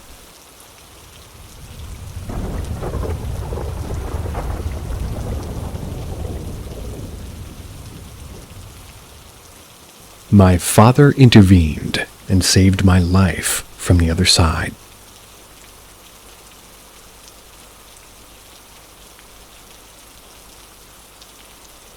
What follows occurred in 2005, and I was going through a very messy and painful, for me anyway, divorce. In looking back, I remember fighting so hard for so long to keep together a situation which was basically a lost cause for years. I set the stage this way to help you, the reader, understand that for months as this dragged on, I was not in a good place at all. And so it was on a certain night, after another day of too many cigarettes and far too much dark anguish, that I laid there waiting to go to sleep. Sleep was difficult during this time for me, but at some point I did fall asleep. And at some point the following experience happened. I found myself standing in about a foot of fresh snow, which at the time I thought was really interesting since it was summer, and it was, well, summer in the waking world at least. The dream was lucid, which is not, well, particularly rare for me, in that I remember looking behind me and there were no footsteps in the snow. I didn't walk here. It was night, and based on the enormous tree line surrounding me, I could make out in the moonlight I was in the middle of some vast forest. In front of me was a small cabin, lit from the inside with smoke trailing from the chimney. It was then that I started to feel the cold, and so I walked up to it. I knocked on the door, and I was shocked when my father answered the door. He had died in the year 2000. We were extremely close. I couldn't believe it, and for a few minutes it was hugs and just tears, and somehow I had all these pictures of my daughters in my pockets all of a sudden. So I'm taking them out and I'm showing him, telling him stories, and he's patiently smiling. But I could tell that he was listening for my benefit, and it soon set in that he had seen every one of these moments of me and my kids, seen everything. I still hold on to this day that he watches over my girls, and now his new great-granddaughter. Something struck me, though, as odd. Once I began to take this all in, my dad wasn't the rustic type, and in fact, he hated camping. In looking around, I could see the place was filled with books, etc., and it sort of made it comfortable, but this didn't really feel like his place, if you catch my drift. I must have mentioned that because I watched his face change into something a bit more somber, and he answered, "It's because I don't really belong here. I'm supposed to be somewhere else." I didn't understand what he meant, and he must have read it on my face. He went on, "I'm here for you, son. I came here to this place to help you, but we're running out of time. You're here because I have something to show you." In the next instant, we're back in the snow behind the cabin. The moon was really bright, and I remember because I could see it pretty clearly.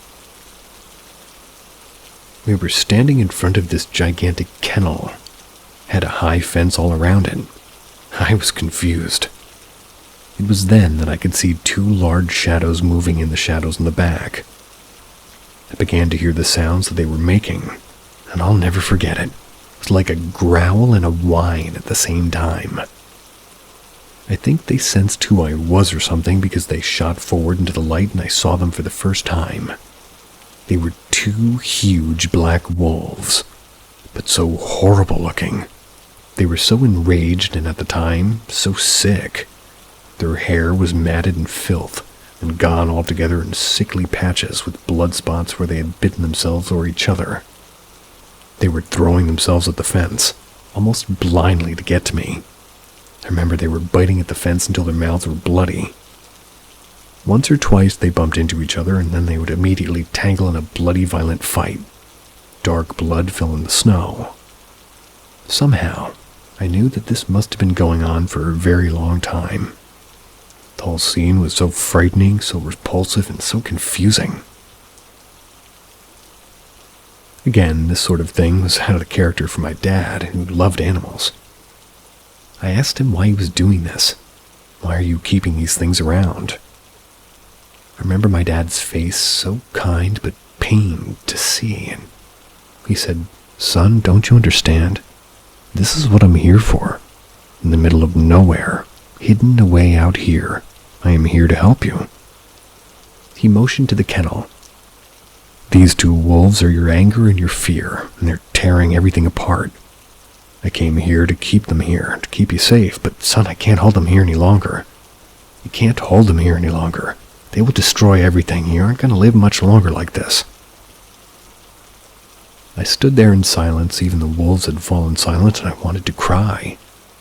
All of it came into view. The beating myself up, the huge toll it was taking on me, my mental and physical health, all came up to the point where I was actually facing my own death. I knew that part to be true. I would be dead within days. All of it was because somebody didn't love me. But what was actually doing the most damage was, what was killing me was that I refused to love myself. I could tell by my dad's face that he saw me coming to this realization, and he smiled in relief. "Are you ready?" he asked. I was terrified that they would attack me, but I knew that there was no choice. With the whole world watching, it felt like I walked up with as much courage as I had, and I flung open the gate. With that growling whine that was deafening, the wolves leapt out of the kennel, finally free. They stood there for a moment, locking eyes with me, their hair standing on end. For a second, I thought they were going to kill me, payment for keeping them in a cage. And finally, without a look back, they charged together in the forest. Where they went, I don't know. I remember looking at my dad, not knowing what to do next. There were no more words, just a feeling that the experience was over. I knew that this place would never be here again for me, but my father would, which was more than enough. And it was when I woke up, and it was early morning, I felt mentally and physically drained, and somehow not the same. But there was also a knowing that the worst was behind me, that I wasn't going to die yet, and the wolves were released. Day by day I slept better as the moving day approached. I found myself looking forward to a new life. My girls and I had the best adventures when we were together, and great memories we talked about to this day. I owe much of that turning point to my dad, who put himself in a cabin in the middle of nowhere just to keep me from tearing myself apart.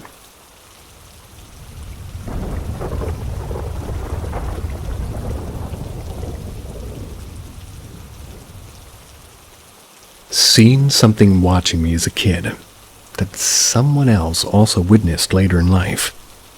I felt like I was being watched for 13 years. What I'm about to discuss started happening from a young age and occurred until I was around 18. I would like to say I don't believe it actually happened, but the creepiness of it and how it made me feel for those 13 years has stuck with me. So I'd like to at least discuss it and theorize with people. It's pretty vanilla, but how it made me feel was definitely not vanilla. 1996, age 5. My mom always read me a bedtime story when she put me to bed, and I always fell asleep.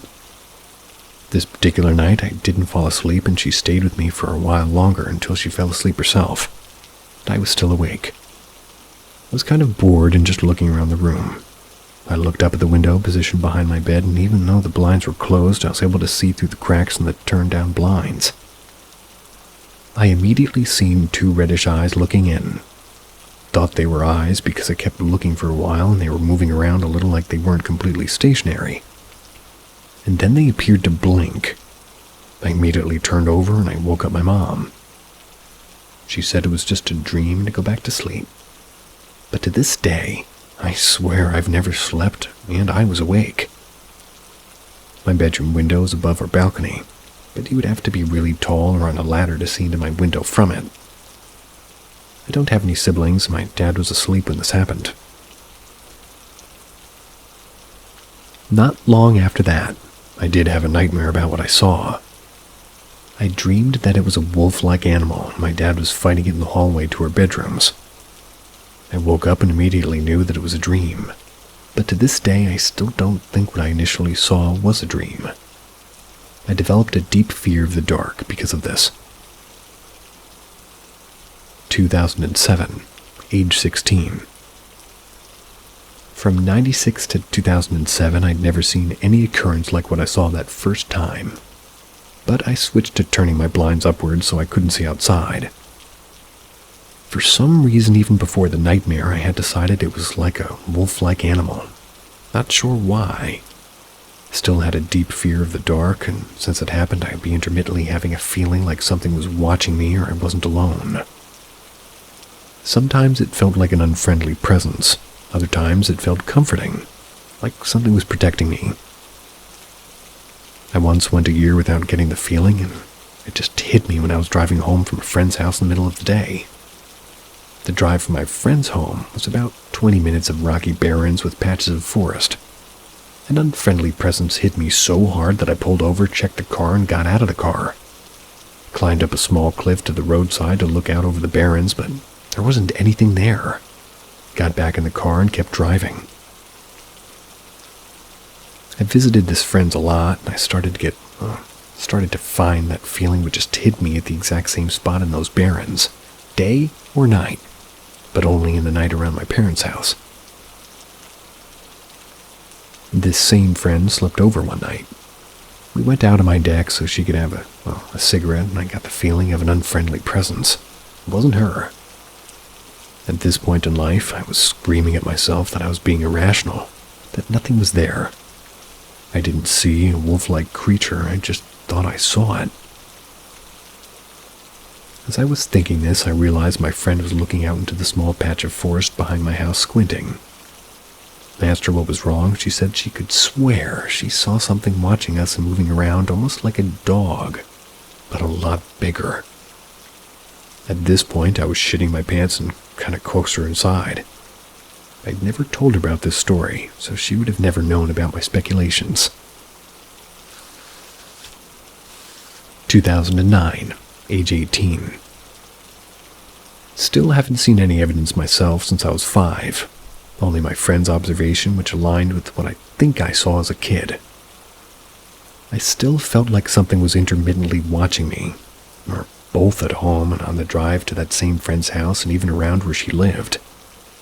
Started dating somebody that lived not too far from her, so we all hung out a lot. At this point, I'm still scared of the dark. Sometimes I could walk up and down a trail by myself and would be completely fine. Other times, I was crippled with fear and ran or had somebody lead me.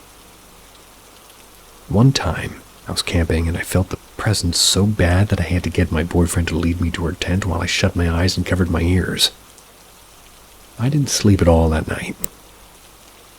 Every noise scared the shit out of me, and I didn't hope really that other people were around. I remember driving home the next day, and I did feel like something was watching me, but this was one of those times that it felt comforting.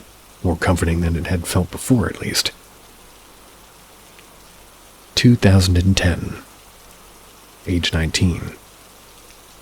Driving over to see the same boyfriend, and I realized I hadn't felt that feeling like something was watching me in a long time. Probably since I had that last comforting feeling. I drove through the barrens almost every day without that feeling popping up. It was gone just like that. Moved away from my hometown soon after. Present day age 29. No more sightings. No more feelings like something is watching. My crippling fear of the dark went away, and even though the dark still makes me feel uneasy, I prefer to go for runs at night. I've lived back home for a while, but mainly lived in the city and have since moved out of the province entirely. To this day, I've never returned and appear to have just stopped abruptly, but it's probably the thing that's stuck with me the most over the years since I was a kid.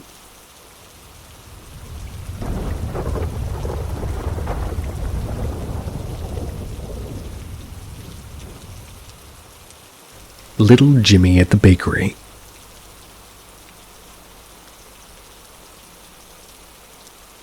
From 2008 to 2013, my uncle owned a bakery where I worked during my college years. Sadly, it closed when he died unexpectedly. The building itself was a very old one. It was basically just a long rectangular shape. We divided it up into about 3 rooms and added the actual bakery part onto the back. The first room where you walked in, obviously, was the storefront, with a door to the right that led to our quote-unquote cake decorating room. It's what it sounds like. A room where we would decorate cakes and store things and just use it as a general back room. Continuing through that room was the second back area with freezers and a storage closet and a mini office room divided off from that. Continuing from there through the original back door was the bakery. Anyway, that building had actually been a lot of things in its life. It was multiple bars, a hair salon at one point, and it was even a brothel. This was a place where some pretty famous gangsters also passed through back in the day. So even its basement had hidden rooms from the times of Prohibition. But this is all just a backstory for what the building itself is or was. As for what happened to us working there, it was just a lot of strange things. The first thing I can ever remember happened was like a cupcake holder flying across the room. We kept it on a shelf on the right side of the cake decorating room by the door. And one day we heard a loud crash that scared the heck out of us. Me and my coworker went back there to see what fell or broke, and to our surprise, we found the cupcake holder all the way across the room by the other door laying on its side. We didn't think much of it though, as, well, before we would even suspect a ghost or whatever. The second event occurred maybe a year or so later, and it happened in the middle of the night when my uncle and the other staff were baking. One of our coworkers turned around to see what appeared to be a little boy in like an old-looking hat. It freaked her out, but apparently she was part of some ghost hunting team and said that she was used to this sort of thing, she said. That night I remember me and my parents went over there as well, but of course we didn't see anything. After this, things started getting a little bit more weird or annoying. Things would randomly go missing and show up in other places. We'd hear loud footsteps in the back as somebody headed to the front. But rather than opening the door and walking to the storefront, they would stop at the door and nobody would be there and we'd open and look. Same thing would happen a lot in the back room as well, where you'd hear somebody's boots climbing up the ramp from the bakery, but then vanish at the top of the ramp. Eventually, my uncle started calling it Little Jimmy. Whenever something weird would happen, we would just blame it on him. Strange things like this continued for years, up until we had to close down. Now the place has been reopened as yet another bar. Can't help but wonder if they experience the same things as well. Check it out.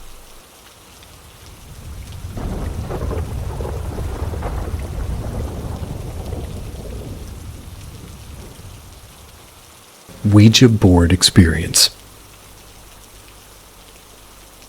One night, me and my coworkers decided to play with the Ouija board. We did it outside of work. We talked to a girl named Quinn who said she was a demon. She seemed pretty cool till towards the end of talking to her, and we decided that we needed to head home because it was like 2 a.m. But she wouldn't let us say goodbye until we promised if we ever used the Ouija board again that we would talk to her. About a week later, the plans that we were just sort of worked on caught fire. Or, not the plans, but rather the place. So a few days after that, we go to the lake and use the Ouija board again and asked for Quinn. We asked if she started the fire, and she told us that she did. And then it seemed like Quinn got scared or overpowered because the board started acting up. It spelled Zozo, and then started counting backwards. We quickly said goodbye and moved the planchette to goodbye as well, and about 2 weeks later I was driving to my friend's house. I should mention that the friend was a girl and I was seeing at the time, and she was cheating and using me. I didn't know this at the time. I guess Quinn knew because she seemed mad, protecting and jealous when me and my friends mentioned the girl's name the first time we used the Ouija board. So on the way to her house, I hydroplaned and flipped my truck. I had to add the Ouija boards in the truck. Some people driving down the road stopped to help get the door open, and I climbed and got out. When the cops arrived, they made sure I was okay and said that I had to write me a ticket just because of the accident. I don't have the ticket anymore because this happened about 4 years ago, but the address site of the accident was Route 666, Virginia.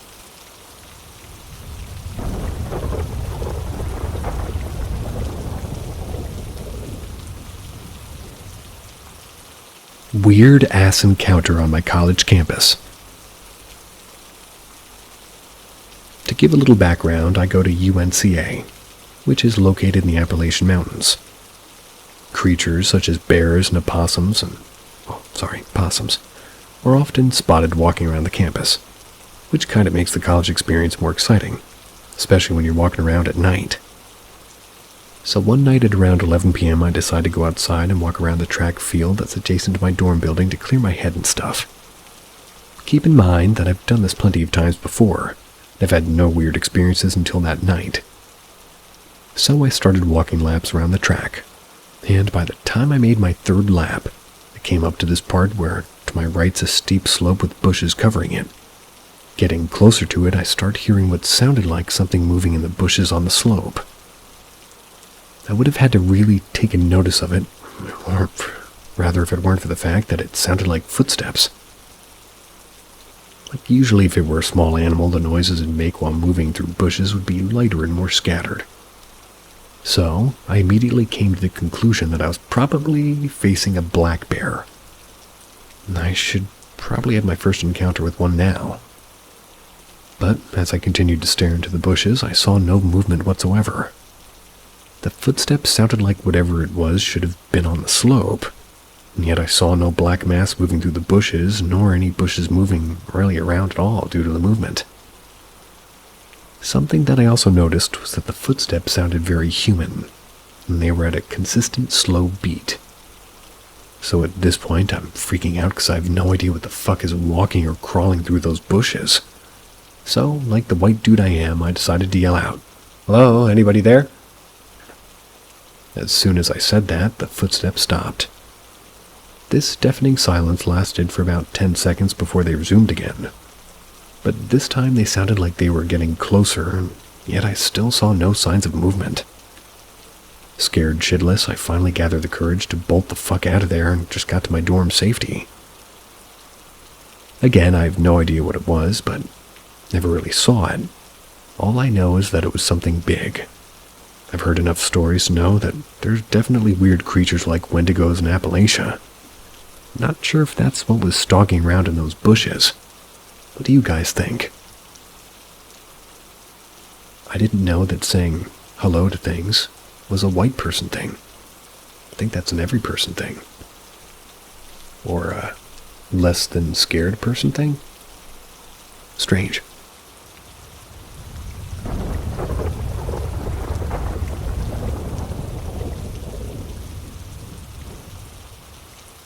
People predicting their own death. I've been very intrigued by this phenomenon. I've had 2 people I was close with, unrelated individuals, who predicted their deaths fairly accurately, within a few weeks of the event happening. One example was my friend who was 35, who just talked casually about dying soon and alone without a wife and kids. Never seemed to bother him, but like it was more of a statement of a fact. Sounds familiar. He told me the last time we hung outside at work, and he said he was glad that he got to know me and I was a good dude. No terminal illness or anything. Died a couple of weeks later in a car wreck. The other was a friend of mine that was 28. He one day looked at me and told me that he didn't think he would make it to 30. No medical conditions, no dangerous lifestyle or hobbies, run-of-the-mill career and uneventful life. Died about 2 months after his conversation to a brain aneurysm. Died about 2 months after this conversation to a brain aneurysm. Fast forward to now, and I think I understand how they felt, though my situation is a bit different. For about the last year, I, a 29-year-old male, have been having similar thoughts and feelings. Things like the fact that I won't be around much longer. I'm not afraid, which is weird, and I'm not depressed or anxious. No history of it. It's just this feeling I have. Super strong and hard to shake. Long story short here is I should have died when I got sepsis and I got into my bloodstream 4 months back. Now, next week, I'm undergoing surgery that requires me to be put under general anesthesia. Granted that this is generally a safe thing to do and millions of people do it yearly without harm. And again, I'm not nervous, but it feels like this is it for me. Almost like the end of the chapter or closing of a book. I didn't just start thinking about this because of the surgery coming up. I'm sure that's what you're thinking. It is not. I hope I'm not right, but just in case, I'm writing this for my wife and kids, separate letters, just to, the event of my passing. I will mention these feelings to my wife in the letter, but not to my kids. They're young still, under 10. I'll make sure that they're, just loved. I'm almost as skeptical as they come when it comes to paranormal things, along with religion and such. But some things are hard to ignore. I'll try to remember when I wake up to comment here. If not, well, yeah. If I forget, just check my post history. Anybody else ever have a loved one or somebody close to them predict their death within a reasonable margin?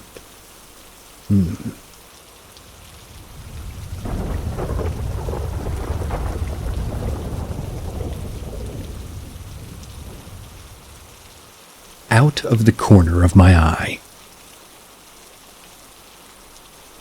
I was debating on whether to post this or not. I believe the more attention you give something, the more likely it is to manifest itself. I eventually forgot about it, but it creeps into my mind every couple of days, and now I'm genuinely curious. I try to be as logical as I can when I have an experience or something out of the ordinary happens to me or around me. I always look for an explanation, mostly to calm myself.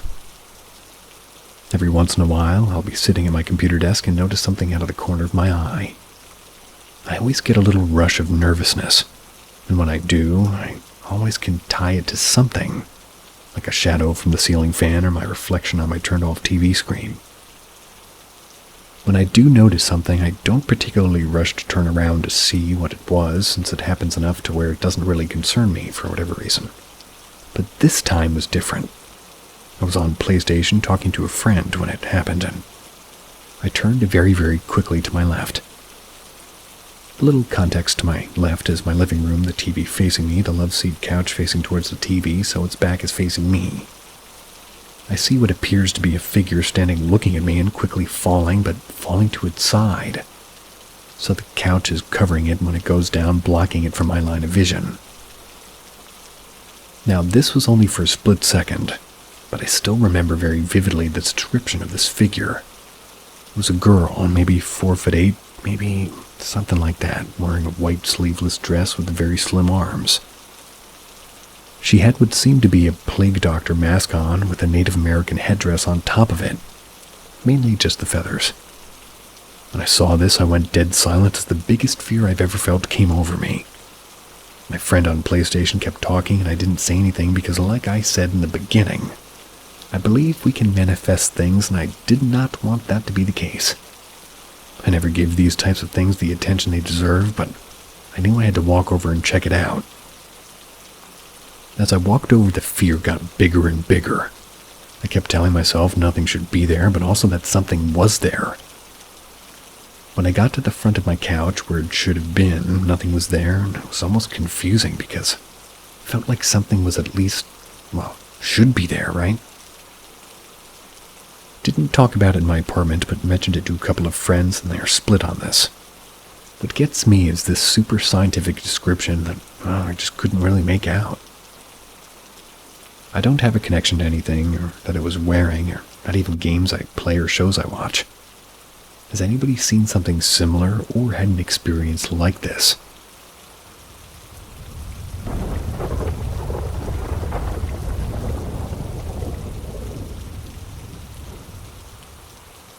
Haunted trailer home. 0 years ago. That's a lot. I lived in a haunted trailer with my ex-wife and 2 daughters. It was an old, ugly trailer colored yellow with brown trim. Had a carport and a porch. The deck was falling apart, so we dismantled it nail by nail. The trailer was made in 1973. At first, things were fine, but after a few months we started to notice things going missing, like my Ambien and my left shoe. They would turn up in the oddest of places, too. Then the doors slamming, the toilet flushing even after I had my uncle, a plumber, replace the inside parts. One day, my oldest daughter at age 3 was having a conversation with something in her room. I asked her who she was talking to, and she said that our baby brother and he didn't come along until 2008. Then there was a shadow man that would just come out at night. One night, I was on my desktop in the middle of the trailer, and I got up and looked toward the back bedroom, and I saw a cloaked, hooded black figure. It looked at me and then went further into the bedroom. I ran in there but found nothing. But now my ex-wife's sleeping. We would also notice a black smoke coming from the bedroom closet. We had a female friend who stayed with us when she had National Guard drills and pretty much noticed this activity herself. My mom was babysitting one night when we went out for our anniversary, and she said that she felt like she was being watched the entire time. After a while, we started talking to the entity and things like what's new or how's your day or, the activity pretty much stopped as long as we were like this. Eventually, we sold the trailer. Not sure if there's any more activity going on. Watch out for Ambien. It'll mess with you.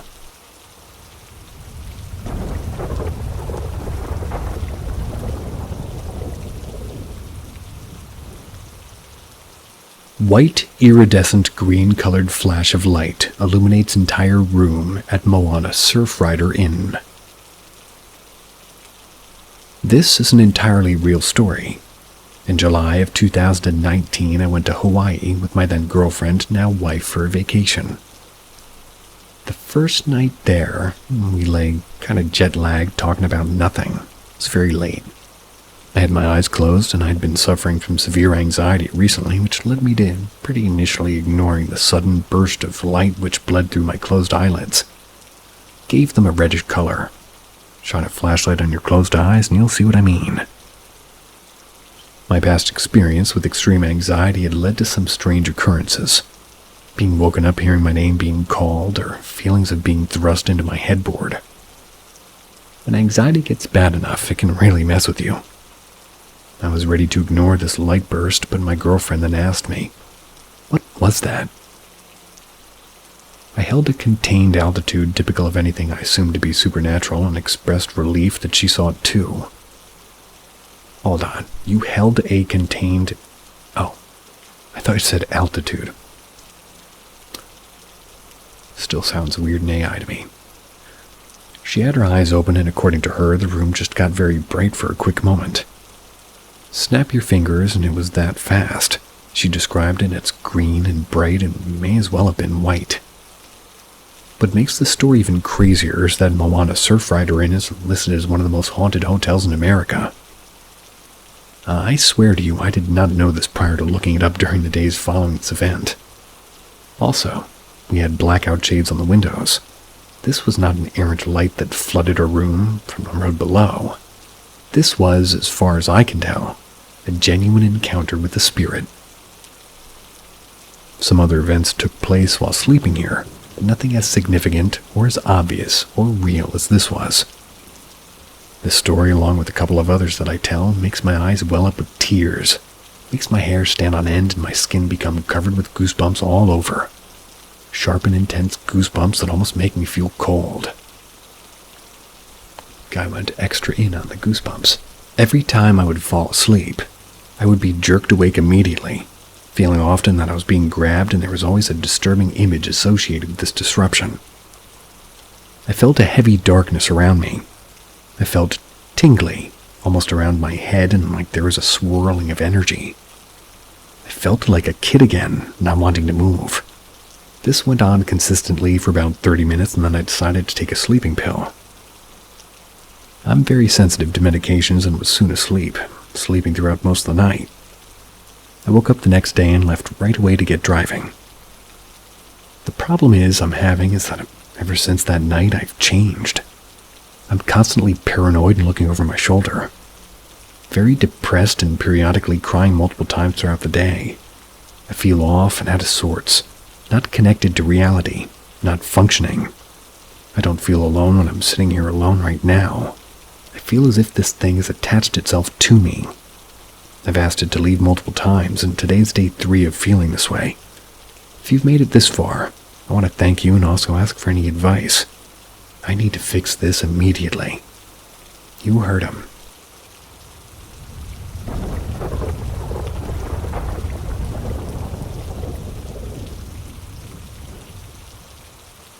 Motel Paranormal Experience. Seeking advice. I grew up in a very haunted house with lots of activity. My aunts, uncles and cousins, friends, siblings, and parents all have very interesting and disturbing personal stories. And now I'm questioning why I haven't shared any of those yet, but the point is I'm familiar with paranormal activity. Here's what happened to me 4 nights ago, and why I'm seeking help. I spent 3 days returning home from vacation. On day 1, myself and another drove about 10 hours to our first overnight destination in Sheridan. For some reason, I was feeling very down and depressed. I've been very stressed in my everyday life, and the thought of going back to that after a beautiful vacation was weighing over me. We booked a motel online quick at the roadway inn. When we arrived, the place was very clean. I was pleased to be there after a 10-hour drive. This particular place had a main room with a bed, a TV, a couch, a bathroom, and an additional door that led to another small room with a bed. I opened the door to the adjacent room and immediately felt a heavy, dark, and sad energy. I shut the door and said, "Nope, you can sleep in there." I've often felt energy in rooms I didn't like, so I shrugged it off after that and I chose not to sleep in there. Shortly after, I decided to take a hot bath. As I was taking a bath, I felt an extreme wave of sadness come over me. I began sobbing. I chalked it up to my feelings of depression that day, but it's definitely not normal for me. I immediately got into bed and tried to sleep. I was exhausted from hardly getting any sleep at all on the trip, so I was falling asleep quickly.